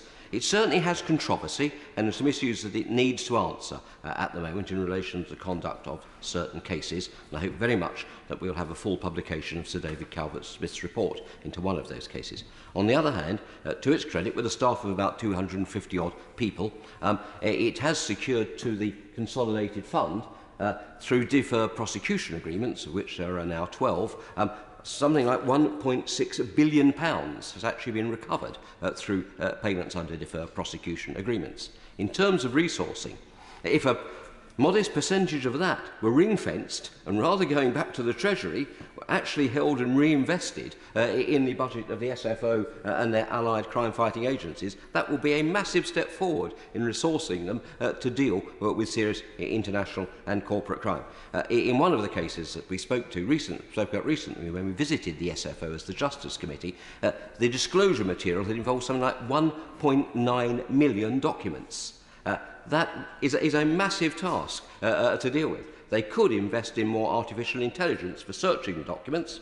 Some legal complexities around that, but doable. It's done in commercial civil litigation already, but you need to invest in that. So some ring-fencing and reinvesting some of that money we get from the DPAs would, I think, be money very well spent. But having then talked about those large-scale matters, I hope, Madam Deputy Speaker, we won't forget in this debate that there's a great deal of, quote, small-scale fraud, small-scale perhaps in the global picture, but it's very big and important to the victims of fraud. And the Justice Committee carried out a number of hearings recently about fraud in the justice system. And the first point to take on board, I think, is evidence we heard from victim support, is do not think that fraud is a victimless crime. We were all too easy to do and to say. That was supported by the Association of Police and Crime Commissioners too. They reported that some 74% of fraud victims are emotionally impacted by the crime. You feel at the very least you've been made an idiot of. More often, you've lost maybe a small sum of money to a bank, but it's a lot of money to you. You feel vulnerable thereafter. You feel almost betrayed. So it is not a victimless crime, and we should never let that thought to be otherwise. And of course, that's of the people who are talked to because they've reported the offence of fraud. There are estimated to be 3.7 million incidents of fraud, but the majority of those, according to Her Majesty's Inspectorate of Constabulary and Fire and Rescue Services, are not in fact reported. So we need to do a lot more on that everyday fraud that we get. Of course, I give way to the honourable gentleman. He's talked about this subject as well as the major frauds that we've talked about. I was shocked really to find out that in 2020-21, fraud accounted for 39% of all crime. The average investment fraud deprive people of £14,000, which is a very significant sum of money to an individual. Isn't part of the problem here that we're not taking this seriously enough? If we were, we would not be relying on action fraud anymore, which I thought the government had agreed to wound up and replace it with something effective. I mean, I've got sympathy with that. It is extraordinary that it's nearly 40% of fraud, but only about 20%. Fraud is about nearly 40% of all crime, but only about 20% of police resources go onto it. So it is disproportionately low. And you're right about, the gentleman is right about the failures of action fraud. I mean, every one of us will have seen that in our own constituency caseloads, and it's very clear from the evidence that we heard that action fraud is not working effectively. In all, the stats we heard were that 876,000 frauds were reported through action fraud, CFAS and UK Finance in 2021. However, they reckon, on average, about 7 frauds a minute are being committed. But of those 876,000, only 58,200 odd were then disseminated for further investigation, and about 28,700 were passed on to the police from the National Intelligence Bureau, which is actually what sits behind action fraud. So even when you get there, if you do get through and get anything done, only a small percentage is acted upon. Ironically, when you can get them to court, the conviction rate is about 85%, but that's such a tiny percentage. So we've got to do an awful lot more to get these cases to court in the first place. And that means a much better treatment of victims and witnesses in those fraud cases. The chair of the bar, Mark Fennell's QC, said the country has to decide whether or not it's interested in taking on the issue of fraud, and the Chief Executive Officer at CFAS, Mike Haley, said to us, it's surprising that there is no national strategy for fraud. There's an action plan, but there's not a strategy. It wouldn't be a bad thing, Minister, to upgrade the action plan into a proper fraud strategy and have a Minister with overall responsibility for that action plan. And then finally, Madam Speaker, going forward, we need to look at the role of the financial institutions in that high street fraud, in that credit card fraud. Very often they are running very, very profitable retail credit card operations. Again, a small investment, perhaps a willingness by them as responsible business people to contribute more towards anti-fraud measures might perhaps be a sensible and what we regard as a responsible type of business activity to assist again at the very significant costs which people have to meet. And finally, we do have to recognise that it's not just the big frauds which are international. The CPS, when they gave evidence to our committee, stated that 75% of the fraud that they prosecute, the fraud crimes they prosecute, have an international element. That doesn't mean that they are Russian oligarchs or kleptocrats, but it may be that they're coming from foreign servers, for example, and it may be that there are foreign-based scammers hitting not businesses but individuals through insurance types of fraud, scammings of various bogus products and so on, but based overseas. We need to find means of improving our international cooperation and around tracking down those matters too. All of that indicates to me, Madam Deputy Speaker, that although good work is being done, it is not at the scale that is necessary or commensurate with the level of the problem and the harm that is done. Economic harm, but also I want to stress, as we heard very clearly as a committee, social and personal harm as well. And so I hope that we can use the opportunities coming up to redouble that. This debate is very timely in that regard, and I commend both the reports from the APPGs and I hope the government will take on board the responses that we will be sending to them, both to the Ministry of Justice and to the Home Office, from the evidence that we drew up only recently as a spur, I hope, to further and coordinated action. That's the most important thing. Thank you, Madam Deputy Speaker. Jim Shannon. Madam Deputy Speaker, and it's always a pleasure to follow the honourable gentleman for Bromley and Chislehurst, and he always brings a wealth and breadth of knowledge to these debates, and we thank him for that. It certainly adds to the focus and perhaps the direction that we wish to go. Can I also put in record my sincere thanks to the honourable gentleman for Thirsk and Moulton, and the honourable lady, right honourable lady, for Barking as well for for their contributions.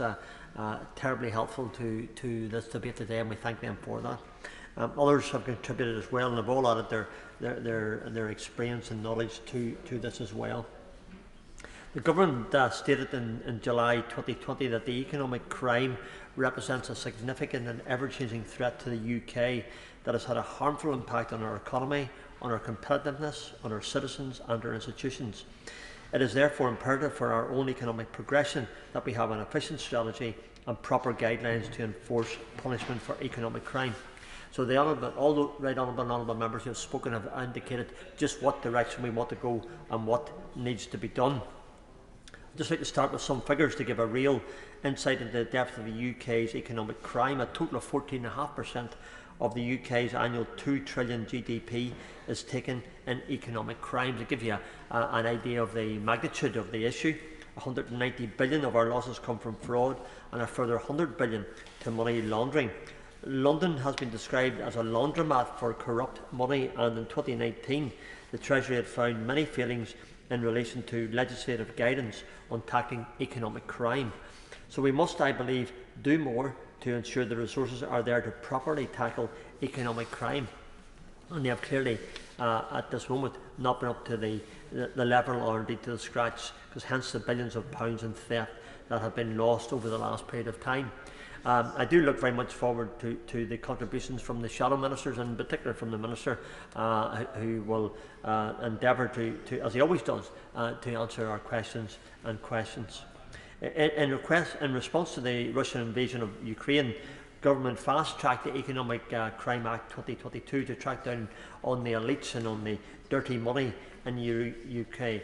And as a result of the debate today, I'm hoping that the Minister will give us some updates on where we are and how that has improved, and perhaps maybe what other steps we can take here in the United Kingdom of Great Britain and Northern Ireland to make and improve and do better.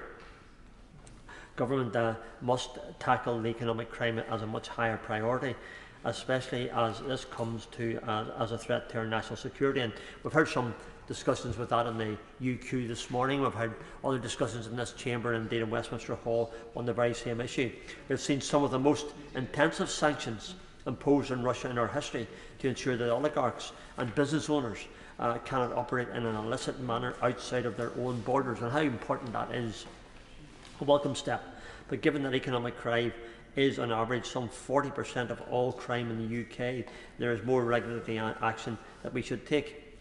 It's seen that we must have a strategy that encompasses all of the United Kingdom of Great Britain and Northern Ireland. The Honourable Gentleman for Thirsk and Malton referred to the Panorama programme, to the dirty money that came from Estonia right through across Europe and ended up in Northern Ireland in one of the banks there. And I, in my intervention, referred to the regulation is very clearly there for those who are domestic customers, and I understand the reason for that, and in no way do I say it shouldn't happen. But I do feel quite questioning the issue, Madam Deputy Speaker, just how does that happen? And is it down to the bank in particular? It just happens to be the bank that I'm a member of, and I do know some of the regulations that the bank enforce upon their customers, and I'm one of those, and I understand those. But whenever you hear this £200 million movement, it does concern me. It also tells me that while paramilitarism in Northern Ireland has been very significant in the money laundering, in the crime and criminal activity that they're involved in, whether it be money lending, whether it be protection money, whether it be drugs, whether it be in the case of the IRA and along the border, fuel laundering, all those things. And government has tried significantly to address those issues. But many of those paramilitary groups, of course, have bought properties and businesses across the whole of the United Kingdom, and at that level. So I would really love to see, through this legislation, a more focused attention to those paramilitary groups. Who are the criminals living off the backs of the local communities that they state that they protect, but they don't protect. They take advantage of and they brutalise. So for me, as an MP from Northern Ireland, I'm really keen to see how this legislation can squeeze the paramilitaries from both sides of the community in Northern Ireland who are taking advantage of good local people. We also need to take into consideration the impacts of cryptocurrency. Again, I'm not an expert in cryptocurrency, Madam Deputy Speaker. I'm not sure if who is in the House, but I'm sure there are many who are. I'm just not one of them. And personally, I have little or no knowledge of it, but I am an old-fashioned in that I'm the cash, cheque and credit card now since COVID-19 came in, and I prefer to use the cash if at all possible. But this is becoming cryptocurrency is becoming a more popular mode of financing among the younger generations. I don't think there's a week that I don't see some story in some of the local presses, the national presses here, warning about cryptocurrency, and I'm not sure if the warnings are heeded. I'm not sure if the regulation is there to ensure that people don't get caught in it and maybe in a sting in it. So again, the Minister will give us his valued knowledge of cryptocurrency and what has been done to regulate that, monitor those involved, and to ensure that we do not go and find some of our constituents and bother. Proper regulation of the crypto assets. There must be intense efforts, I believe, to ensure that people are not misled by the thousands of online scams that there are in relation to online money. It's all very easy sometimes, Madam Deputy Speaker, to make your decisions on a screen in front of you, but once you push that button, that decision's made. So people need to be aware of that. In addition, consumers have lost an average of £754 million to online scam. I've been contacted by numerous constituents who have been the victims of a scam. Indeed, I suspect, Madam Deputy Speaker, yourself and others in this House have constituents who have been the victims of scams as well. Unfortunately, and it is unfortunate that there probably not a week passes where someone in my constituency finds themselves a victim of a scam, whether they're caught in its entirety or stopped in time. But police are always, I mean, every fortnight and back home in the local press, the police issue a statement warning of a scam, the latest scam, the people who are calling on your doors, the online scams, and people are by and large fairly trusting. More often than not, most of these people who are being hacked and who are involved and find themselves the victims of online scams are those of an elderly and vulnerable generation. I know just a few months ago there, I had one constituent, an elderly gentleman, who lost some £30,000 of his savings just by being trustworthy, and found himself the victim of a scam. Again, these are the things that happen regularly, and the PSNI back home regularly advise to be careful. So be careful when you're putting your online information and you're using your bank accounts and what can happen. People are not aware of how big of an issue fraud is in the UK, and whilst our focus is often on the large scale oligarch type of dirty money and laundering, the very issue that the Honourable Gentleman referred to in the Panorama programme, we forget about normal consumers who are having money taken from them, and in many cases daily and weekly. So we must do our due diligence in this House today to ensure people are aware of the scope of the problem. And to conclude, Madam Deputy Speaker, and to give the front benches the time that they deserve to have for this, their contributions, I welcome the numerous actions that the Home Office and the Treasury and the Ministry and the Minister have taken to ensure that there is more efficient regulations and checks against potential crime to the economy. However, if we have seen substantial figures of money that come to the UK either through fraud or laundered means, then action and severe action and regulation needs to take place. So we must ensure that the Treasury allocates the correct and sustainable funds, the staff, the necessary monies that are there to ensure to enforce the punishment against economic crime properly, as this is an issue, I believe, which is ever evolving and becoming even more advanced. So I would call again upon the Minister and Government to take this into consideration. I know they will, I know the Minister will, and I'm very sure that the answers will answer some of the concerns that we have. So when we look to the future, policies to tackle economic crime, I do, and put on record, I do praise the Minister and Government on all the work that they've done thus far in tackling economic crime, but I believe we need to be smarter than those who seem to try and outsmart us each and every time. Madam Deputy Speaker, thank you so much. SNP spokesperson Alison Thewlis. Thank you very much, Madam Deputy Speaker, and it is a pleasure to come here this afternoon, even though there's all the chaos in politics outside of here, that we come together and have a very good debate with very comprehensive ideas and solutions to the ongoing issue of economic crime. And I thank the honourable members for Thirsk and Malton and from Barking for coming together as they have done to bring us this debate again, because whenever we have debates like this in this place, quite often we all agree, and it's to the Minister then to how he responds to all of our comprehensive agreement and suggestions. Because I've often been in rooms and discussions around economic crime where all of the experts in the room, they have those solutions, and it's the government that is way behind in implementing them. And I urge very much the Minister to work with his colleagues and others to bring those experts together so that we are actually going to get to some kind of solution here, because it feels like the entire time I've been in Parliament we've been talking about this and there has been relatively little action. And I think the point about enforcement is absolutely crucial to this, because the government can have the best rules in the world, but if it's not going to follow through with that enforcement, and it hasn't in many cases fallen through with that enforcement, there's almost no point having those rules at all, because if criminals realise that they're going to get away with it, it doesn't actually matter. And I'm sure the Minister will in his response reference FATF and the things that were said about FATF, but again the gap is in the rules, and between the rules and the enforcement, between what FATF have said about the UK and its regime and what the actual reality is on the ground. And it was highlighted very well by a number of speakers actually that things move quite fast in this area as well. And the honourable members for Thirsk and Malton and from Strangford both mentioned crypto exchanges and cryptocurrencies, and it is a fast moving, fast developing situation, and it also means that money can move fast and move further away from people in a very quick way, and being able to trace that then becomes incredibly difficult. And it strikes me that perhaps the government also needs to get further into the expertise of this sector as well, because those criminals, those who want to do the scams and the financial crimes, are always several steps ahead of the government on the technology, on the skills, on the expertise, and it takes government and takes legislation an awful long time to catch up with that expertise and that the fraudsters have had. And the issues that were raised around inaction fraud have been made very clearly by many people, and it's been a problem again for years. And the Scottish Government doesn't pay into action fraud, I understand, because they don't see the value in it. They get nothing for it. And instead we look to our own police forces to deal with that.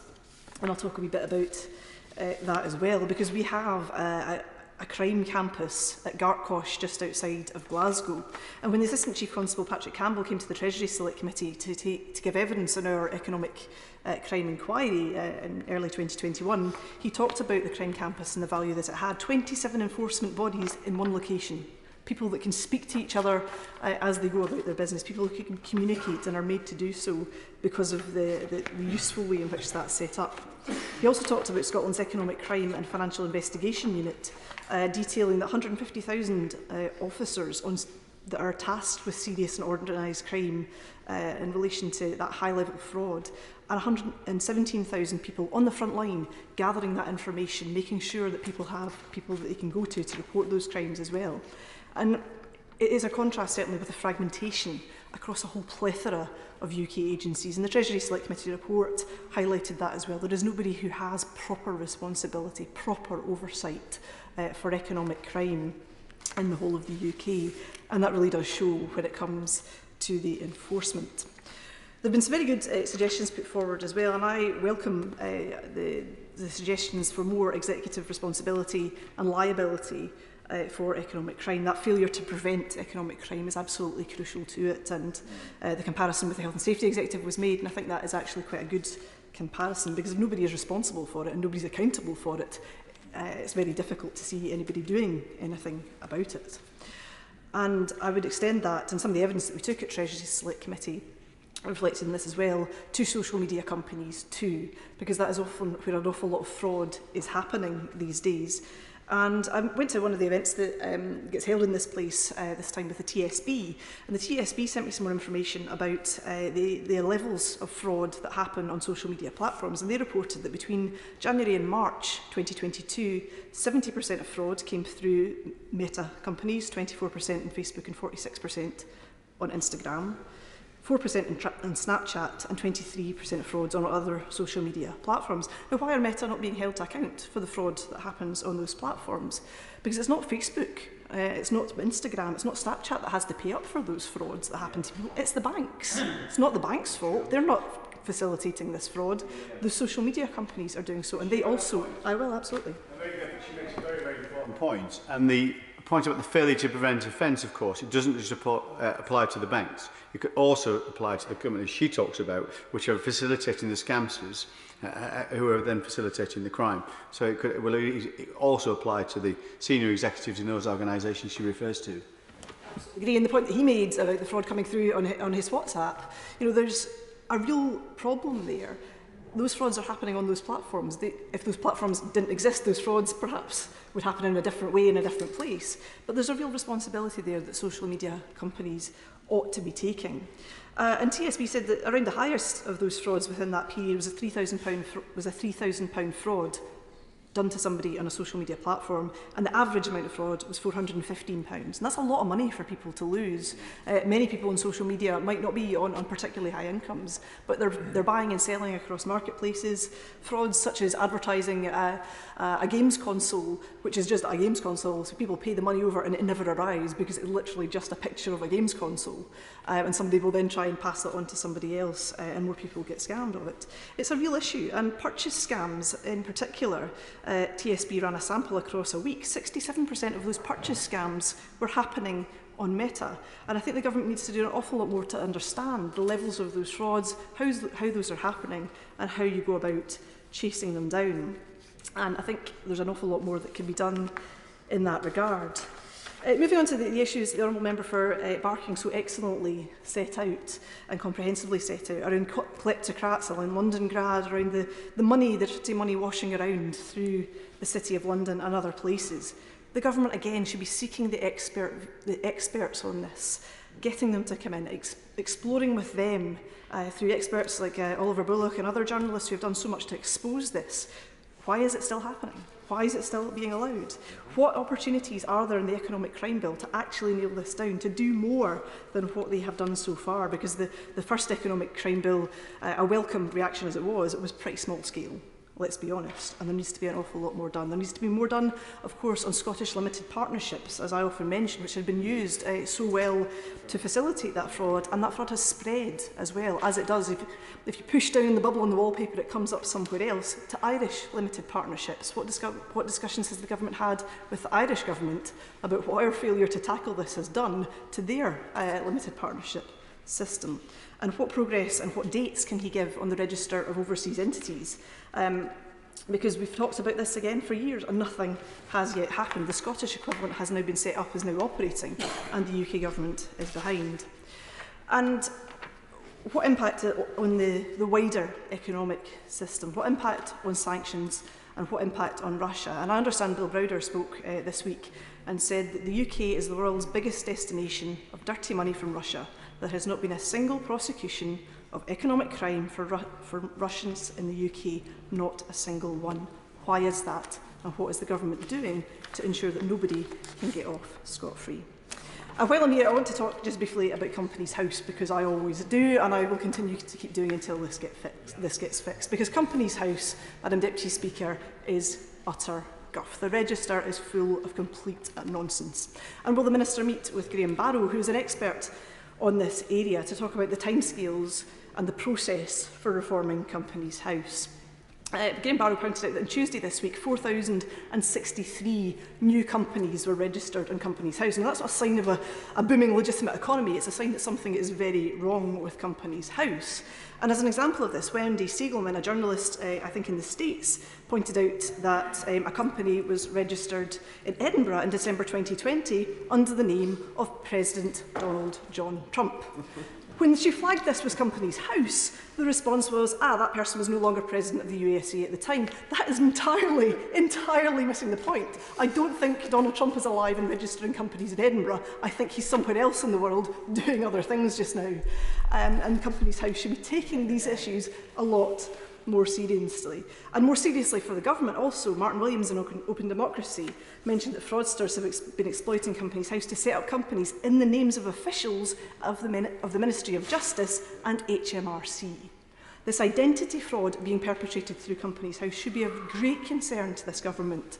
Not just that it's government officials being affected, but anybody, Madam Deputy Speaker, you, I or anybody else could be affected by a company being registered in our name and then we become somehow liable for it, despite perhaps never knowing anything about it. Companies House reforms are well overdue and it must be an anti-money laundering supervisor in its own right, as well as asking for verification for companies. For individuals as well. I could talk, Madam Deputy Speaker, for longer on this. I could talk till the cows come home or we lose a Prime Minister, whichever comes sooner.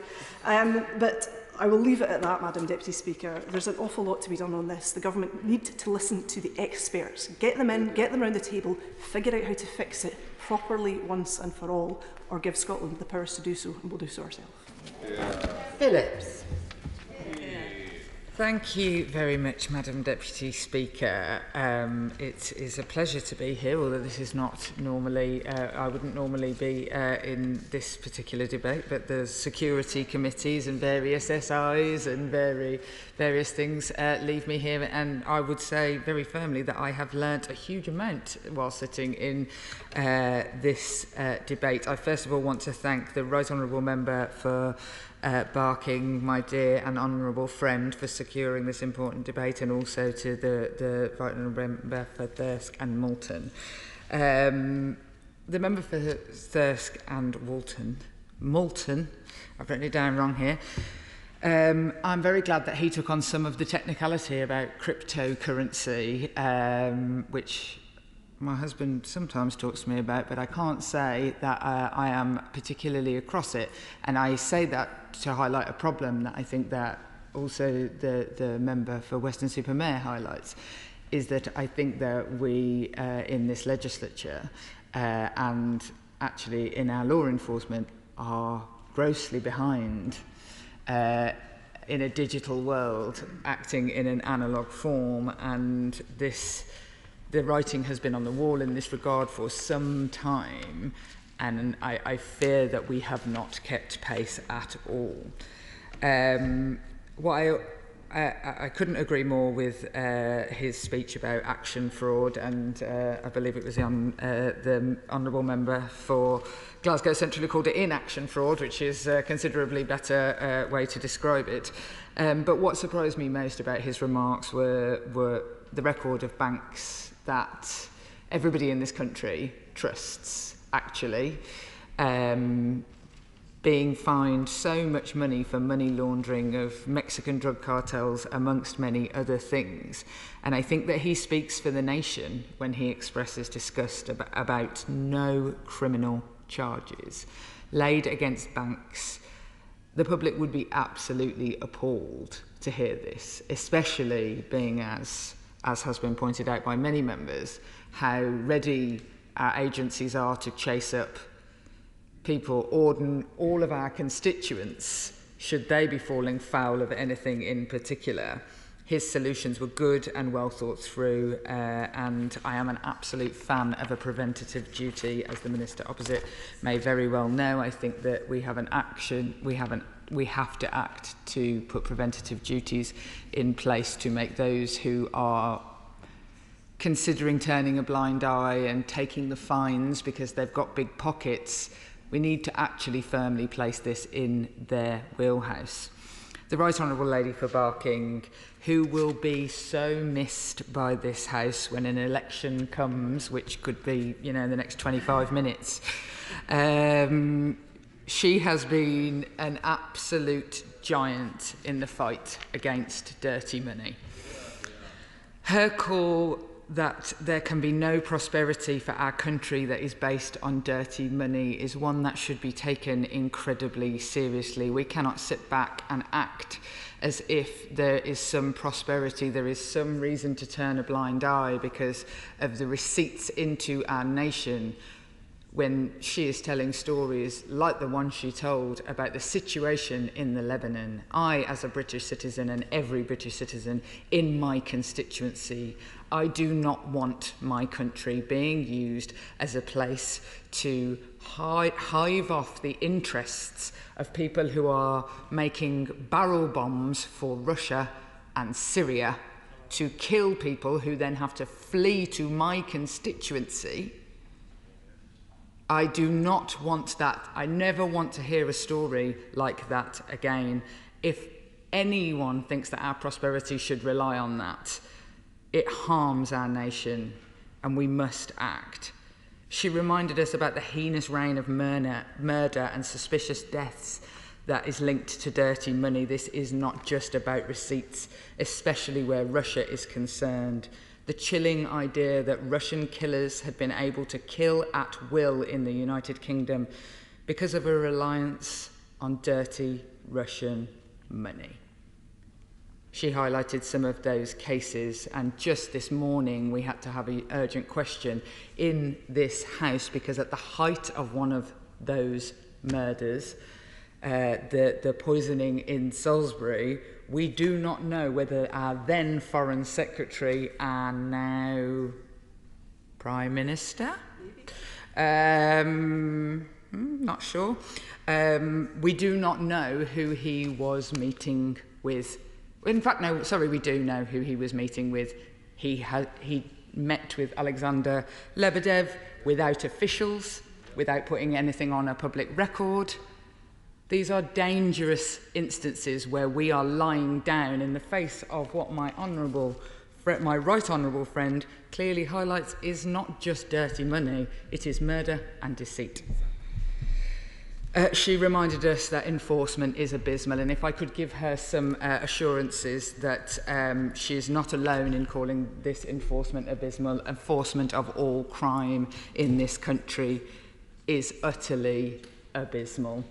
It is no surprise to me that economic crime is falling foul of the same dreadful regime of falling charging, falling conviction, failing cases. The NCA is, in the face of this, facing cuts of 20%. So the Right Honourable member from Barnet's concerns about her ability, about their ability, is not about to get any better. Both of the members who have led this debate compelled us to take seriously the APPG recommendations, and so we on this side of the House absolutely will. The member for Cheadle speaking up of the importance of whistleblowers, and once again this is something I would totally agree with, especially when we're hearing about whistleblowers dying mysteriously. It is no small thing to step forward about crime, but when we're talking about crime with organised crime, the highest level of protection is undoubtedly needed. And my neighbour and friend from Hodge Hill made an impassioned plea that we in the UK should be leading the world on ending this corruption. Instead, we have advertised ourselves to Russia as a safe haven, and much more must be done. The government's economic crime bill is long overdue. For far too long, our country, and particularly our capital, has been a hotspot for dirty money. It doesn't need to be overdue from what I've heard in this chamber today. All the amendments are written by, whether it's the Justice Committee, as highlighted by the member for Bromley and Chislehurst, whether it is the APPG reports variously from different APPGs on whistleblowing and fair banking. We have the Foreign Affairs Committee. We have the Treasury Committee making recommendations. Good work has been done. So why is that economic crime bill so overdue? The illegal war in Ukraine and Russia's aggression has brought that into sharp focus, but let's be very clear, it should not have come to this. The National Crime Agency said in 2020 there was a realistic possibility that money laundering alone in the UK was hundreds of billions of pounds annually. The first economic crime bill was delayed for years, with the government blocking Labour amendments which would have reformed Companies House and left Russian oligarchs with fewer places to hide. I think that the member for Glasgow Central highlighted quite what is going wrong in Companies House for the House to hear.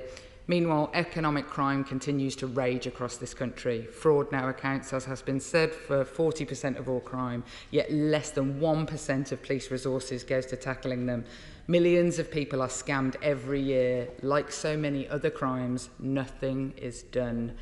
Only 1 in 1,000 fraud offences are prosecuted, and the Serious Fraud Office made only 2 convictions in 2020 to 2021.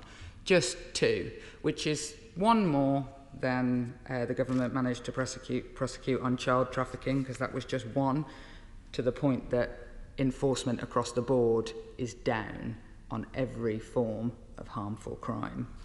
Has the Minister ever tried to refer a crime of fraud? Many members have talked about their constituents and, in fact, themselves, and I'm here to tell him that I have, as there was literally a person using my name and my details to book a hotel. I knew because they were checking into the hotel and it appeared on a Google calendar of mine and at the time.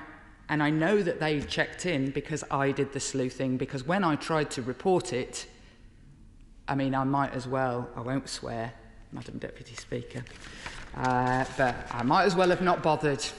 Yeah, I was able to ring that hotel, find out that somebody had checked in. They were literally in the hotel when this was happening, and nothing was being done. I'm a member of Parliament. Imagine what it's like for somebody who is not a member of Parliament. I got absolutely nowhere. We are still waiting for the fraud strategy. The member for Strangford, the member for Bromley and Chislehurst have both mentioned the fraud strategy. Where is it? We are waiting for it from the Home Secretary.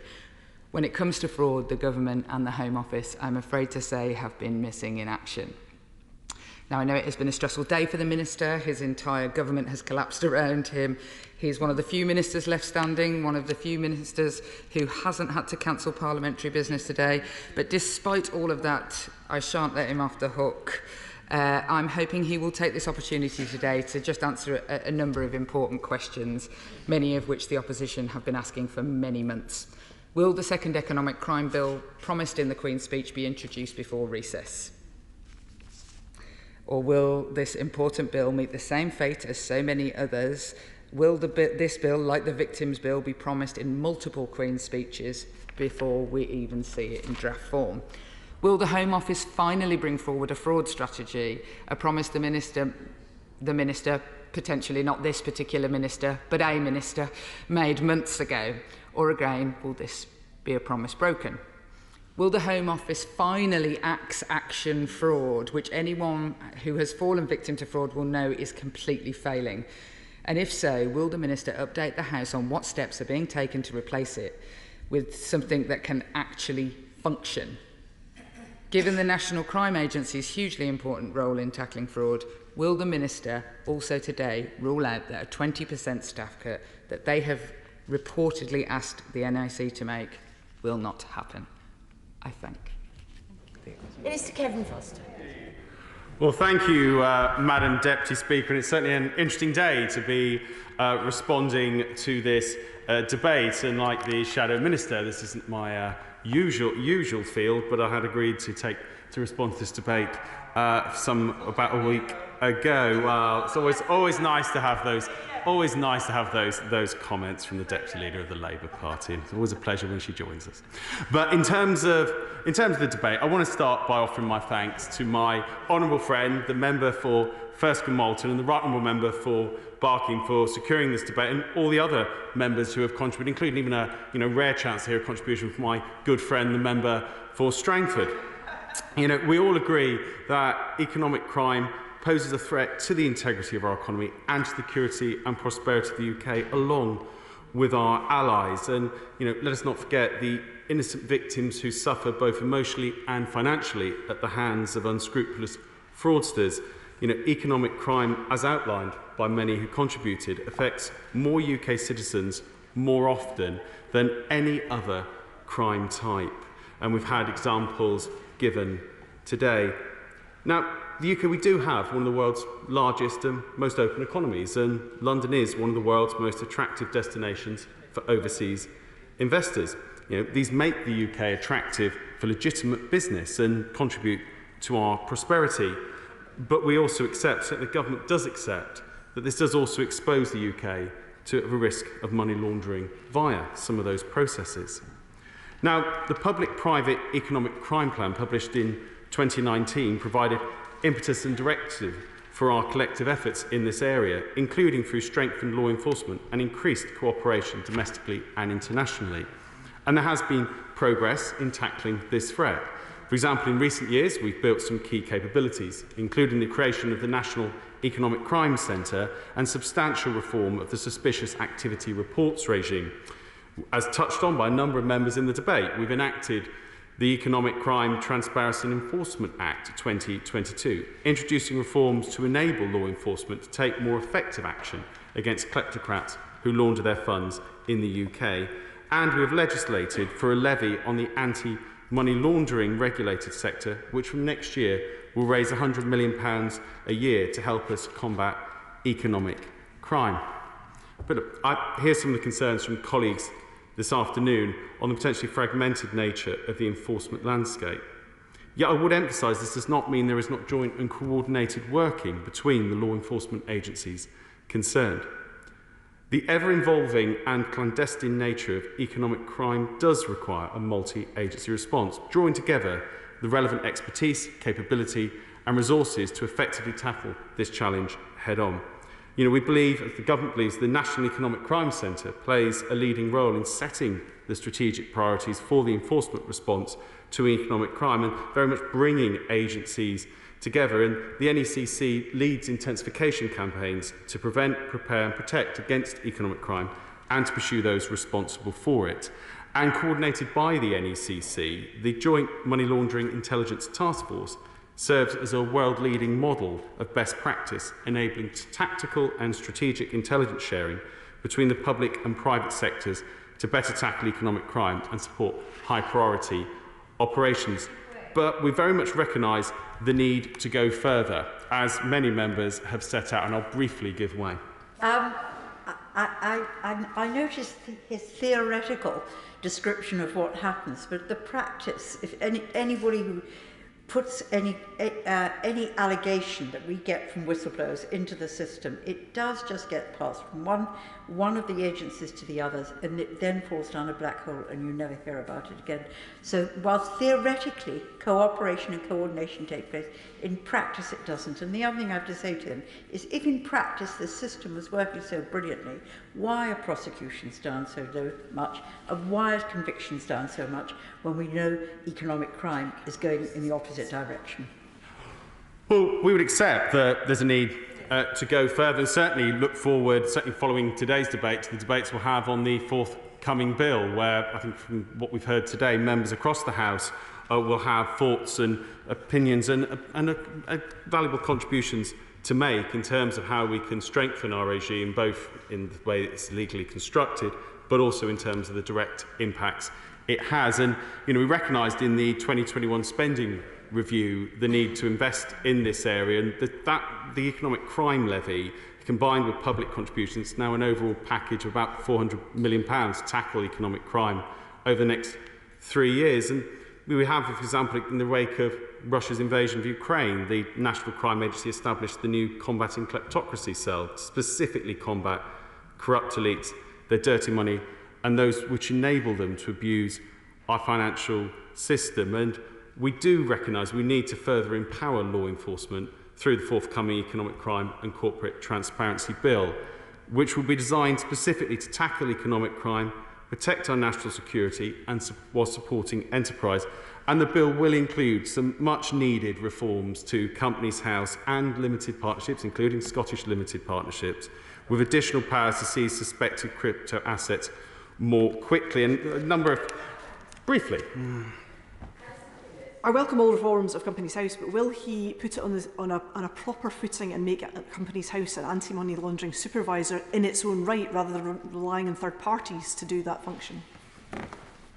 Well, certainly we'll set out in the details of the bill and we'll look forward to the debates on them. But certainly we're clear that the Register of Companies' powers should become more of an active gatekeeper over company creation and custodian of more reliable data, including powers to check, remove or decline information submitted to, which he rightly in her contribution, gave the example of someone setting up a company as Donald Trump. Well, clearly that wasn't a legitimate company being established. Some who missed that particular things.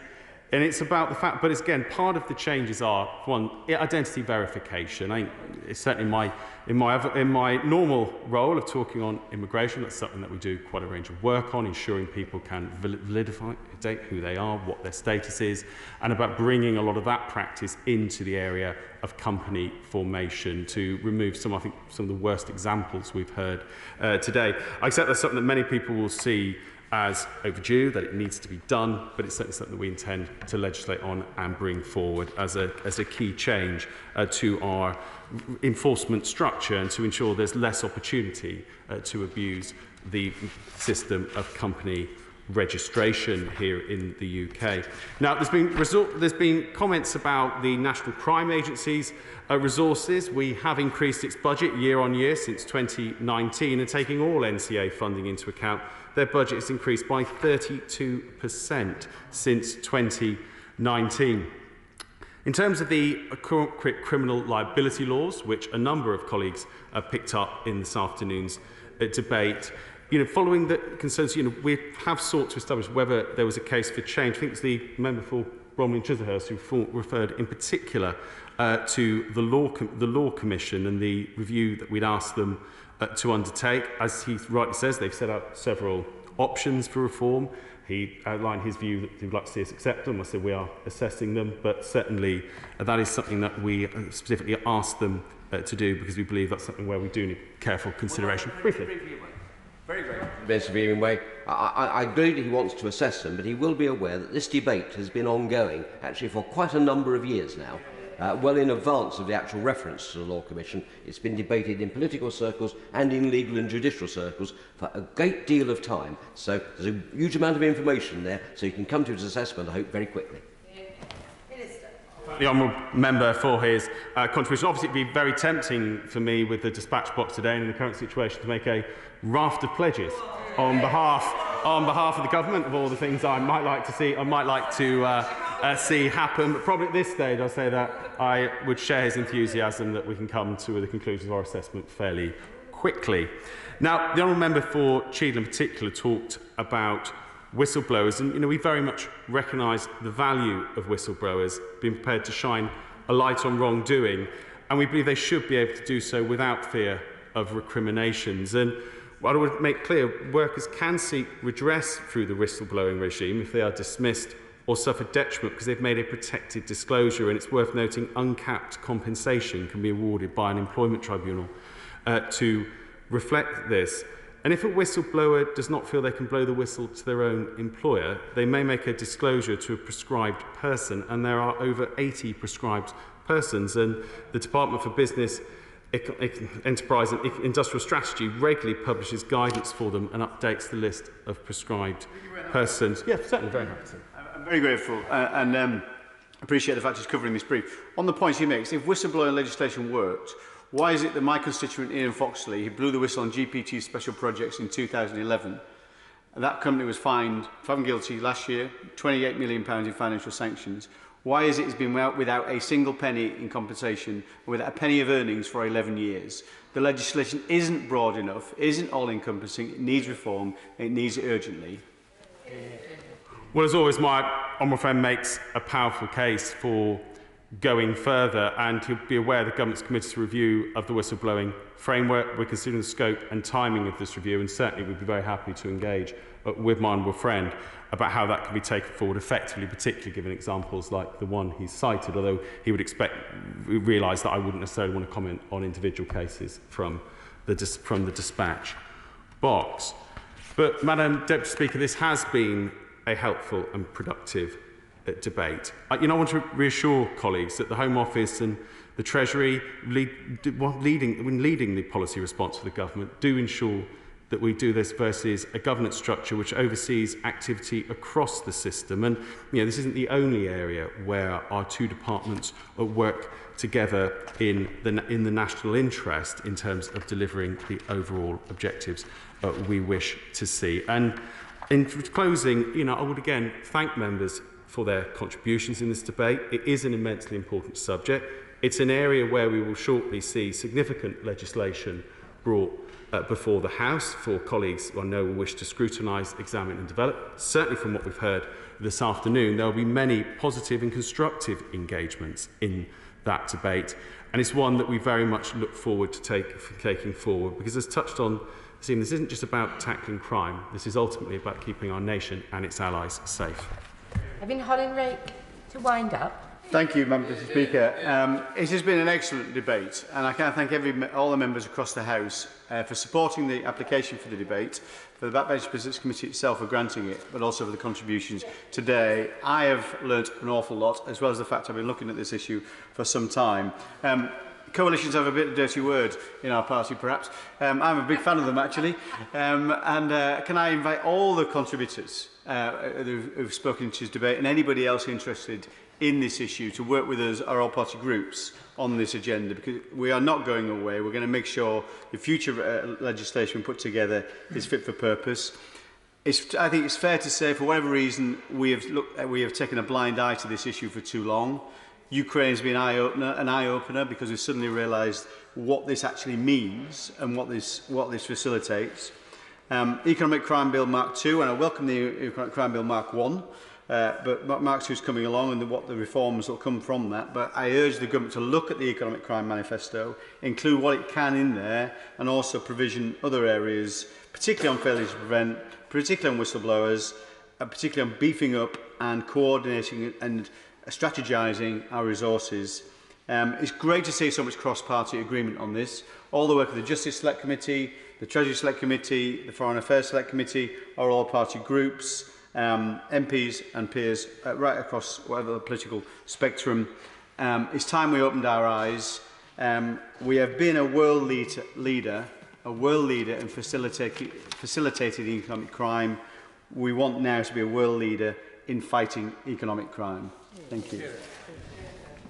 The question is, as on the order paper, as many as are of that opinion say aye. Aye. On the contrary, no.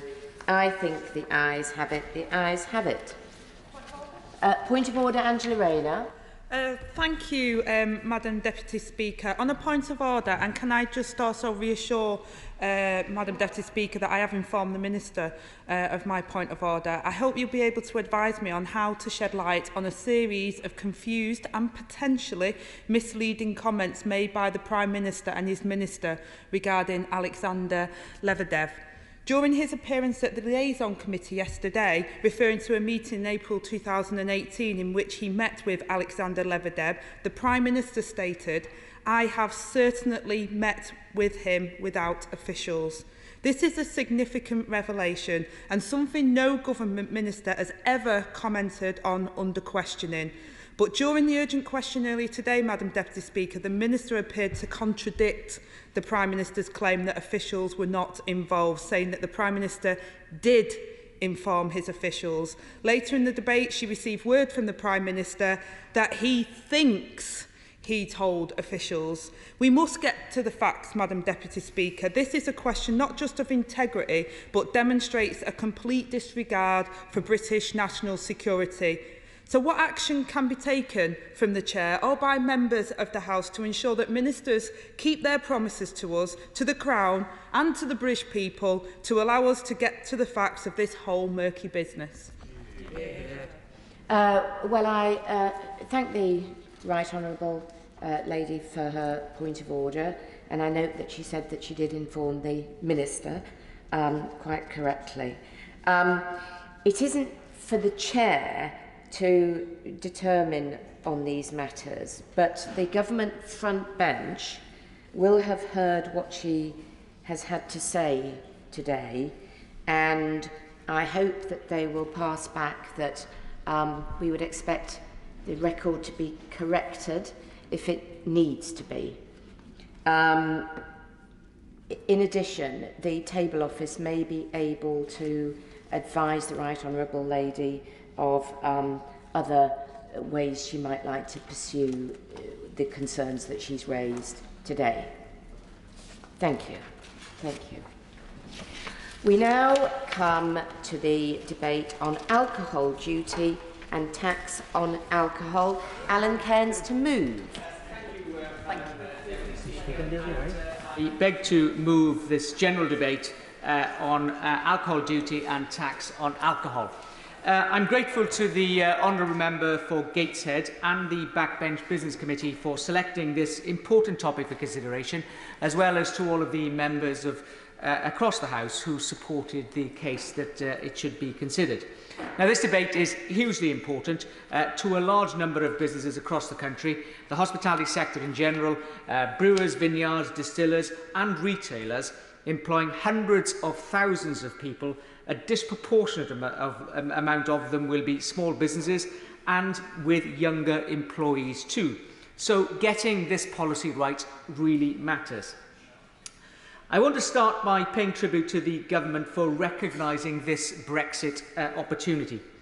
Taxation and alcohol duty has been needlessly complicated for too long, yet the UK was tied to EU restrictions preventing change. The government has set out its intentions to review the structures. They set them out in March 2020 and followed with a consultation on its proposals in October last year. The government's stated aims are to make the system simpler, more economically rational and less distortive, and to reduce the administrative burden. Now, and it's fair to say that these positive intentions are included in the thrust of the proposals as they have been set out. The consultation is welcome because it creates the opportunity for honourable and right honourable members and the industry to respond and to further develop the plans as they're set out. My comments, Madam Deputy Speaker, are aimed at encouraging the Minister to refine the proposals further now that the industry and consumers and officials have considered how they would work in practice. In relation to beer duty, there has rightly been a warm welcome for lower duty on draft beer. There's also been a recognition that the proposed 5% reduction should also apply to kegs and casks of 20 litres rather than the 40 litres that have been set out. There's been a strong indication, I would say, from the Treasury that this may happen, and I ask if the Minister is able to confirm her intentions when she responds. I would also press for a greater reduction than the 5% a pint in order to support the industry and pubs further in particular. New research published just this week has highlighted that England and Wales has 7,000 fewer pubs than it did just 10 years ago. And we all recognise the important role that pubs play in our community, in our society in large, and also providing a watching influence on people who enjoy to have a drink, rather than merely being encouraged by the cost incentive to drink at home. The plan to widen the reduced rate from 2.8 to 3.4% ABV is also a positive move. But again, a minor adjustment to 3.5% would resonate much better. This would enable the industry to innovate further and to help protect smaller brewers from the larger operators who may simply adjust their recipe to take advantage. It is important that relief, as they currently receive under the small brewers relief, fully applies at this level. It would also make this element competitive with EU directives too, and provide further support to the small businesses within the industry. I would happily give way to the honourable member.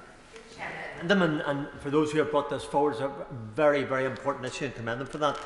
The last few years have impacted greatly upon the local pubs, upon the bars and the restaurants. They're the ones who have suffered. At the same time, Tesco's and Asda's, as two examples, can sell extortionate amounts of alcohol with low tax. Yeah. Others are left suffering. So does the honourable member feel that within this, the steps that government is proposing, and the Minister will speak about later on, that our pubs can pick up the business that they have once had and have lost through lowering their alcohol taxation and encouraging people to support local? Does the honourable gentleman agree that's a positive way forward?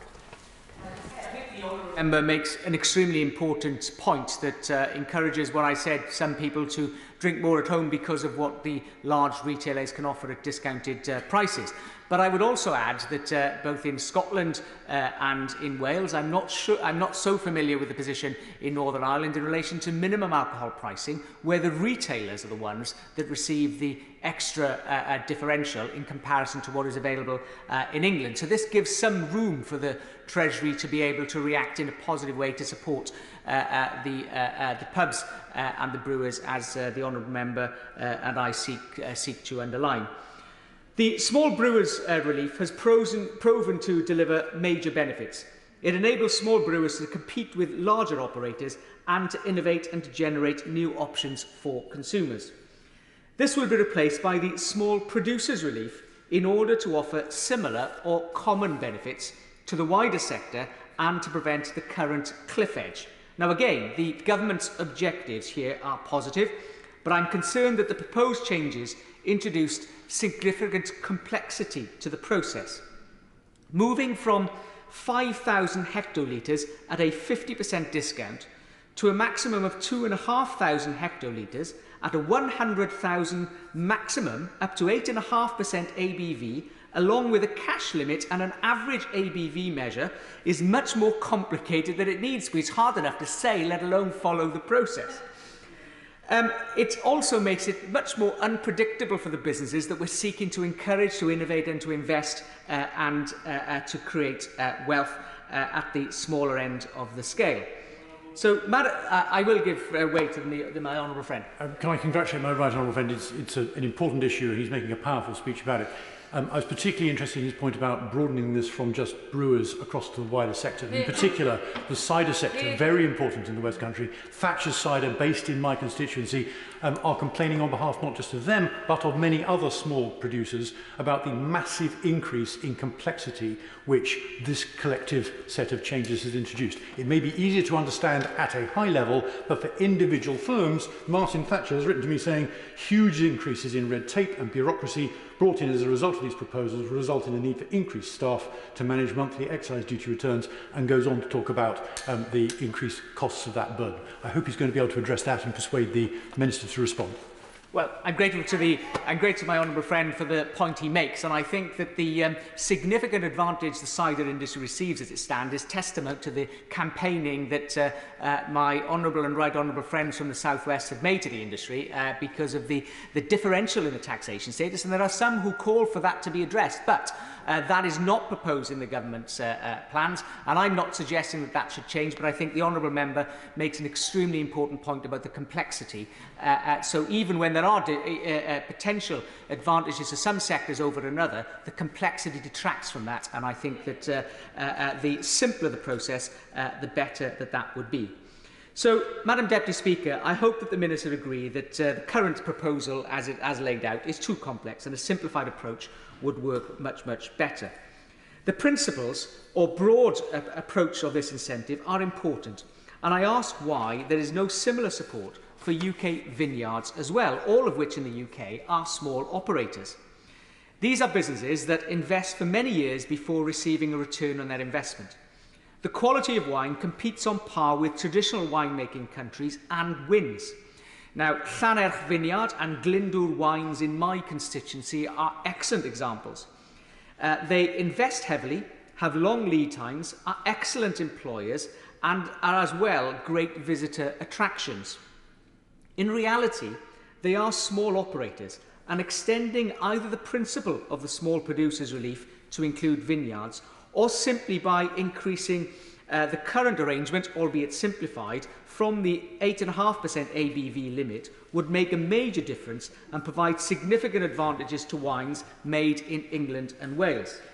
Support to such vineyards here in the UK would not pose risks or undermine the Treasury's ambitions and can be met within the WTO rules.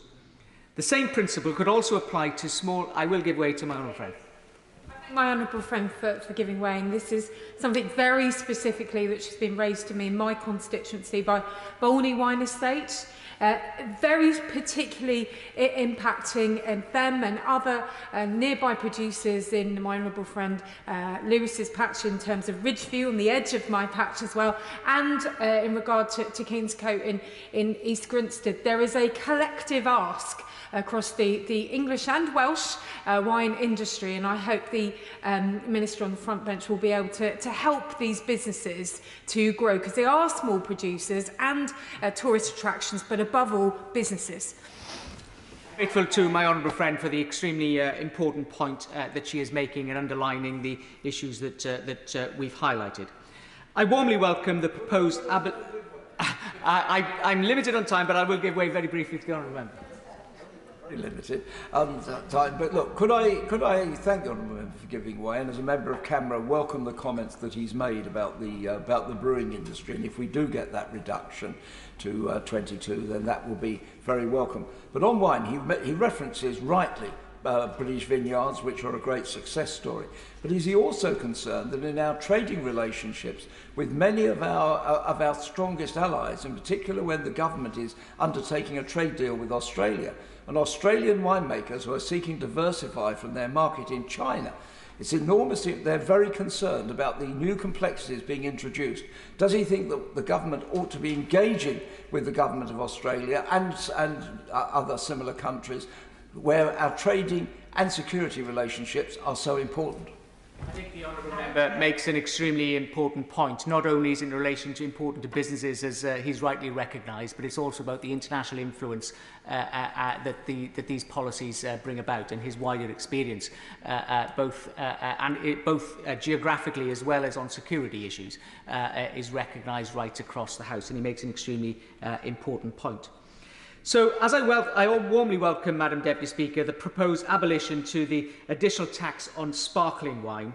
This is particularly helpful to producers in England and Wales. 70% of wines from the UK are sparkling, and the current EU system works against them, particularly as smaller operators. So this is another Brexit dividend.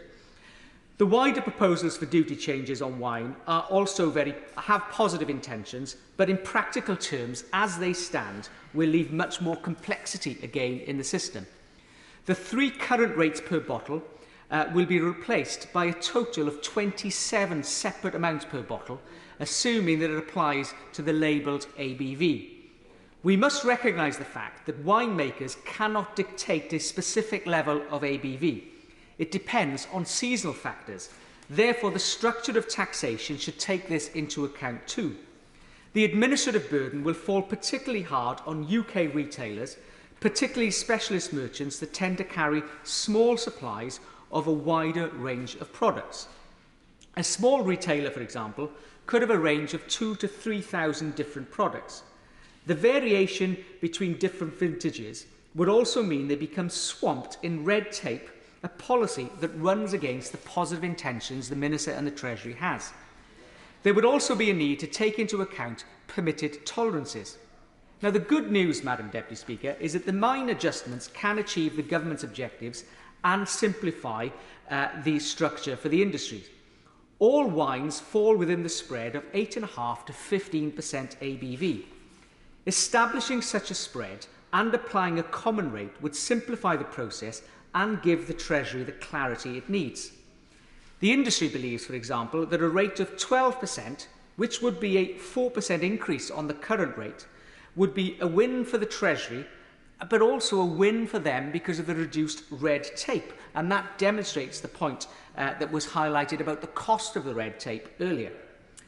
I would emphasise, however, that it may sound logical to say compromise instead of the high number of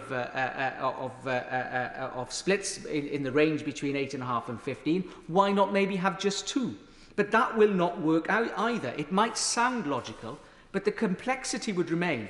And similarly leave tolerance challenges as it would previously.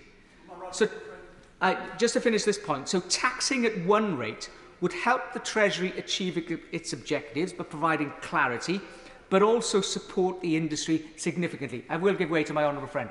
I'm very grateful to my right honourable friend for giving way. Can I say I entirely agree with him, particularly on this point. Company in my constituency, Direct Wines, have stressed of the dangers to their business if these changes go ahead. So does he agree with me that this debate should also be delayed until we've had much more chance to talk to people about how this will affect their businesses? I'm grateful to my honourable friend, and he makes an important point about the complexity of the system, particularly in relation to the wines and the variations of the ABV dependent on the circumstances. I'm torn by the argument on delay, because if we can get this right, because it's only minor changes they need, let's get them as quickly as we possibly can. But clearly, as they stand, we wouldn't want to see them introduced. So if they have to remain, then it's better to see them delayed in relation to wines. So it's something of a challenge, and maybe the Minister could offer some sort of indication of how long she would expect it to take to see these changes. So, Madam Deputy Speaker, these issues are technical and complex, but are hugely important to industries that employ and entertain millions of people across the UK. Previous Chancellors have often made a name for themselves by working closely with the drinks industry on such technical issues, and have delivered a huge boost to employment, investment and society at large. And it's also gone down very well with the popular press when they get it right, because of the popularity of the alcohol sector, and rightly so. So this is an opportunity to do the same. The intentions are right, the structure is logical, but the changes along the lines that I've highlighted would ensure that this important industry can continue to develop, can continue to grow and deliver for all our constituents. I beg to move. The question is, as on the order paper, Daisy Cooper. Thank you, Madam Deputy Speaker. I'm incredibly pleased to be able to speak in this debate. I would like to speak about beer, cider and fortified wine, sometimes known in some parts of Westminster as a work event. The former Chancellor's relief scheme for draft beer and cider excludes far too many small brewers and cider producers who need the most help. The ill-thought-out proposal to impose the 40-litre minimum container size to qualify for help has obviously been dreamt up by someone who really has absolutely no knowledge at all about how pubs up and down our country operate. Almost all craft and small batch beers are kegged into a 30-litre container. That's 6.6 gallons, if anybody is still wanting to introduce imperial measurements. And a small 4.5-gallon cask for real ale, a pin, holds just 20 litres. As do many ciders, which are delivered to pubs to dispense in 20-litre bag-in-a-box containers. 34%, Madam Deputy Speaker, 34% of licensee stock products in containers are smaller than 40 litres to improve beer quality and choice for customers.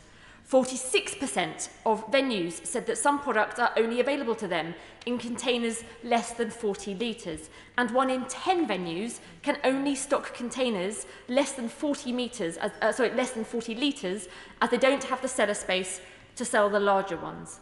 So I do hope, Madam Deputy Speaker, that the Treasury can finally own up to the fact that they have plucked this figure out of the air and instead give small brewers, cider makers and our struggling hospitality industry the break that they need. I would ask if the Minister could confirm today that the industry is going to get the much needed assurance that the threshold will be lowered to 20 litres after all. And Madam Deputy Speaker, I'd also like to talk about fortified wines, because the forthcoming changes to the duty regime will have a significant and arguably disproportionate effect on pork producers in particular. In my constituency, I have one of the UK's leading distributors, Fells. They're a major employer in my constituency and in Hertfordshire more broadly, and they are braced to see a dramatic decline in their sales should this go ahead.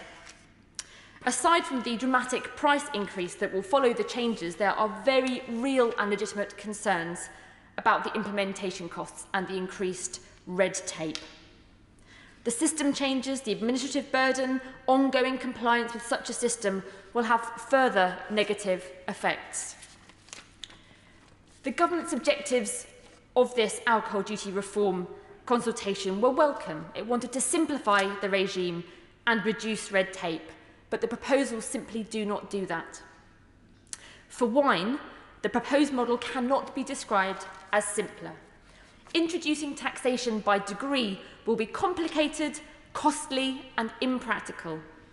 Unlike other categories of alcoholic drink, there is a far greater permitted tolerance for the alcohol content for wine made from fresh grapes, meaning that without testing every wine at the point excise duty becomes payable, it is not possible to accurately determine alcoholic strength. Introducing such a system will disproportionately hit the wine-dominant or wine-exclusive small and medium enterprises, importers and retailers who are an important element of the customer base for my constituency organisation, my constituency business, Fells. They are requesting that the government conduct a full and thorough cost-benefit analysis of the impact on the wine sector, and that this cost-benefit analysis should take place as a matter of urgency before any new system is introduced. And I'd be grateful for assurances from the Minister that they would indeed consider running this cost-benefit analysis. Additionally, under the current proposals, the suggested model actually penalises warmer climates as well. There are very limited tools available to vineyard managers to keep ABV down to an acceptable degree, and production rules actually forbid winemakers from removing more than 2% ABV. I understand that the Minister has met with the Wine and Spirits Trade Association. They are also seeking further meetings because they are looking for an assurance that the government may consider instead a more workable way of taxing wine by applying a flat rate based. They're suggesting a flat rate based on 12% of ABV for all wine and 18% ABV for all fortified wine. Let me just talk as well about port and sherry, because the government's proposals would have a particularly negative impact on the fortified wine business. The total UK market for fortified wine is £311 million. Within this, port represents £82 million, and Fells, in my constituency, is the leading UK importer and distributor. The government proposals would add £1.09 duty to a bottle of port. That is an 11% increase on the average price per bottle. In a highly price-sensitive market, Fells estimates that such an increase could lead to an 11% decline in sales, roughly 1 million bottles per annum. And we know that fortified wines like port and sherry are generally not consumed irresponsibly. They're bought and consumed at festive occasions and celebrations. People buy them to mark exams and graduations and weddings and anniversaries and at Christmas. They're an occasional treat. But with the cost of living emergency, we know that treats are often the first to go. And therefore, this regime could have a huge impact on this market. So I ask the government to think again, to consult more, and not to rush this through, and to do that cost-benefit analysis.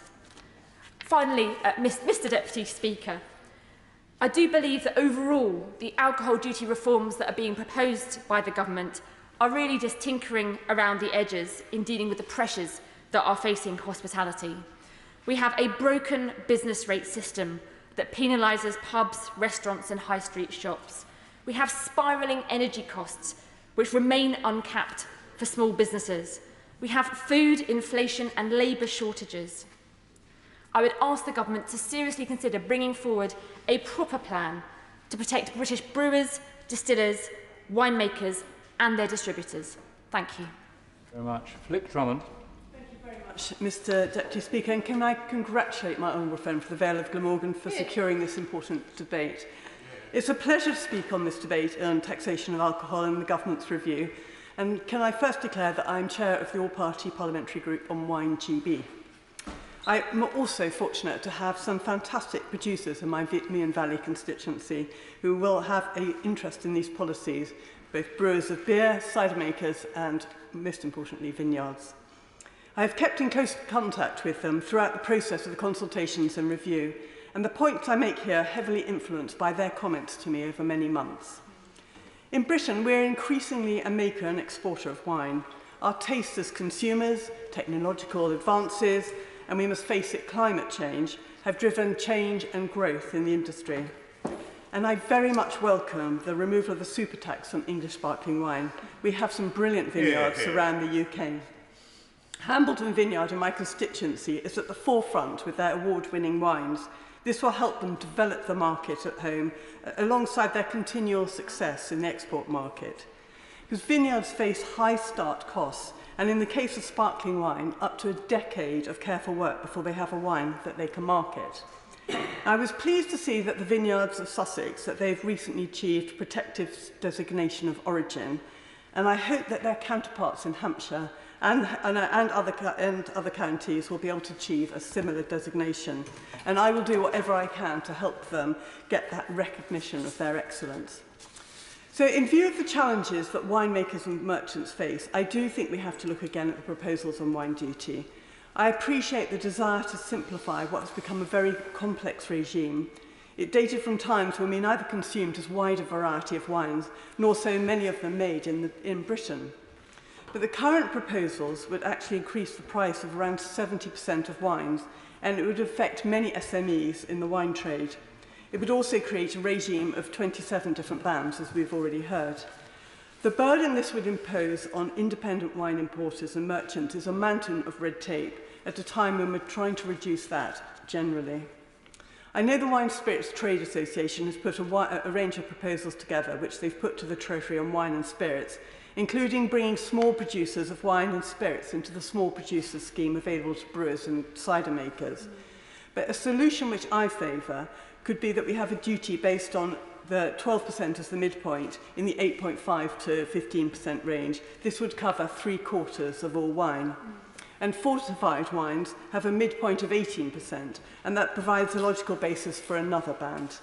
It would also tie in with the global market, which regulates all wines between 8 and 15% as just one product. Turning to brewers, I'd particularly ask the Treasury to look again at Make It 20 campaign, which CEBA are leading. The introduction of the draft duty rate has been welcomed across the industry and by Camera. But supporting smaller brewers has been a long-term aim of the government. But in order to get the best out of draft duty rate, we do need to move the container size it applies to down to 20 litres. 20 and 30 litre containers are mostly a mainstay of supply for small brewers, and with the limit at 40 litres, there's a good chance that many brewers would miss out. And when we come to look at the health of the pub sector, we know that consumers want to see smaller brewers represented. YouGov had recently surveyed pub drinkers and found that more than 3/4 of respondents cited this as an important factor. Turning to cider, which was also mentioned earlier by the Honourable Gentleman for Somerset, one of the Western-super-Mare. This is an area of business which has benefited most from government support in recent years, and I'd urge the government to act on the same level for our winemakers and brewers. Because cider is a great British success story, and talking to cider makers such as Meon Valley Ciders, I look forward to them going from strength to strength. And pubs faced a tough time during the pandemic, and I argued strongly for restrictions on them to be lifted as quickly as possible. I wanted them to be able to carry on off sales while they were closed for on sales as well. During the pandemic, the sector initially recovered strongly, thanks to the Chancellor's eat out, buy one, get one free, I think it was, can't quite remember. Eat out to help out, thank you. But even with the good weather that we're having this summer, it is clear that pubs and restaurants are still operating below the pre-pandemic level. A figure of minus 20% is a figure that we often see mentioned. And this does leave a potential black hole in their margins, which are tight at the best of times, with some fairly rapacious major businesses in their supply chain. The macro brewers and pubcos have not been good friends to the pub trade, which is why it is vital that we support our smaller producers. The Treasury has generally taken a constructive attitude throughout this process, and I'm confident that my colleagues will continue to make sure that we get the right policies in place to help our small brewers, cider makers, and particularly vineyards. Thank you. Mr. Wood. Thank you, Mr. Deputy Speaker.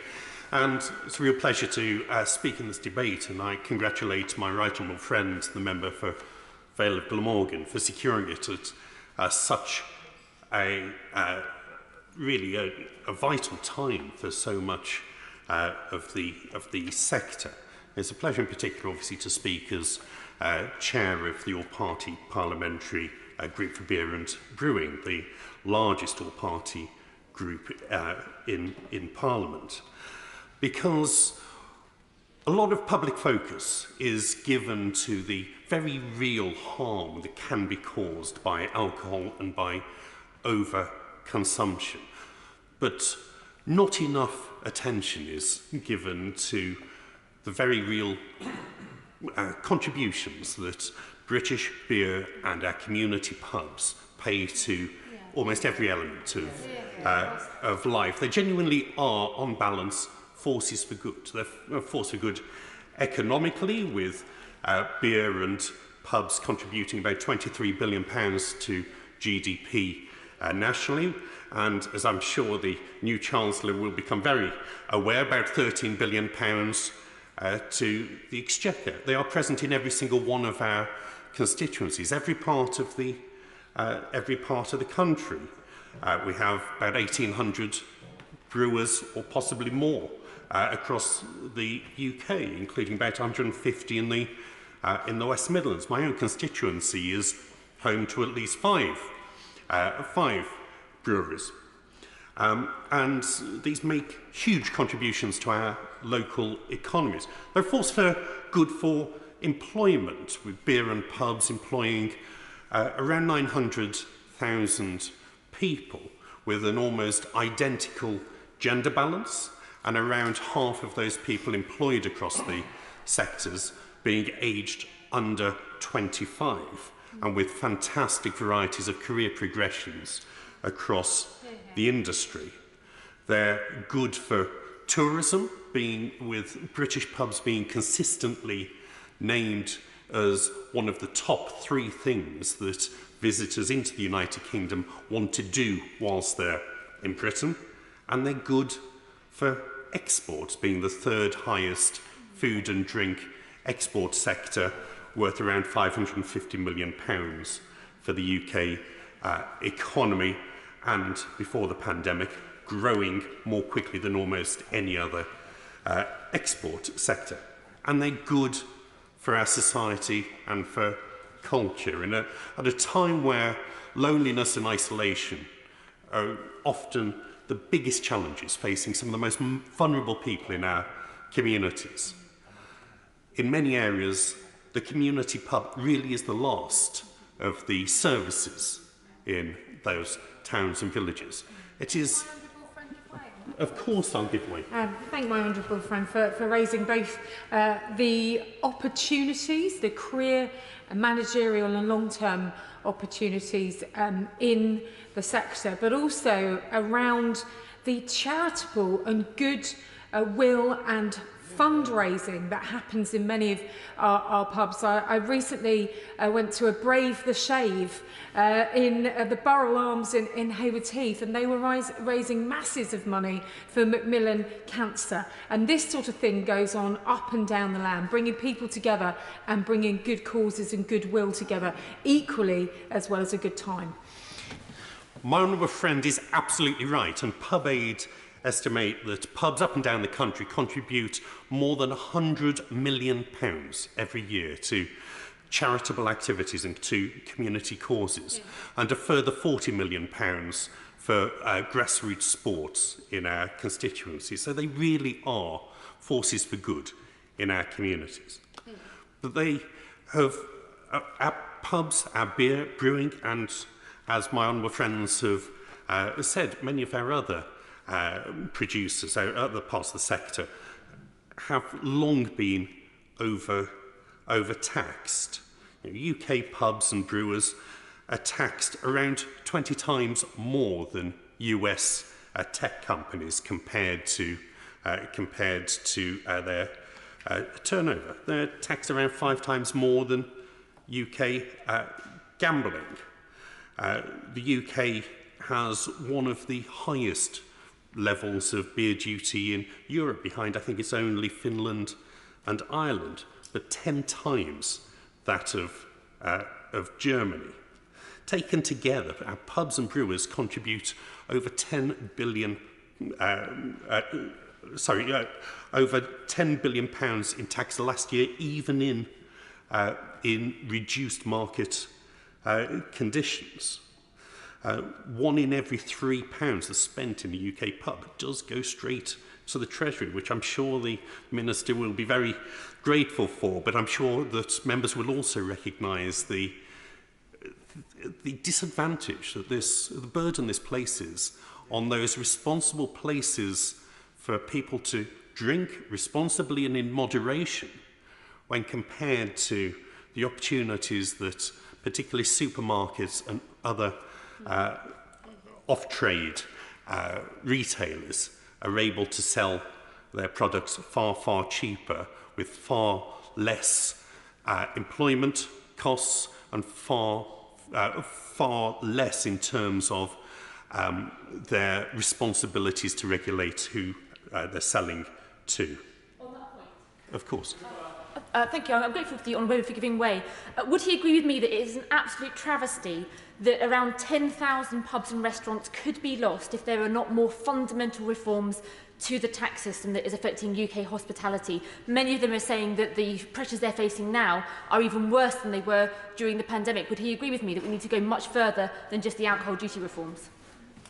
Well, I think there's obviously been a very long-term trend in moving away from drinking in pubs and on-trade towards supermarket sales as shares of the market. Now, some of that will be natural changes in consumer preferences and people's lifestyles, but we shouldn't be allowing the tax system to aggravate those trends where they have such real social and economic consequences. So I think where we can tweak the tax system, make sure that our pubs, our brewers, our other producers are getting a fairer deal, and that this can reduce some of the disincentives to be consuming drinks within well-regulated public houses, then I think we should do so. I do welcome the alcohol duty review. I think it is a massive step forward because, of course, as well as the duty, the level of duty, which, as I've said, is much higher than most comparable countries, all of that is, of course, compounded by not only VAT, but also extremely high levels of business rates. So I do hope that we will be able to look at how our system of local business taxation can be further modified. Clearly, the Treasury have been piloting attempts to charge digital and online companies as a starting point, and I think that's an important starting point. But we do need to make sure that our taxes on clicks are comparable to our taxes on bricks, so that those sectors that are by their very nature have to be, they operate in the real world. Nobody has yet established a viable online virtual pub. I know a few tried during the pandemic. I don't think any of those experiences quite worked out, and I think it's very noticeable that most people come, when was it, April, May last year, were very quick to get back to the real thing rather than the online equivalent. But on the duty review, the reforms that are being proposed are hugely welcome, particularly, I say, the banding that recognises the progression as you go through alcohol strengths, so that higher strength alcoholic drinks pay not quite exponentially more, but certainly progressively more levels of duty compared to low strength drinks. The changes to the low alcohol band for beer from 2.8 to 3.4 will make a big difference in terms of the availability of good quality lower alcohol beer. It is relatively simple for brewers to change recipes to bring down a 3.6, 3.7% real ale down to 3.4, much easier than it is to get it down to under a 2.8 threshold without changing the character of those drinks. Although I do agree with my right honourable friend that 3.5 would clearly be preferable if we're looking at those details. Similarly, on the proposals for small brewers relief, I think that what's being proposed is hugely preferable both to the system we currently have, but also to the initial proposals that the Treasury had brought forward that I think would have caused a lot of difficulties for relatively small breweries. I think these changes, whilst I accept that they take a while to get your head around, and I think that's probably putting it lightly, I think the distorting effect that the current system has with its sharp edges that act as very strong disincentives for growth that impose an unnatural plateau around 5,000 hectolitres that mean unless you can be confident that you're going to grow significantly beyond 5,000 hectolitres, you have very little incentive to invest in the extra staff and the extra capital to do so.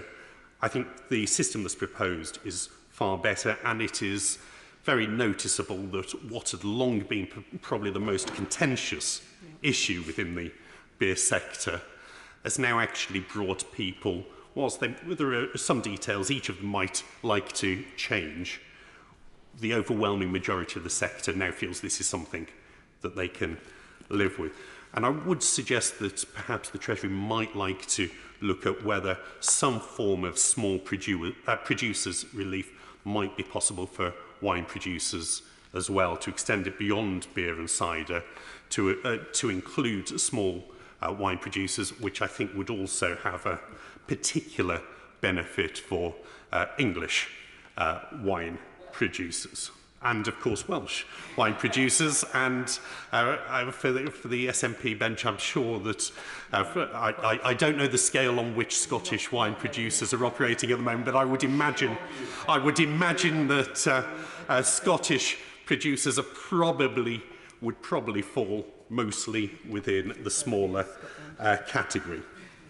And finally, on the proposals for the differential rate of beer duty, the draft beer duty rate, and this was a fantastic proposal that the previous Chancellor announced in his budget last autumn. It has the potential to make a big, big difference to supporting responsible drinking within our beers, our pubs, our cafes, our bars, instead of our supermarkets and, let's be honest, our park benches and town centre street corners.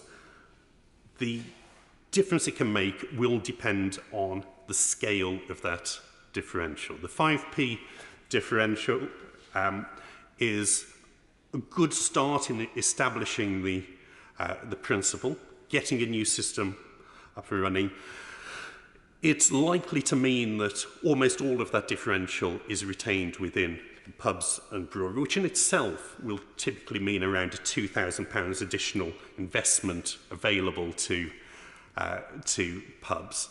But if we want to see consumers, beer drinkers, benefit from the draft beer duty rate, that differential is going to need to be widened. I think it's only really once you get to the 10-15 pence stage that you start to see a real difference in what customers are paying for a pint at the bar, and that's when it also has the difference in encouraging people to drink in regulated on-premises instead of buying from the off-trade. So we'd obviously like to see that increased. We'd also, if possible, like to see it introduced at the first available opportunity. I know that the Treasury were looking at something being introduced probably in spring of next year. Given the difficulties that we all know that the hospitality sector have had over the past 2 years or so, if a suitable fiscal event or financial instrument was to be found that would allow this to come into force before this year's Christmas season, it would make a massive difference in helping the pubs that the Honourable Lady for St Albans was referring to that may be struggling, may be on the edge of either going under or just about managing to stay afloat through the winter. I think bringing this in early would make a big difference. Now, clearly there's been a very lively debate over container size. 20 litres is very obviously the correct answer. I think from discussions with the previous Chancellor and previous Economic Secretary, I think that they recognise the 20 litres was also where this needed to end up. I very much hope that incoming ministers will now reach the same conclusion. I think actually the previous Chancellor broadly accepted the argument that 40 litres was probably not the right container size for the threshold when he was pictured with the Prime Minister holding 30-litre containers to launch the policy. So 20 litre will make a big difference to the range of particularly our smaller brewers, the types of beer that can be made available, but also I think we need to look at the provisions on distribution mechanisms so that they don't necessarily have to be connectable to either a gravity-pulled or electric-pulled draft system, that the pins of the kind that you see typically in beer festivals in all of our constituencies, where it's just a tap in the side of a barrel, if it's over 20 litres, I think that that makes a lot of sense. So I'm talking to some of our brewers. They estimate it's less than 0.1% of their beer is sold through those taps. We're not risking seeing a massive distortion in the market from people buying huge numbers of them for parties at low rates of duty. It is a minimal cost to the Treasury just to make it apply to all containers over 20 litres. Clearly, the system that they've introduced in Australia a few years back that does have a requirement for the connectors, as partly the Australian market is very different. They also have a much lower threshold. I think it's as low as 8 litres from memory, but I think 20 litres will capture virtually all of the beer that virtually all of the small brewers that we're trying to support, that supply through our pubs and our licensed premises, they would benefit from this. So I would hope that the Treasury in their final decision will settle on that as the obvious figure. So once again, I thank my right honourable friend. I thank the Treasury for all of the discussions that we've had over the past couple of years, and particularly since the publication of the duty review. And we look forward to these measures being introduced quickly so that our brewers, our publicans and UK hospitality as a whole can benefit, succeed and thrive. From bench wind up, Richard Thompson. Thank you, Mr Deputy Speaker. And can I say what a pleasure it is to speak in this debate and to congratulate the Honourable Member for the Vale of Glamorgan on securing it. I'll begin my remarks by declaring my membership of the All-Party Parliamentary Group on Scotch Whisky, and also say how pleased I am to see, after a day of turmoil, that the Minister is in our place. I'm going to have to get to grips with two other ministers that I shadow, so it's nice to see some continuity somewhere in at least one area of the responsibilities I have for my group. Alcohol duty is something that I think has been ripe for review for quite a considerable period of time, on the grounds of complexity, on the grounds of the economic impacts it goes on to have, but also on the social and health impacts that it can have in terms of how behaviours might go on to be influenced. And I think it's something that, well, I know it's something that could have been done at any time. There's contrasting levels of duty that are applied across the European Union. The UK was towards the higher end of that, but there were many other countries that had considerably lower rates. And so, you know, it's certainly not a Brexit benefit that the UK government is able now to turn its attention to this. Now, the previous Chancellor clearly had an agenda to simplify the duty regime.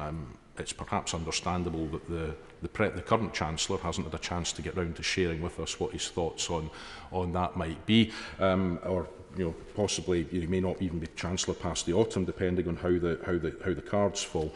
So it's it is a moment where I think it is ripe for debate and reopening some of these issues, because to my mind, ideally, what any government ought to be looking for is a regime which supports domestic innovation, which product innovation and technological innovation, and there is an awful lot of it in the alcohol producing sector. So supporting that innovation, supporting that investment and production, but also keeping the social and health impacts of alcohol consumption in mind. And on that measure, I have always taken a dim view in terms of the review and the parameters that were set out so far about the apparent bias that there is against stronger alcohols such as whisky and vodka and gin, and I will go on to explain why that is.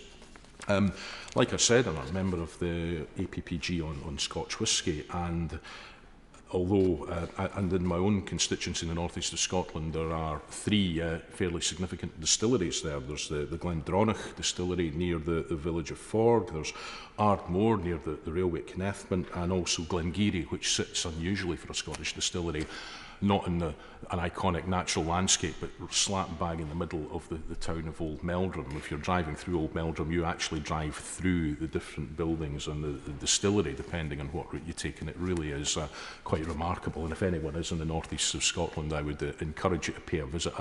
Give me a shout, I'll come along with you, because it's great to be able to show off such a distillery.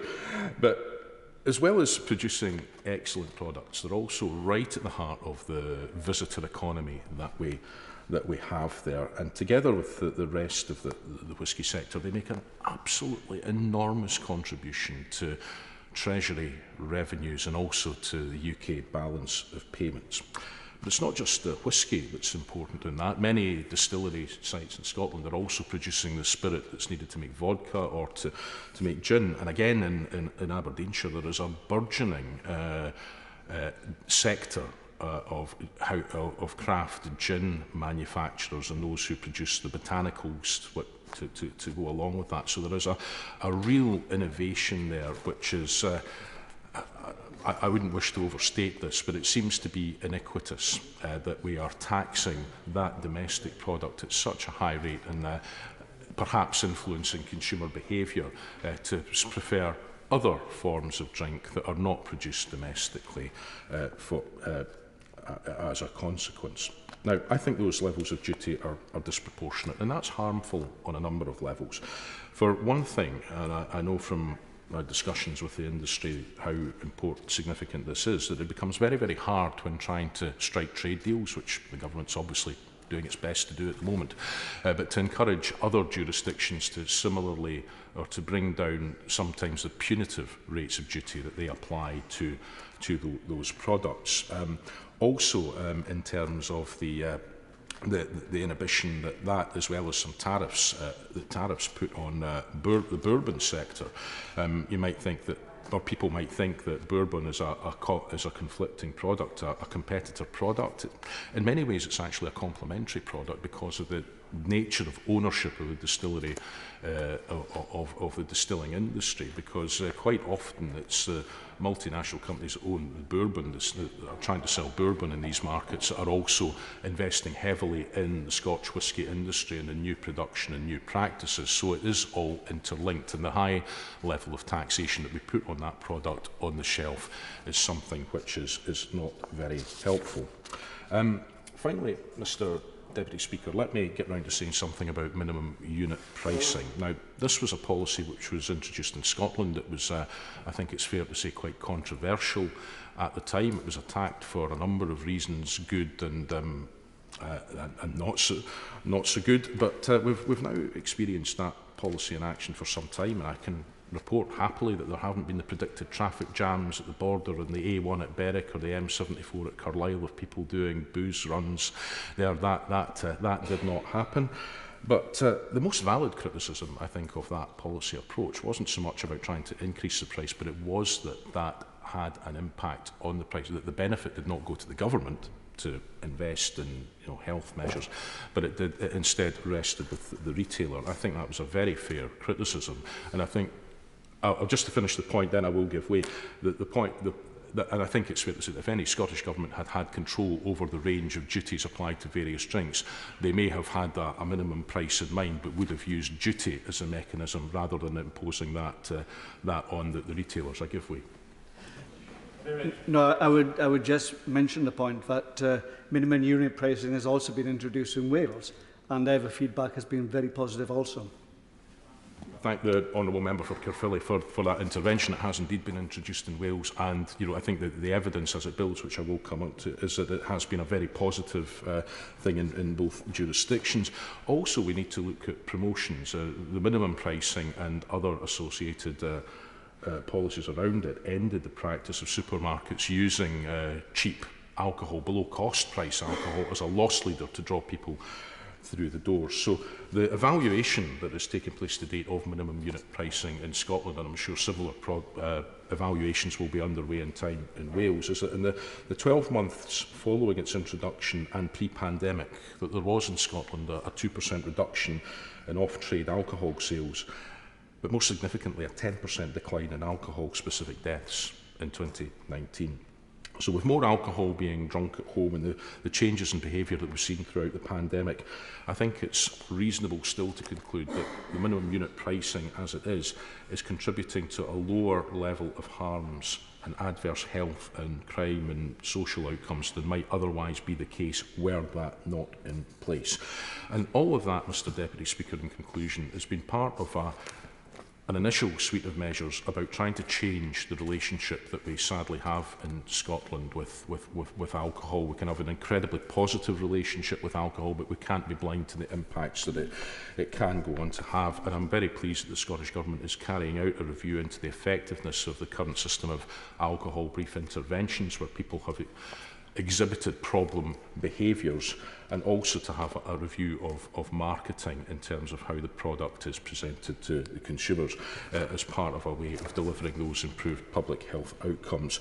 I believe that a review of where we are with duties is a ripe opportunity to do that, and I certainly would be failing in my duty as an SNP spokesperson to say that wouldn't it all be better if this was also devolved. Thank you. Point of order, Mr Mike Wood. Thank you, Mr Deputy Speaker, for allowing me to raise a point of order. I should have drawn the House's attention to my entry in the Register of Members' Interest relating to hospitality I've received from appropriately the hospitality sector. Can you advise as to how I may put that on the record? To thank Mr Wood for his point of order and his forward notice of it. He's just done that, and thank him for correcting the record at the earliest possible opportunity. Bina upon Azari.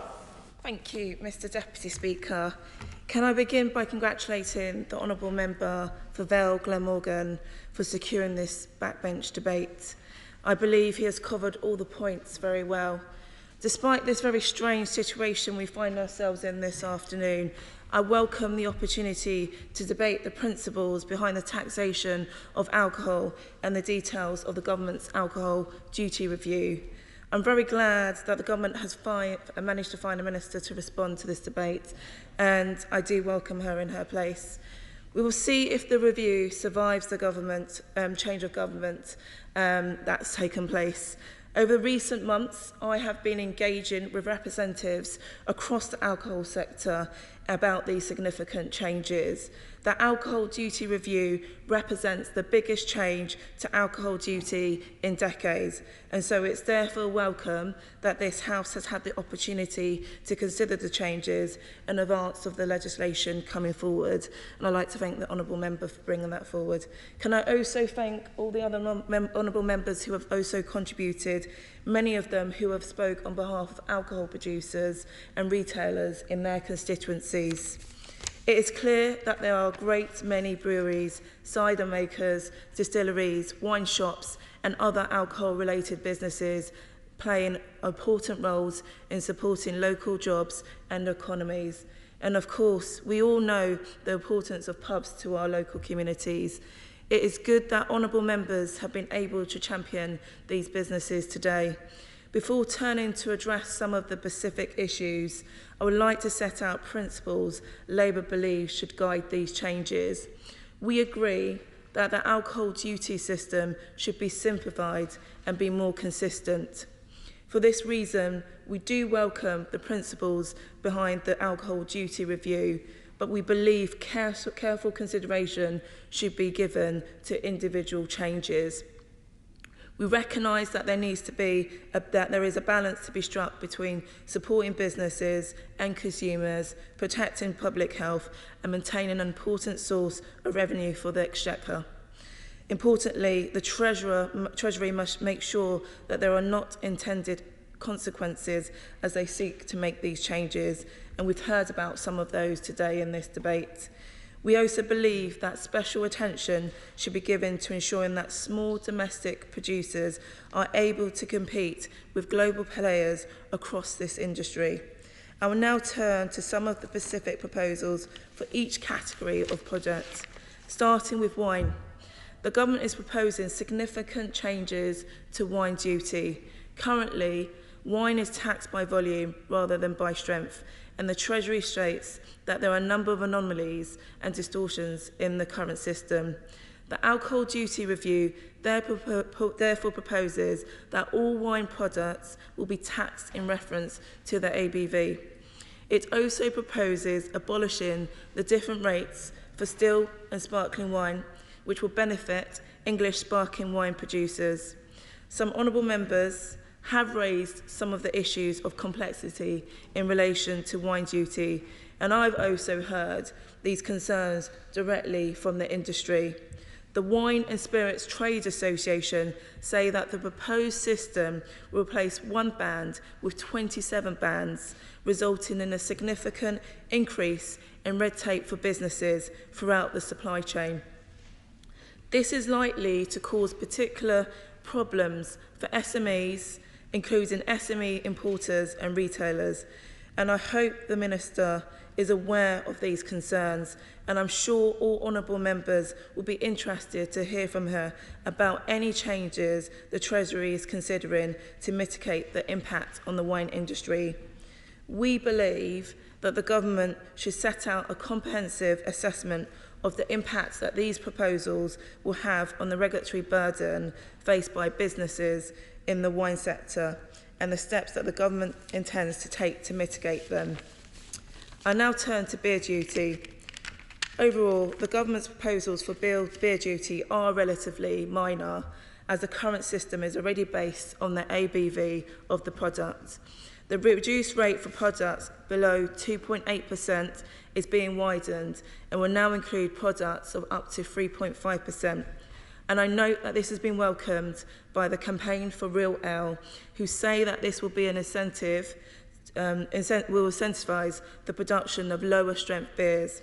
However, the Society of Independent Brewers has raised concerns that this change may allow lower brewers to undercut small brewers. Could the Minister please look into this? The alcohol duty review also announced that the government's intention to introduce a new draft duty discount of 5% for draft products sold in large containers. Labour welcomes these proposals as an important way to support pubs as they recover from several very difficult years during the pandemic. However, there are some concerns that the proposal to set 40 litres at the minimum container size risk excluding small brewers and small community pubs who often use about 20 to 30 litre containers. We believe that the government should set out how many small brewers would benefit at a different minimum of containers. So can the Minister address this in her wind-up? Turning to cider, the alcohol duty review states that cider duty is not well-structured tax, as high-strength ciders currently pay proportionately less duty than those at lower ABV. The review also directly links this to high rates of problem drinking associated with strong white ciders. But this review continues to treat cider favourably with rates less than half that of beer. We do recognise the importance of cider making to many rural communities, but is the Minister concerned that these proposed changes will not go far enough in tackling the problems drinking associated with very strong ciders? And will she set out what assessment the Treasury has made of public health impact of different rates of duty on high alcohol cider, given it makes up a disproportionate amount of alcohol-related harm? I now turn to spirits. Spirit distillers, and in particular the Scottish whisky industry, make very important contribution to the UK economy and are a very important export to the UK. So I do urge the government to work with this industry to ensure it remains competitive. The government is not making significant changes to structure a spirits duty, but we welcome the government reducing on spirits below 22% to encourage the development of lower strength spirit-based drinks. Finally, I would like to say a few words about the proposals for new small producers relief. Labour introduced the small brewers relief in 2002 and is proud of the effect it has in supporting small brewers and creating the vibrant UK beer scene that we know exists. We therefore support proposals to extend the scheme to other product producers, but believe the Treasury should work closely with representatives of small brewers and cider makers to make sure it continues to work effectively. As you know, the devil is always in the detail. I've also had concerns from wine and spirits industry that proposed small producer relief would not apply to products above 8.5% ABV. The government therefore needs to explain why it is excluding small distillers and small English and Welsh winemakers from this relief, and what assessment it has made of the merits of including them. I will end my remarks here, and I look forward to hearing from the Minister on all of the important points that I've raised. There are major changes which will affect businesses and consumers, and they deserve careful consideration. We will be scrutinising the forthcoming legislation closely, and I look forward to debating these issues again in the future. Thank you, Mr. Deputy Speaker. Thank you very much. Minister. Thank you very much, Mr. Deputy Speaker, and it's a pleasure to respond to this debate brought by the Honourable Member for the Vale of Glamorgan, and I congratulate him on securing this debate. And it's been good to hear Honourable Members across the House and, of course, the chairs and members of very important APPGs on this subject. It's very clear that my honourable friend, the honourable member for the Vale of Glamorgan, is an ardent advocate for producers and traders in his constituency. And indeed, Wales has a historic association with alcohol production going back 4,000 years, and today produces many ciders, beers and wine. The Honourable Member for Meon Valley has also talked about the producers in her constituency. As many people have mentioned today, Mr. Deputy Speaker, we are making changes to outdated, arbitrary and inconsistent alcohol tax laws. And the reforms that we are proposing will make the system fairer, simpler and more aligned to public health goals than the system that we inherited from the EU. As the Honourable Member for Erith and Thamesmead said, these are significant reforms that we are making. But before addressing the excellent points that have been raised today, I want to remind members of the major changes we are making to improve the duty system. Reform of our alcohol tax laws is long overdue. These laws have barely changed since the 1990s. This is largely because incoherent and prohibitive EU rules have been in the past hindered by much needed change. In the current system, a high-strength white cider will pay less duty per unit than a low-strength beer.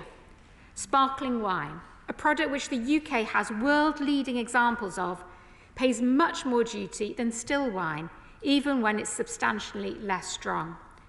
Fortified wines are made with the addition of spirits, and yet they pay less duty than a liqueur made with spirits, even if they're the same strength. We have inherited 15 rates from the EU across 5 different products and with 3 different methods of taxation. This current system is complex, is archaic, and the Institute for Economic Affairs said that it defies common sense.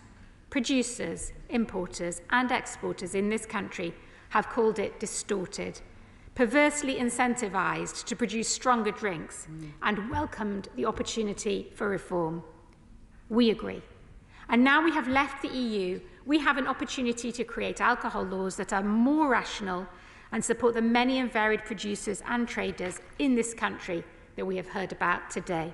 So I'd like to take this opportunity to remind everyone of the significant benefits which have been introduced with our reforms. A radically simplified system, slashing the number of bans from 15 to 6, and taxing all products in proportion to their alcohol content. Taxing all products in the same rational way, a policy which was banned by EU law. Ending the premium rates on sparkling wine and equalising them with still wine, and substantially reducing duty on rosé. New rates for low-strength drinks, below 3.5%, encouraging innovation and reflecting consumer preferences for the low or no alcohol market, and cutting duty on a 3.4% beer by 25 pence a pint. Modernising the taxation of cider, targeting unhealthy and problematic white ciders, while cutting the duty for lower ABV craft and sparkling ciders. Introducing small producers relief, supporting the many small artisan alcohol producers who continue to create world-leading products in this country. These are benefits that would not have been available to us before we left the EU. I'm very happy to give way to that. I'm grateful to the Minister for giving way. Could you clarify which specific EU regulation was preventing us from duty reform? There are many laws in the EU, as the Honourable Member will know, that have dictated our laws for many years, and those are the regulations and directives that we're changing, not just in this area, but in many others. But coming back to the system that we are producing, we ran a consultation after the autumn budget until January of this year, and Treasury officials have met with many stakeholders from across industries and public health groups. The Honourable Member for St Albans said we need to consult more, but I can assure her that Treasury ministers, largely the former XST who's responsible for this area, has met with colleagues from across the parties. We've spoken to and visited businesses from the smallest to the largest. We've welcomed representations from many of the most important trade bodies, and we've sat down with the Australian High Commissioner, all to ensure that at the Treasury we have heard all points of views on these reforms. And I can assure the Honourable Lady and others that we are listening. And I'm going to come on to the points that many Honourable Members have made. We've heard from those industries, businesses and colleagues where they have some concerns, and we have and we will continue to listen to the feedback, and the comments that have been made in this debate will form part of that listening. And we're actively thinking about how we can reduce burdens on businesses while still preserving the many benefits of the system, not least the clear and obvious public health benefits of taxing products by their alcohol strength. Now, many members have talked about issues with keg size, the Honourable Member for Neon Valley, the Vale of Glamorgan, the Honourable Member for St Albans and Dudley South. And I want to assure those members that while I can't give any announcements today, that we are absolutely listening to that point. My honourable friends from the Vale of Glamorgan and Dudley South and others talked about how small producer relief is too complicated, and I want to reassure honourable members and friends that we are determined to get rid of the cliff edge to support growth of small brewers.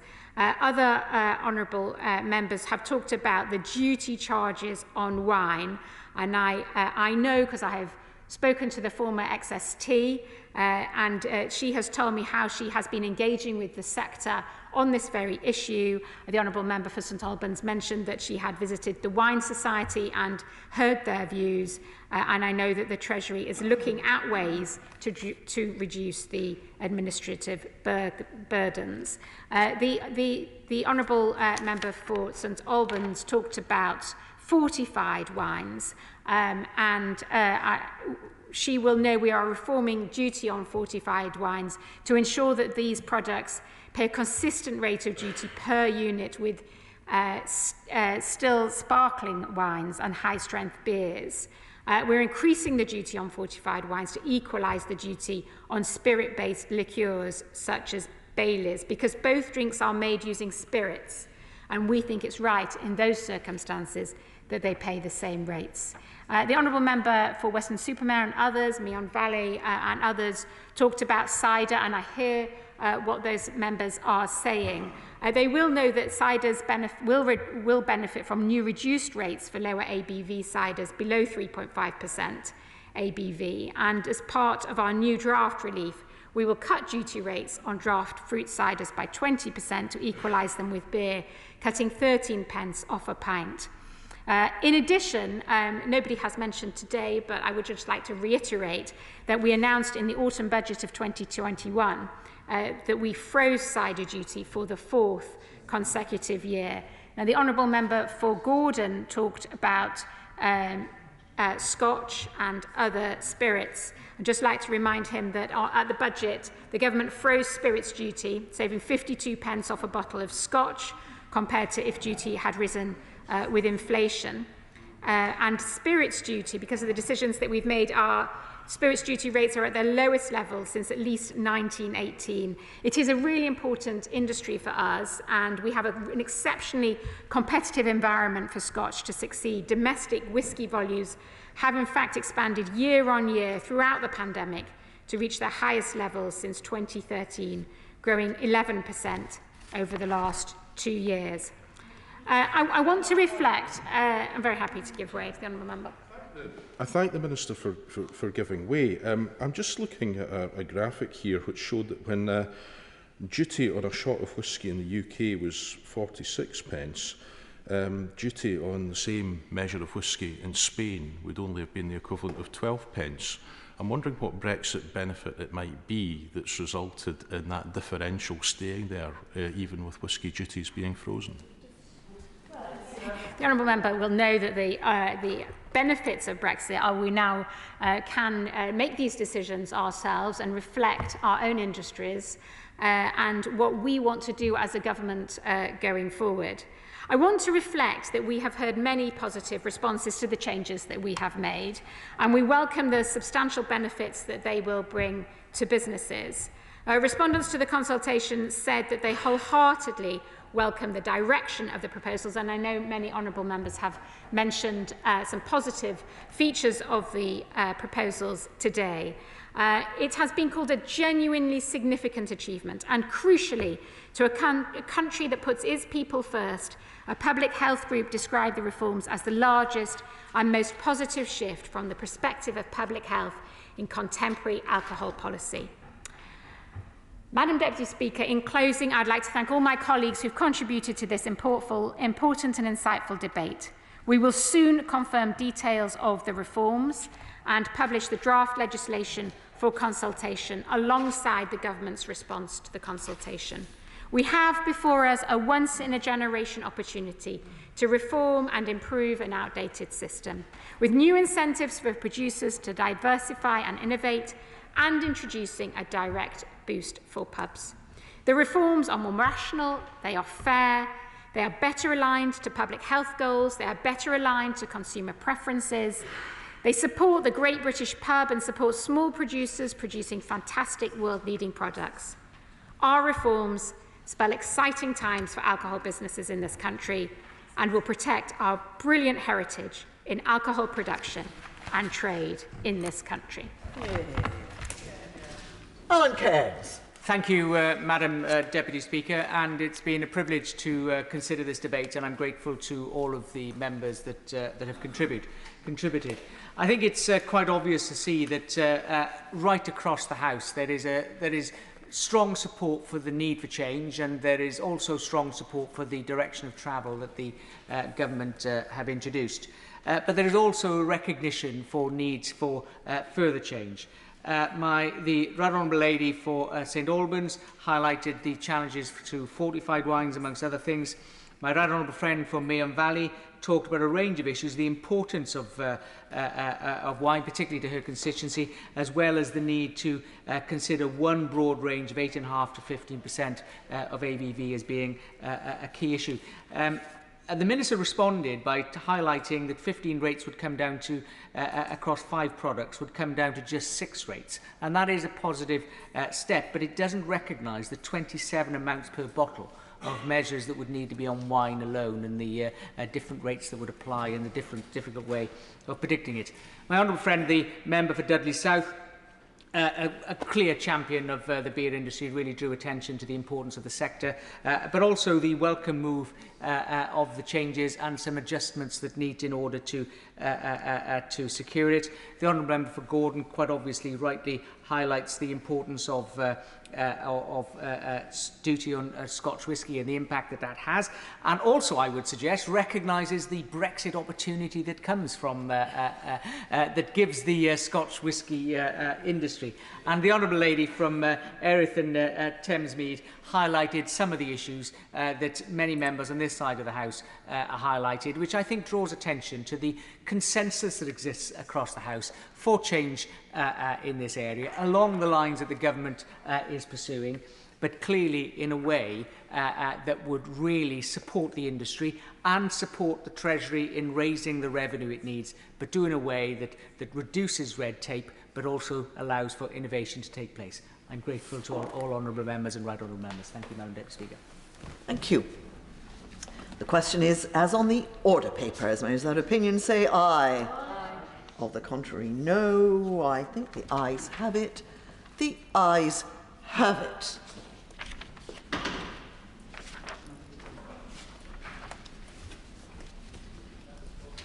I beg to move that the House do now adjourn. The question is that this House do now adjourn. Wayne David. Thank you, Madam Deputy Speaker. Last November, a 10-year-old boy, Jack Lees, from Penbryn, Penrowell, in my Caerphilly constituency, was killed by a vicious dog. The dog attacked and killed Jack in a neighbour's home. The dog was an American XL bully. In the trial which concluded last month, one of the defendants in whose home Jack died was sentenced to 3 years. The other defendant, the owner of the dog, received a sentence of 4.5 years in a youth offender institution. The dog, called Beast, had been bought on the internet only a few days earlier. There can be no doubt that the dog had huge behavioural problems and was not going to be kept as a normal pet. Indeed, the previous owner of the dog stated that he was selling the dog because he couldn't cope with it anymore, and the dog was described as aggressive in its for sale advert. Moreover, CCTV recording showed how the dog threatened and tried to attack people on the street. It is worth noting that during the course of the trial, the man who owned the dog breached his bail conditions in a blatant way. It is a view of Jack's mother, Emma, who has been incredibly brave, that the sentences given to the 2 defendants were far too lenient. This is also a view of the local community in Caerphilly, and it is my view as well. An e-petition has been launched by Jack's mother, and it clearly expresses the view of so many people about the leniency of the sentences that have been handed down. In response to representations which Emma has made to the Attorney General's office, she has been told that it is not possible to refer these sentences to the Court of Appeal. Although the law officers do have the power to ask the Court of Appeal to review certain sentences which appear to them to be unduly lenient, this power does not apply to sentences under a piece of legislation which is applicable here. I understand, however, that the Secretary of State for Justice does have the power to add to this scheme where a review can take place. I would therefore like to ask the Minister to speak to her colleagues in the Ministry of Justice so that they can give active consideration of the Dangerous Dogs Act 1991 being included in the scheme. But it has to be said that even if the sentences in this case were referred to the Court of Appeal, the sentences of the two defendants could not be changed, as they could not be retrospective change.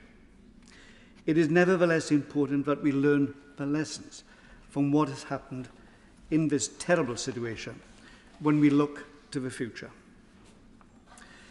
It follows from what I have said that the sentencing guidelines themselves ought to be rewritten and strengthened in the light of this case. Another important lesson from this terrible case is that the Dangerous Dogs Act of 1991 itself is woefully inadequate and inappropriate in dealing with the issue of dangerous dogs. The attack on 10-year-old Jack Lees is truly tragic, but attacks by dangerous dogs are not a rare occurrence. In the last 10 years alone, more than 20 people have died after being attacked by a dog. Each year, some 200,000 people are attacked by dogs in England alone. In Wales, there have been over 200 incidents involving dangerous dogs during the last 6 months or so. And in Gwent, which includes Caerphilly, between September 2021 and February of this year, there were 69 dog attacks reported to Gwent police. 3 of these were on children who were 17 or under. The main piece of relevant legislation is the Dangerous Dogs Act 1991. This applies to England, Scotland and Wales.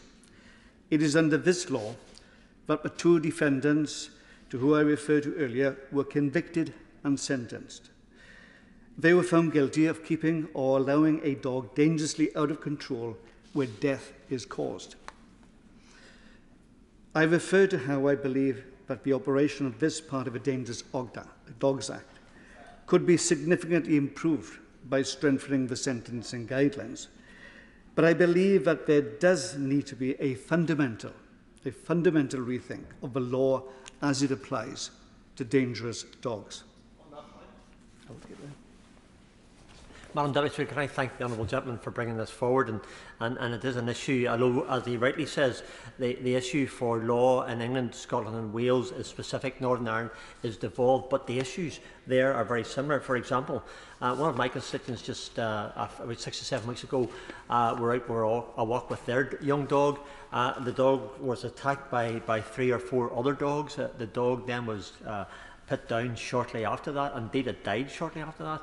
An example again of legislation that doesn't work. To address that issue, my constituents then had to take a private court case against the person, which added to the court trauma.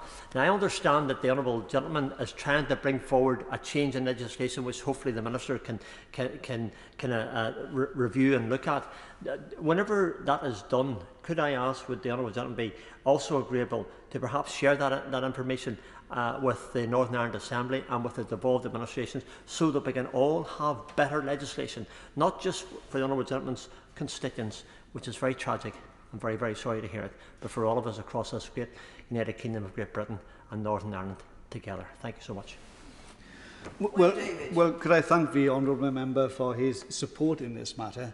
And although the Dangerous Dogs Act itself doesn't actually apply to Northern Ireland, nevertheless there are arrangements in place, and it is a serious issue in Northern Ireland, as it is in the rest of the United Kingdom, and I will certainly liaise with him in future when I pursue this issue further. Thank you. Madam Deputy Speaker, in the Dangerous Dogs Act, only 4 specific breeds of dogs are banned. They are Pit Bull Terrier, the Japanese Toso, the Dogo Argentino, and the Fila Brasileiro. Incredible though it may seem to many, the dog which attacked Jack Lees, an American XL bully, is not listed as a dangerous dog. But I am not calling for this particular breed of dog simply to be added to the list. There are many types of dogs, including crossbreeds, which you could argue ought to be on the list. But there are two fundamental problems with this approach. One is that because there is more and more crossbreeding, it is virtually impossible to maintain any kind of legislation which contains an up-to-date list. Secondly, prescribing certain breeds of dogs gives the erroneous impression that only listed dogs are dangerous and does not take into account how a dog is kept and trained. It has been said that most dogs have a potential for being dangerous if they're not trained properly. Now that brings me on to one of the main points that I want to make. And that is that I believe there is a need to fundamentally change our whole approach to so-called dangerous dogs. Rather than relying on breed-specific legislation, which is clearly inappropriate, the government ought to bring forward legislation which is based on a totally different approach to this issue. I know that the government has done a lot of work on this issue. There was a debate which I contributed to in Westminster Hall only a few weeks ago. In response to that debate, I thought the former minister's comments were encouraging, and I would hope today that the minister is able to take us forward a little bit further. The government's starting point has to be an acceptance that there is a lack of any real evidence to support a breed-specific approach to protecting the public. I believe that there is a large amount of independent research funded by DEFRA which lays the basis for a quite different approach. It shows that simply looking at a dog's breed is not an appropriate criteria to assess that dog's risk to people. I know that the government is fully aware of the conclusions of the House of Commons Select Committee inquiry, which states that the current dangerous dogs legislation fails to protect the public and also harms animal welfare. This is the view, too, of a whole range of organisations which have come together under the Dog Control Coalition. These organisations include the RSPCA, the Dogs Trust and the Kennel Club. Madam Deputy Speaker, it has now been over 30 years since the Dangerous Dogs Act was passed. And going beyond this act, it has to be said that the legal framework for dealing with dog bite incidents is very complex, with a number of different laws applicable depending on the circumstances surrounding the incident. But breed-specific legislation has another fundamental weakness, and that is the fact that it is to a large extent reactive in character. I believe that it is better to approach this issue of public safety before there is harm caused, rather than responding to the consequences. Prevention has to be the watchword. That is why I want to see a comprehensive and fundamentally different approach to this issue. A number of years ago, there were dog licenses.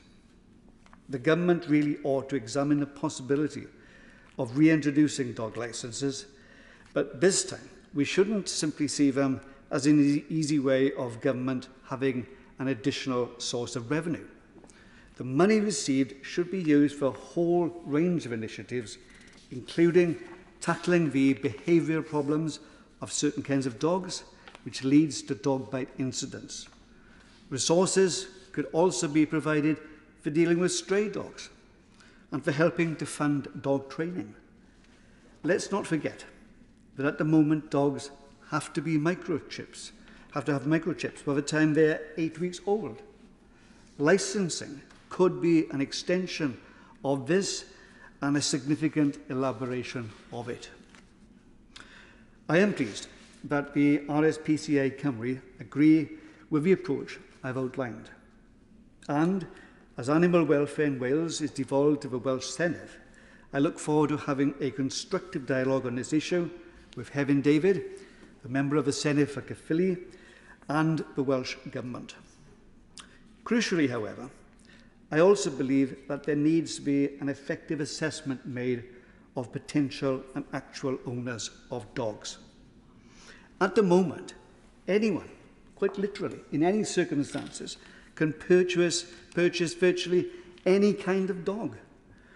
Local authorities, I believe, should have a key role to play here. Also, local authorities ought to have the statutory responsibility of ensuring that dogs are kept and housed properly, and that their owners are ensuring that their dogs are correctly and appropriately trained. In addition, could I say that there needs to be a firm control on the buying and selling of dogs. To return to the tragic case of Jack Lees, the dog that killed him was purchased on Facebook not long before the attack. Such purchases cannot be allowed to continue. That is why I would urge the government to prevent the sale and purchase of dogs in this way.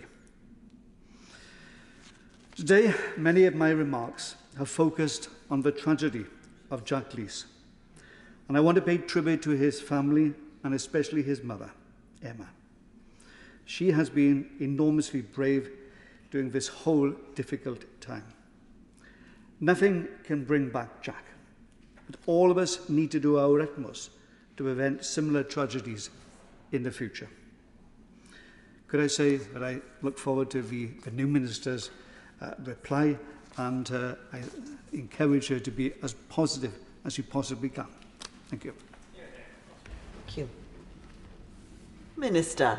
Thank you very much, Madam Deputy Speaker. First of all, I'd like to congratulate the Honourable Member for Caerphilly for securing this debate on such an important issue, and our usual friend from Strangford for joining in too.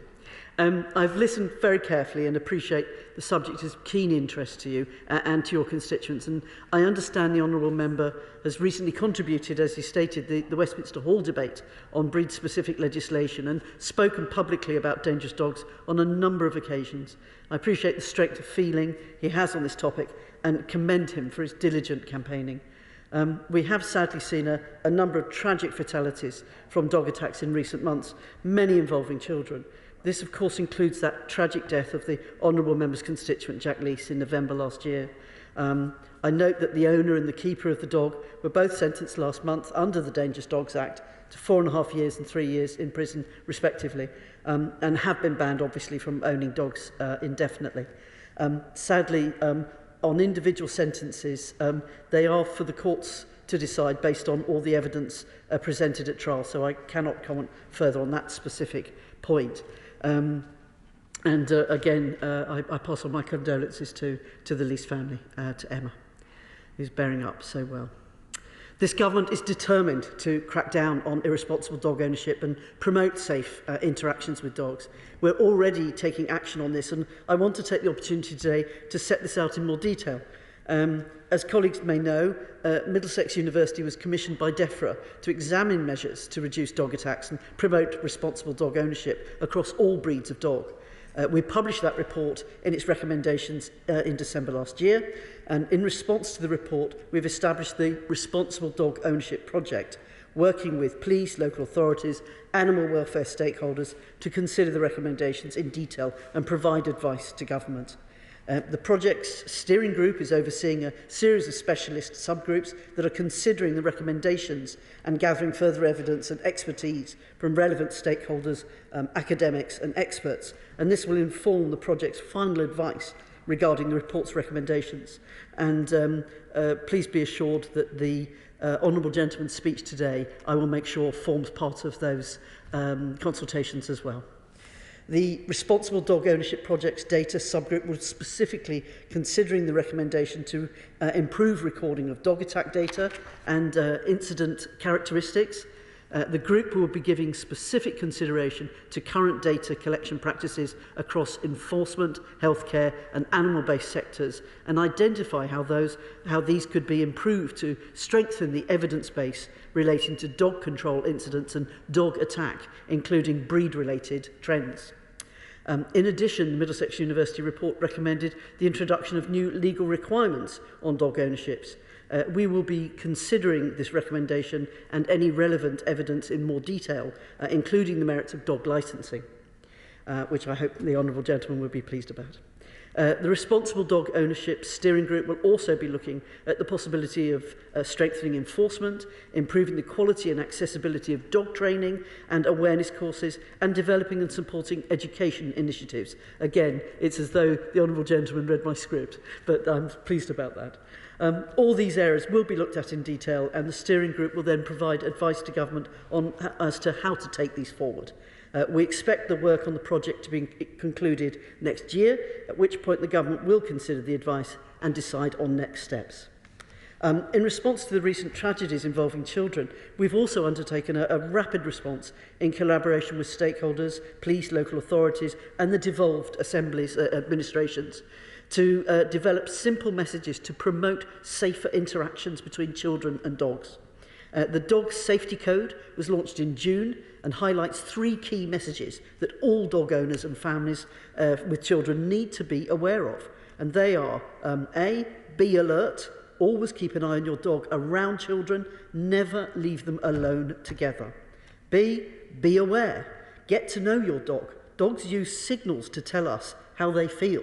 And C, be safe. Any dog can bite. Accidents happen far too fast. During the summer holidays, the Department of Health, Social Care, the Department for Education will be sharing this messaging for use by health visitors and child safeguarding professionals. This was also promoted during Child Safety Week in June. We want the Dog Safety Code to become embedded in future communications. Changing slight tack here, on breed-specific legislation, I do recognise the strength of feeling on this subject. Simply repealing the breed-specific provisions in the Dangerous Dog Act with no other changes would increase the risks to public safety. We must therefore balance the views of those who want to repeal the legislation with our responsibility to protect public safety. Any changes to breed-specific legislation that we may propose will need to ensure public safety remains at the heart of the regime. Nearly there, Madam Deputy Speaker, so we're all good on this. So Section 3 of the Dangerous Dogs Act makes it an offence to allow a dog of any breed or type to be dangerously out of control in any place. And as well as this, the Antisocial Behaviour, Crime and Policing Act 2014 includes specific measures to enable the police and local authorities to tackle irresponsible dog ownership before a dog attack actually occurs, including through the use of community protection notices. So, to put my honourable friend's mind at rest, we will be exploring the effectiveness of the current legislation and areas for improvement as part of the ongoing work of the Responsible Dog Ownership Project. So, in conclusion, Madam Deputy Speaker, I hope that colleagues are reassured that we take these issues very seriously and are committed to protecting public safety. I look forward to discussing the conclusions of the Responsible Dog Ownership Project with colleagues when these are available and when the new Minister is appointed too. Thank you very much, Madam Deputy Speaker. Thank you. The whole House sends its condolences to the family who are bereaved. It's a very, very sad story, and our hearts go out to them. The question is that this House do now adjourn. As mayors that opinion, say aye. Aye. Of the contrary, no. The ayes have it. The ayes have it. Order. Order.